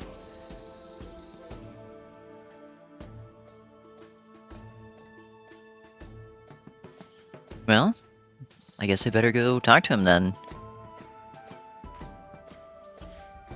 Probably have to do that tomorrow though. It's too late for this shit.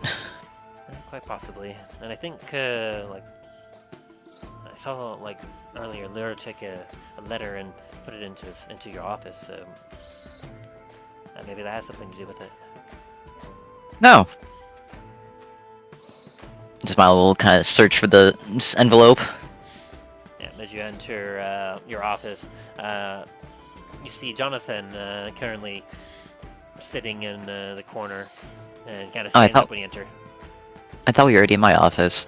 No, you met Garet in the outside in the kitchen. Ah. Gotcha. Before we enter my office, I'm gonna kind of tell Garret to go elsewhere. He does. Okay. As you enter, Jonathan kind of looks at you and goes, "Evening, boss." Well, what'd you find?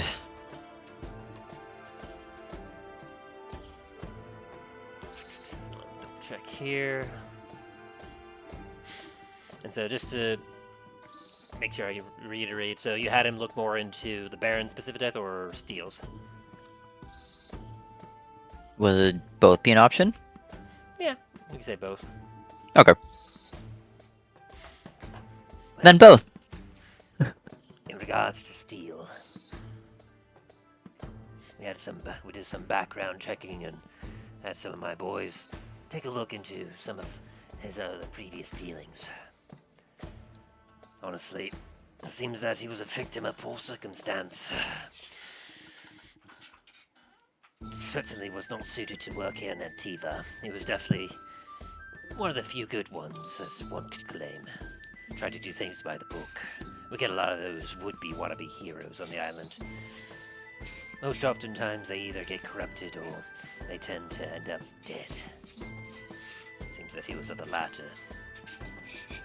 But from what I can understand, from what my boys pulled up, he had no known enemies, did fair business dealings, didn't try to rip anyone off. Apparently been mugged a few times and just gave them their money and didn't try to fight back. So, unless whoever wanted him dead, whether to make a message or whatnot, rather mystery there. Alright, who Only crime he would have been committed of was not doing things the Antiva way.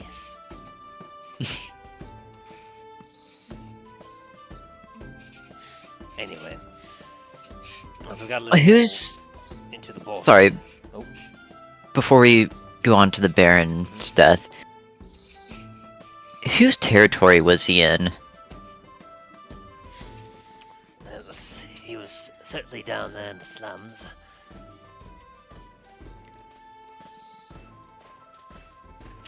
Let me roll for that to see if it was more likely to be theirs or theirs.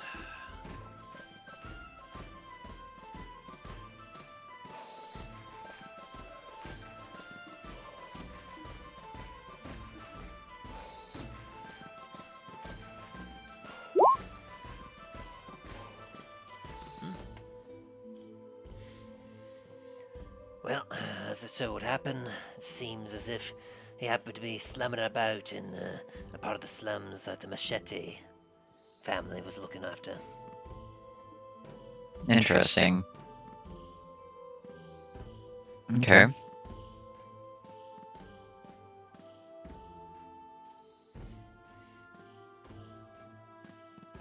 Though interestingly, Alright, so also interestingly enough, seems that he apparently had some dealing with some of Snack's girls. Ah, son of a bitch, alright. So, either could be related if he was poking around too much in Machete's business, or perhaps maybe such a good do-gooder wasn't so do-good-doer behind closed doors. Hard to say. Really trying not to go visit Snacks, but alright. not sure why. When it comes to procuring the finest of escorts, Snacks is one of the finest. It's more. Got it. Okay. And what did you find about the Baron? It's not ladies you're looking to either. I mean, she produces men too. Okay, What? She's an escort service. It's a very profitable enterprise around here. You know, you should be lucky that I gave you your job back rather than trying to sell you off to Snacks. He blinks a few times. I do appreciate that. I'm not sure if she would accept me, though. Hey, there's a clientele for everyone. I suppose you're right. Anyways, what did you find on the Baron? For the Baron, we definitely seem to have died quickly. Died from lacerations and blood loss, but it was in a relatively contained area. Not to mention, there seemed to be some percussive energy as well that factored into his death. There was some magical scarring that was found on him. No poisons or anything. He certainly wasn't poisoned. But it seemed... Who out of the families do you know can use magic? That's the question. That's one of those kind of ace cards that one would generally keep under the table. Most tend to keep a lot of their abilities and the way they handle things personally to a minimum. Though the fact that it was certainly magic involved indicates that they had to at least be in the head of the family or someone very, very important. After all, most of the mooks that happen to follow most of the families, they don't have that kind of power behind them. And when you say magical scarring, like, what are we talking about? Fortunately, we don't have so many doctors on our hand and whatnot, but for best of what I could tell, it was about 3 strikes areas where the combination of,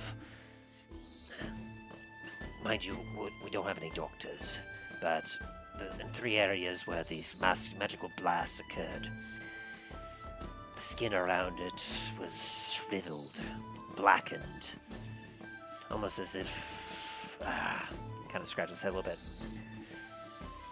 Almost like it's like decaying almost. Yeah, it was far more decayed in those particular spots than in others. At the same time, it almost looked bludgeoned, almost as if burnt.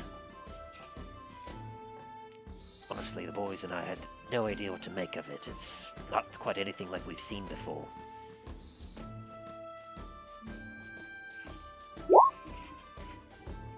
Was that kind of similar to how Mr. Steele died, from what I can remember? Yes. It sounds like almost the same kind of MO.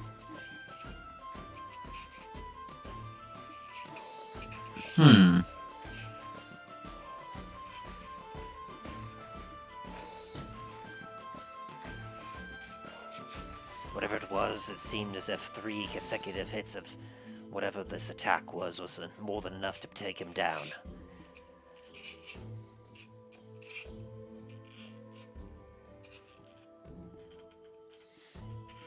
It seemed to be pretty quick. It seemed as if 2 of the strikes went in the back, and then the last one seemed to happen in the front.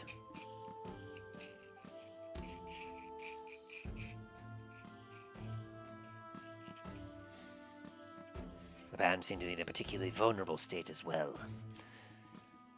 He was on the verge of getting ready for bed. He removed a lot of his protective wards and magical items. He usually has equipped a customized cloak of protection and rings of protection as well.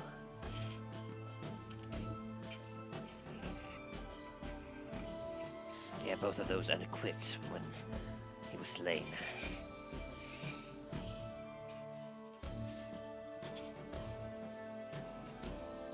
To either perpetrator happened upon him at just the right time, or they happened to know when they needed to come, or they were somehow lying in wait for him. Which, that one seems less likely. Baron would have likely spotted him out or something, or one of his guards would have. Especially considering how we found a few of his personal bodyguards dead outside. It's likely that they were dealt with first, and then the Baron was dealt with.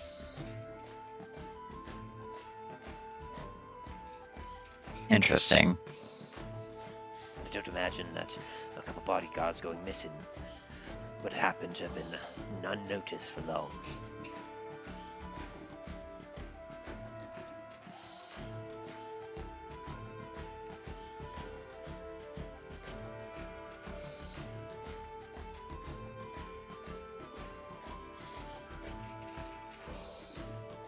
Anything else to report? Afraid not. Try to look into perhaps any business dealings or whatnot that could have perhaps made him a target, but it was business as usual for the Baron. He was organizing several different jobs between the families, procuring some general goods for trade, so restocking up some of the black market. Though, I will say that he had some lesser dealings with the slaver.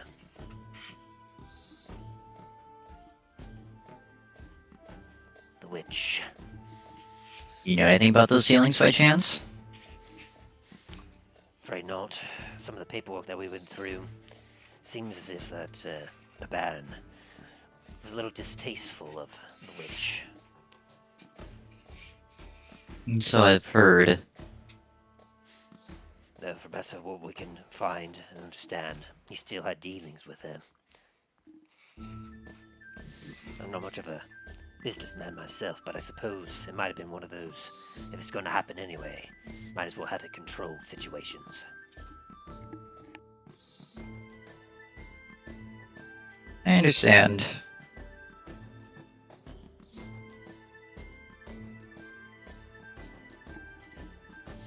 But certainly the witch does not have nearly as much power on the island as she would prefer.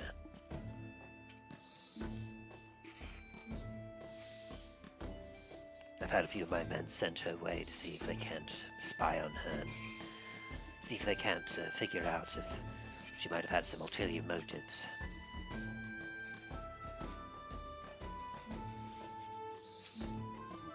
I'll see if I can't arrange a meeting with her and talk to her Certainly. tomorrow. And there was a letter on your desk here addressed to you.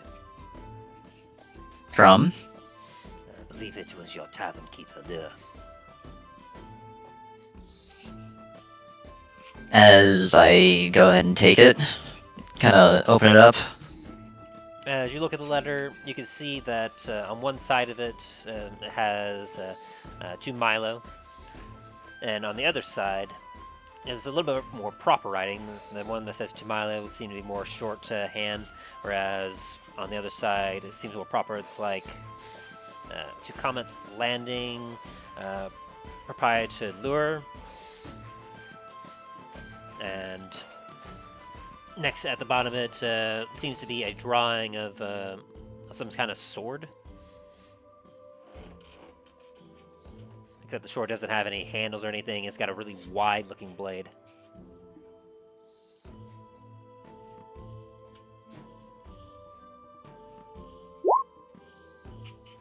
Now, have I seen this before?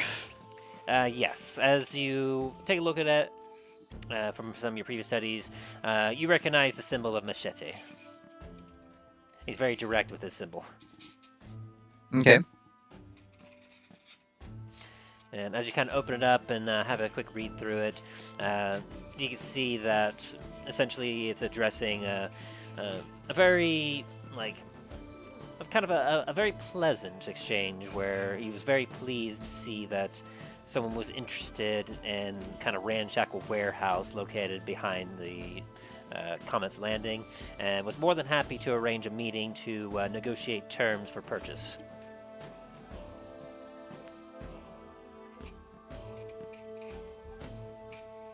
Although Jonathan, you free tomorrow? it doesn't mention anything about you specifically. It seems to only like he seems to only be like talking to Lure in this addressing Lure in this particular letter. Anyway, Okay, sorry, what so it kind of looks like Machete wrote it addressing to Lure, and then Lure wrote to Milo on it and just done the office. yes. Okay. Jonathan, you free tomorrow? Tomorrow morning, around this time? Certainly can be, boss. My blade is at your ready. Very well. I'd like to keep you in the shadows for this, just in case something happens. Understood. Need me to bring a few more boys, or nah? You know, better safe than sorry. Very good. If a few of them on jobs, I might be able to get one or two others. But understand that many left and many were killed in the chaos that ensued after the band's death. We're a little short on hands until murder can be solved and we can get recruitment back up. I mean, don't you still have the 5 that try to kill me? Yes, that's why I said I can maybe get 2 of them. Have the at least 3 of the others working on the other jobs. What other jobs do you guys have right now? I told you, I've been looking into that slaver, the witch. Ah, But understood. I've been keeping at least 2 to 3 per group for jobs at least. Just in case, so we can have a better chance and at least one will make it back alive. Very well.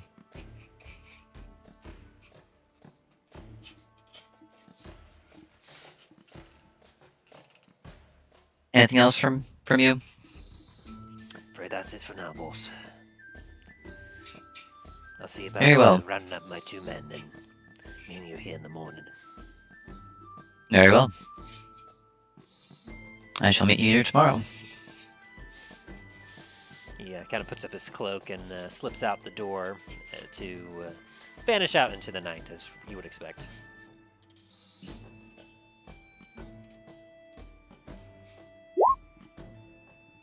Tony, where's Garret?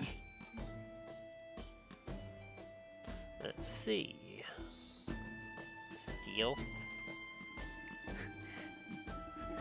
Nowhere to be seen. He's out drinking with Dain. Nah, not quite.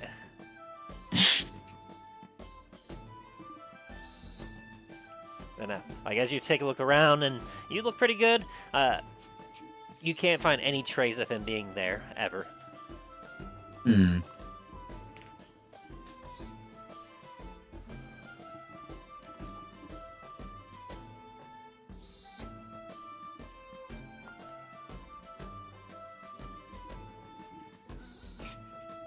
Alright, and so you make your way back out to the tavern. Yeah, as I make my way back out to the tavern, I'm gonna take another look for Garret. Alright, have another perception check. Shit. Yeah, he got a 31, just so you know. Fair enough. So, and that would have been if or when he left. So he could be hanging around, just stealth at 31, or he might have stealthed at 31 and he might be gone from the residence completely. Mm-hmm. You would never know. Right. Well, in that case, Milo's gonna sit down next to Dain and start drinking again. Speaking of which, Dain, Yes. roll me a, well, yes. You're doing alright still, you're not fully drunk yet. But pick me a number between 1 and 6. 5. As you pick up a drink with 5 other individuals, you have a very nice tasting beer. And two chairs down, someone spews up the goblin piss. Ah!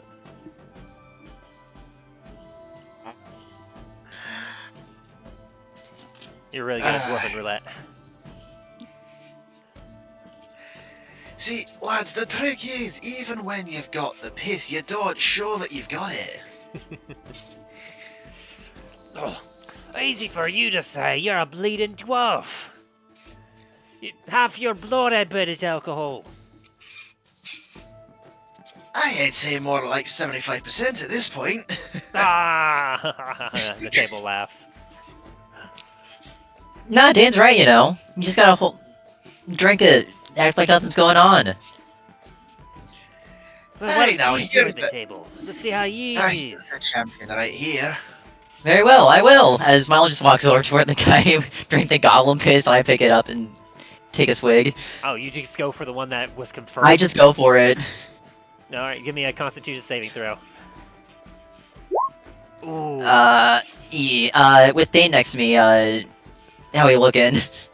How much of a boost do you get for your saving throw?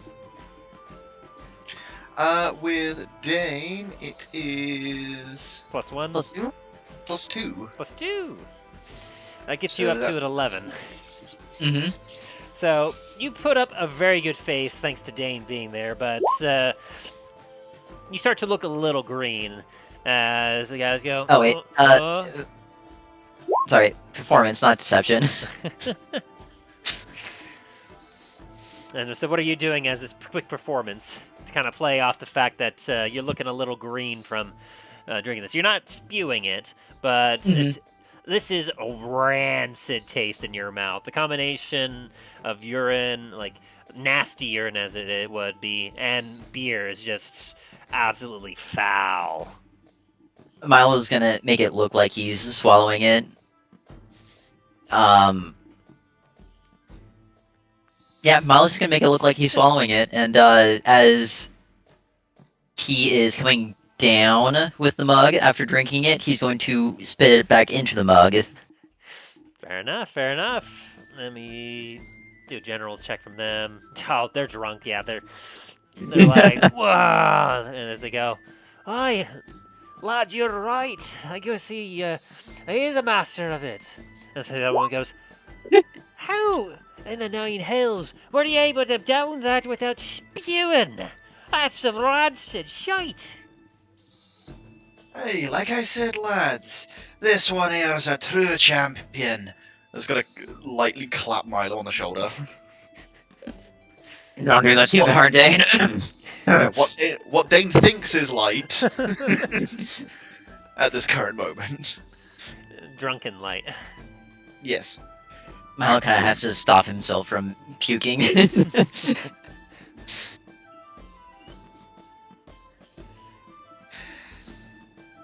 Aye, a true champion, and I bet he could drink the Lorians under the table if he so choose. Aye, I think that as a challenge. As, Aye, you've been taking challenges all damn night.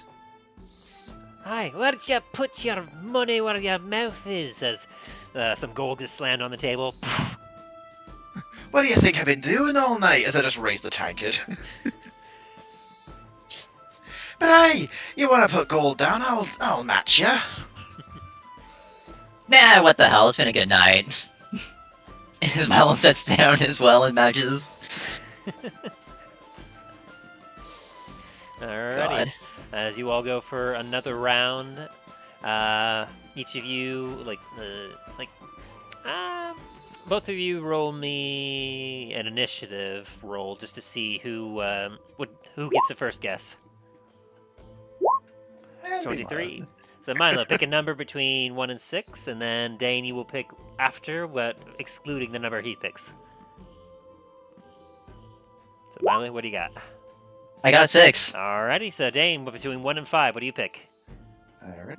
1d4. A 4. As you both put down your ales, it is a very smooth and earthy taste. Meanwhile, the guy right next to you, Dain, spews. I'm out. Oh, as he takes off. Hey, that's twice tonight you've done that. Bugger off, yep. As he runs outside the door. And the two of you earn yourself 5 gold each. Woo!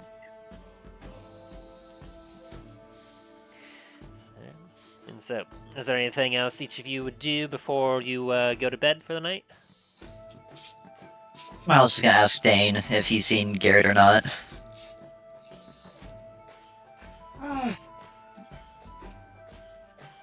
Let's have a look. Would I have seen him tonight? Nope. It'd be more a perception check. Ah, See if you my would have bad. spotted him. Definitely not. Definitely not.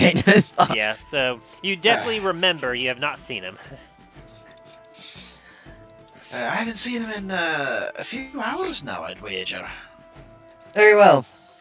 All I needed to know.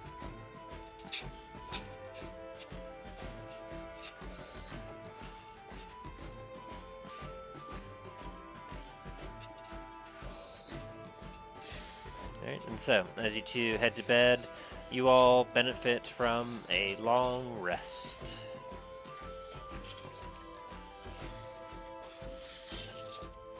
Give me a Constitution saving throw real quick, Soren. Let's see how well you fared. Ooh. Soren did drink a lot. You had a bad night, and while you slept well, it wasn't a good sleep. And so... Oh, did one of the skeletons open up the window again? Nah, not quite, but from your struck in stupor, and hence the term, the wandering thing, drink, you wake up with several bruises and several welts on your body. All the skeletons are bruised up as well. Somehow. Yes, Well, you somehow. Well, you do benefit from a long rest in case you use any spell slots or anything else. You are suffering from 1 point of exhaustion. I'll allow it. As you were not able to... You weren't able to, get the best of sleeps. And as you kind of wake up, groggy and absolutely just like, ugh, Soren. You actually see that left in your room is a note. What? Oh, fuck.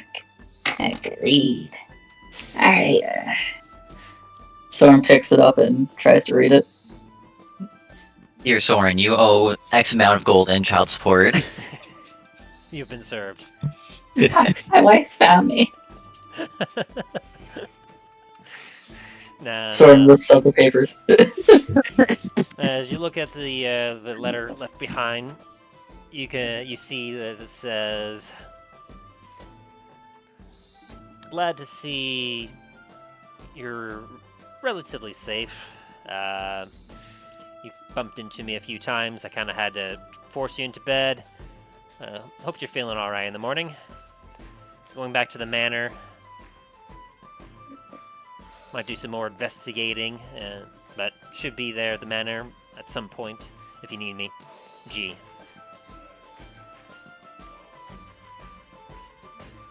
Soren gently puts it back onto the table, and gets ready and goes out. And so, as you think about the letter, and you head down, you see that Milo and Dain are currently geared up and getting ready to go somewhere. Where are you guys going? That's a good question. Where are we going? That's when Milo just looks up to the sky. Hey, Well, I was last thing you had some plans in the morning, didn't you? Voice in the sky, where are we going? Well, for one, you asked a particular someone to meet up with you in the morning. Yeah, I did. Can Milo make a perception check to see if Garrett's anywhere in here by chance? Go for it. 18? As you look around, you do not see any sign of Garret. Very well. But I will say with that 18, you do see an eye peering out from the door in the kitchen. Milo's head kind of jolts over that way. They see you and they slowly back up into the darkness. Milo follows the sigh. As you go back, there are 3 individuals waiting back there for you that you recognize. As Jonathan just kind of goes, "At the ready, boss. So where to?" Going over to this warehouse here. Gonna be making a business deal with Machete. Rather personal matters, however, with everything going on. Rather have you there just in case. Certainly. Me and the boys posted above, and we'll be able to swoop down at a moment's notice. Very good. As he kind of gives a nod to the 2 of them, and the 3 split up in different directions. One goes up the stairs, one goes out the door, one sneaks over to the side of a window, and they all vanish.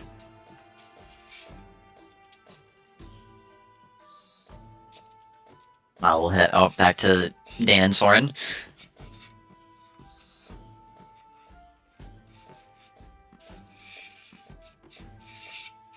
Hey, Noah. I'm gonna be heading over.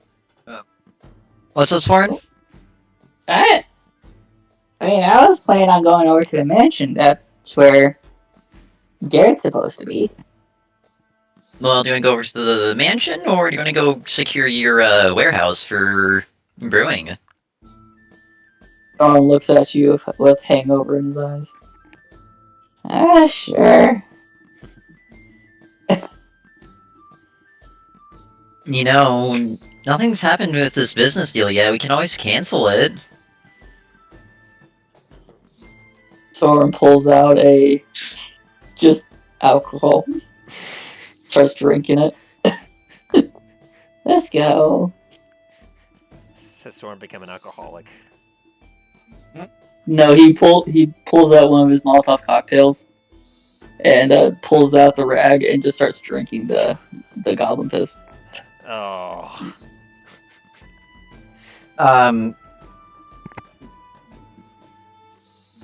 Soren, you have issues. I'm gonna just say it. And that's what the alcohol's called, right? Goblin piss. Yep. Yeah. It's like it's just bad. Like it's like more alcohol than flavor. Like it's not quite Everclear, but it's on borderline. Oh God. I can't feel the hangover if I'm drunk.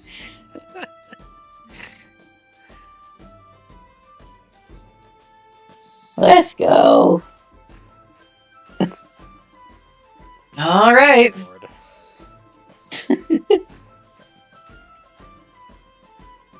One of the dumbest things I think I'll ever have Soren say.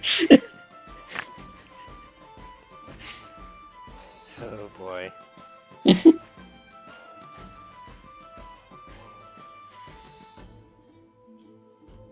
Alright. As you make your way out the back, you get to like there's a little bit of a small courtyard in between the warehouse and obviously Comet's landing. As you kind of go up to the doors, you can see that one of the doors is slightly cracked open, either left unlocked intentionally or just someone idly just forgot to close it. As you hear some thieves' cant from above. As you look up, you see that Jonathan is currently positioned near a window, not quite looking in, as he's trying to be stealthy, but he sees you approaching as he kind of whispers down to you, "Thieves' cant. Strangely quiet in there, boss. Be careful." Does Soren hear this? Give me perception.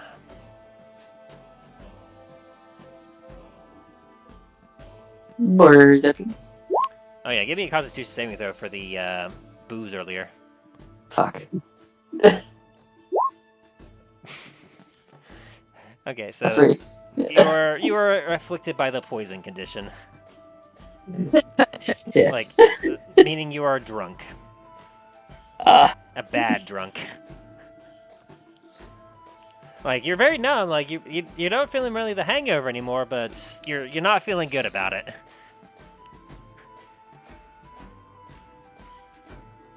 Alright. And so with the 10, Does I'll say that you Dain- hear some of the thieves' cant and like you understand half of it. Thor responds with these can't. Good days, get in our presence. As Milo kind of looks at Soren and then back to Jonathan, he just kind of puts his hand up, like, don't mind him. I gotta give you my piece of my mind. Alright, Soren, go get him, buddy. Soren pulls out a rapier. Alright, Okay, let's go.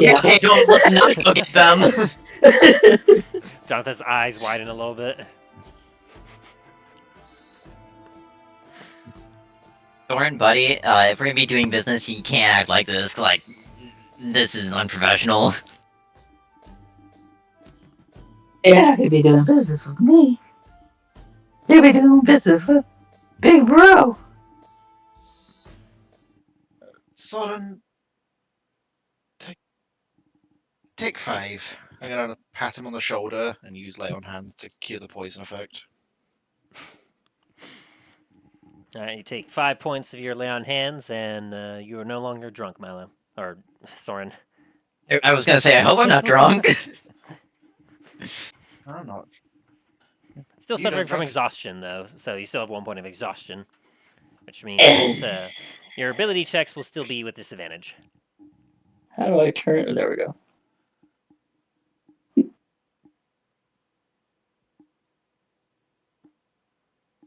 Dang it. The hangover's back.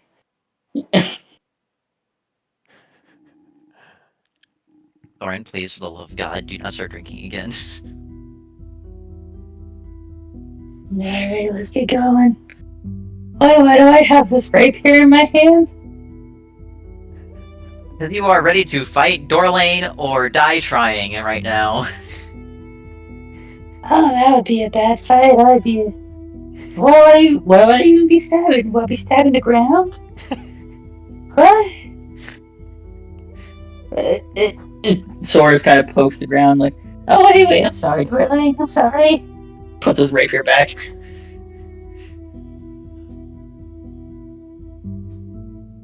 Oh god.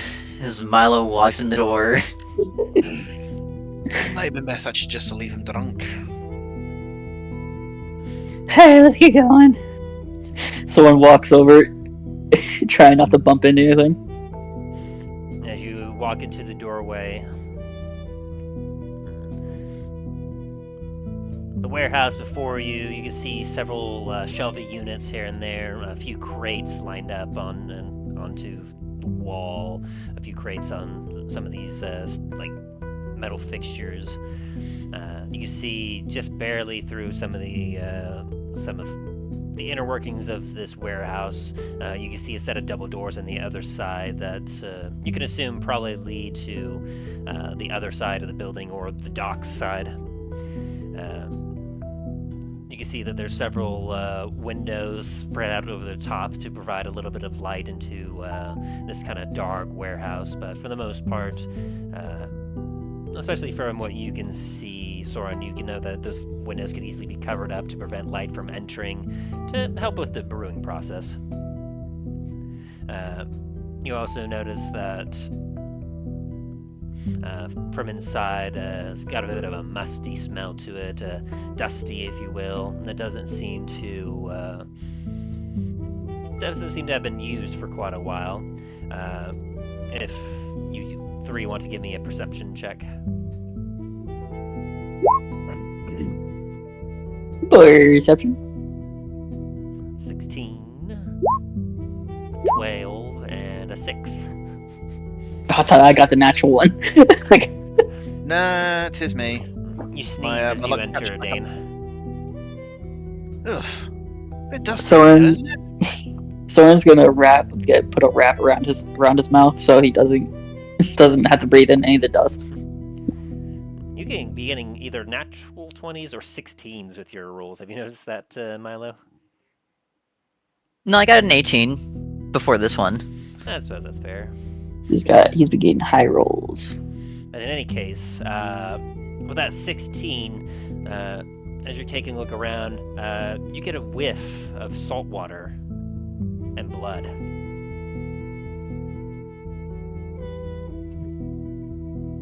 Where is the body? Patty? Do I get to? I don't say this out loud. I do not say this out loud. I'm saying this. Alright, I guess I don't get to hear this. I don't get the grave rob. Where's the body, Tim? Well, you don't initially see it, but as you kind of walk further into the warehouse, your nose leading the way, it gets a little bit stronger as you turn around one of the crates. You walk around it, and laying flat down face down on the ground, you see what looks to be a leather-armored, sword at their side individual.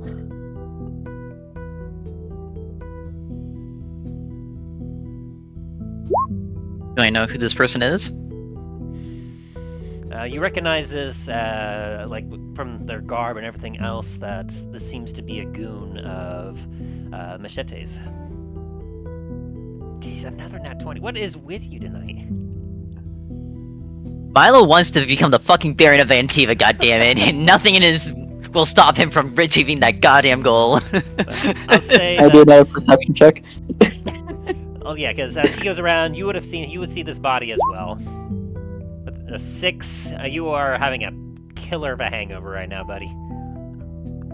And Dain, Soren's in a corner just bearing the pain. a 12. You happen to spot the body, and you're just like, oh. That's interesting. What's that doing here? What's what doing here? And I'll say, carrying over your 16 there, Milo, as you're looking, this individual looks like they just got dropped to the ground. Like, you don't see any tension in, their body. Their weapon is laid flat on the ground, not stuck in the ground, but, it looked like it just idly dropped. And as you continue to look forward, you see 2 more bodies. Son of a bitch. And with that natural I want to 20 be history, so happy you got to see this. one of them is definitely a goon, and the other one, as you look at it from a distance, that nat 20, you've seen a few pictures, you know what he looks like, with very long auburn mohawk and blue eyes. Even while laying down, you can tell he's about 5'5" with a sharp face. You see Deshaun Woodson, the machete, on the ground. In Thieves' Hand, I'm gonna yell out for Jonathan. Jonathan, you watch as a window opens and he jumps in, and 2 other windows open as the other 2 jump in with daggers at the ready, aimed. Oh, what's going on? Why are the people jumping out of the walls? Dane's gonna, Dane not knowing what's going on, is gonna prepare to fight. Miles Soren's gonna look at Soren and just walk up closely to him and just be like, "Nightmare, nightmare, nightmare!" Soren immediately casts Spirit Guardians to attack everything. Whoa, wait, everything? Yes, everything. Your friends? Yes, everything except for Dain. Oh dear. I need you to make me a wisdom saving throw, Milo. That's what it is, right? A wisdom saving throw. What level are you casting this at, Soren? How badly did you jump at Soren? I didn't jump at Soren, I just said nightmare. Okay, so it's not gonna be super terrifying for him. It's gonna be a level 1. You mean a level 3? Oh, yes, hold on, where is Because you Spirit have up to Guardians? level Where's- 6 in spell slots. And Spirit Guardians is level 3. Level 3. Alright, spell slot gone. Go ahead and cast Spear Guardians and see what damage we're dealing with here. Are you sure you want to do this, Milo? You already cast the die. Like, let's see what the number is. Alright, I alright. made my decision. He declared his attention. You declared yours right back. Causal reaction. Let's go. Spear Guardians. See if that matches what. Okay, no. That needs to be It's the same thing back 3d8. with freaking Milo and Dallin. Let's go revenge. Yeah, except I know Milo's gonna survive this. That is true. Well, your goons survived this. They're not close to you. Milo's literally the only one close enough right now. Because it's within 15 feet. Okay. Dain would be hit by it if you didn't actively choose him not to be a threat. So Dain's fine. As this is going on, Milo's gonna be looking at Dain and be like, Machete and his goons are here and they're dead. So Hey, that's It's 16 necrotic damage. So you take 16 points of damage? yep. Okay. You get beat the shit out of from a bunch of celestial looking skeletons. It's like- Yes, one has a trumpet. And seeing you get attacked by this, the 3 of your bodyguards, Milo, are Easy. immediately starting to aim their daggers at Easy. him. They hold. Every skeleton immediately just looks at them, is ready to beat the shit out of them too. Soren, do you really want to do this? What's going on? What? Oh! And Soren immediately turns it off. Oh, I'm so sorry. Are you okay? As Jonathan, Your skeletons just beat the shit out of me. I'm not fucking okay. Jonathan goes, Oh. "What is it, boss? What's going on?" Soren Follow casts your level nose. Cure Wounds. Milo's gonna look at Jonathan and be like, follow your nose, you'll see the fucking issue. Deal with it. He looks over and goes, "9 hells, is that machete?" Yep. I think what is more the appropriate response there. He just does it right. Soren casts 5th level Cure Wounds on Milo. That'll cure 18. Oh wait, 5th level you said? Yes, 5th level. Okay, well that is 30. I wasn't hurt that bad, 33 goddamn. points of healing. Yes, Soren is very, very sorry. Well, that's.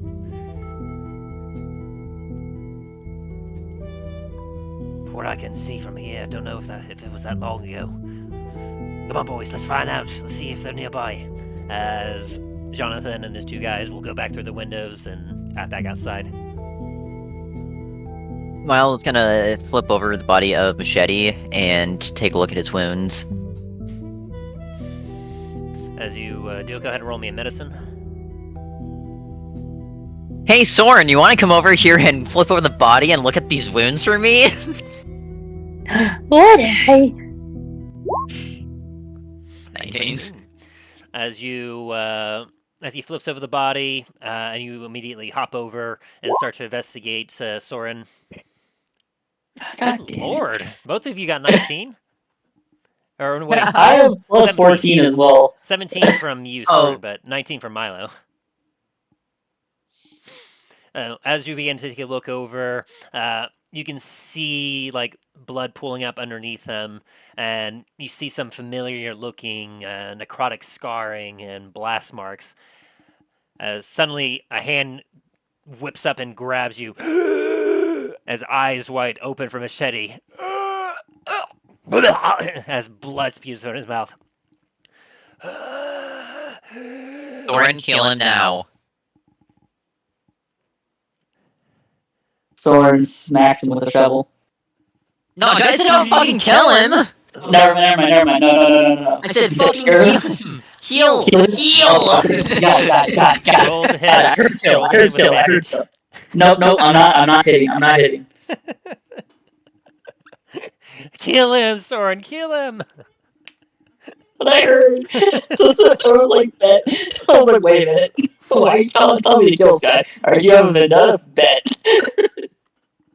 He's like, alright, I've already hit something once today. Soren's out for blood. Alright, let's see. What level do I want to do this at? How badly does he look? With that 17, it looks as if he might be on his last death saving throw. 4th level. Alrighty, that puts it 23 into his body, stabilizing him. You watch a lot of his wounds heal up, including some of that necrotic scarring, as he goes, Blimey! Oh! Are you okay? As Soren's corpse-like face is in front of him. Boy, that Soren, Who in the hells are you? What happened? Where am I? As he looks around frantically. Oh! Soren just stares at Milo and just goes back, looks at his eyes back at her. I'm deaf. No. Give us all your money. Soren, No. fucking knock it off! Milo will swat him on the nose. Oh. Machete, my name is Milo. I am the owner of Comet's Landing. Are you okay? Not really, no. Oh, I think I just about died there. What about me, boy? Yeah, you did. Looks over and he sees the body of his voice. Oh, hells. Oh. You got to watch out. Someone in a cloak, he hit me real hard. Ah, never saw it coming. He was so lightning fast. Dan, can you help me bring this guy back to the tavern? Hey, Uh, gonna like bend down to Machete. It's like, I'm gonna help you just a minute, just to see so I can carry you out of here. oh, Hold on. everything hurts. I'm gonna use so lay on start hands searching and dead give bodies. him 50 HP. Woo! That definitely brings it back up as he... He's like, whoo! Blimey, that's the good stuff there. Hey, helps to helps to have the powers of the ancestors on my side. You gentlemen, That you just saved my life. Machete never forgets to pay a debt like that. Come on, let's go somewhere more safer. Oh, poor lads, as he looks at his 2 guys that were with him. And Soren's creeping over them, investigating. Do I see Soren trying to fucking pickpocket Machete? Perception check. No, he's not over Machete. He's over his dead friends. Alright, well, I can live with that. 16, yeah, you definitely see as with a 17 investigation, Soren, you're able to find that each of them have on them like a spear each. They got some leather armor and like it almost looks like some like a strange, like almost stylized, strangely enough, leather armor. Like it's got some color to it. Like it doesn't look like it should protect or cover as much as it should. And as you take a look, it kind of matches the styling that Machete currently has with his mohawk and everything. Is it magical at all? No. Well, then I don't want it. Alright. Is it magic? so- No, fuck this shit. Fuck this shit, bro. And I will say Alright. with that 16 perception as well, you are able to notice as you're leaving for the protection of Comet's Landing that like, while he does have that scarring, it has that salt watery smell on him. You notice that the other one of the other bodies is not only wet with blood, but almost kind of wet, almost as if he got dunked with water or something, strangely enough. And so, as you make your way back into Comet's Landing, he thanks you so much, like, Machete thanks you, and it's like, blimey, I thought I was done for there. So I heard a noise behind me. I just turned around. My guy was down. I looked around again. My other guy was down. And then before I knew it, I was down. Everything went black. The strangest thing about it was, for a second, I thought I saw you, as he pointed at you, Milo. And with that is where we're going to end the session for today. As you all get Ew. 500 experience points for roleplay and some fantastic investigating. Can I get like 15 instead? No, not yet. Anyway, I'll be right back.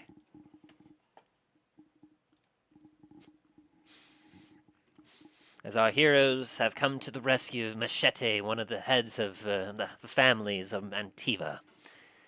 To their shock, it seems as if once again the mysterious doppelganger of Milo has struck. Will the party be able to find this culprit before he strikes again? Find out on the next exciting episode of The Adventures in Dundras.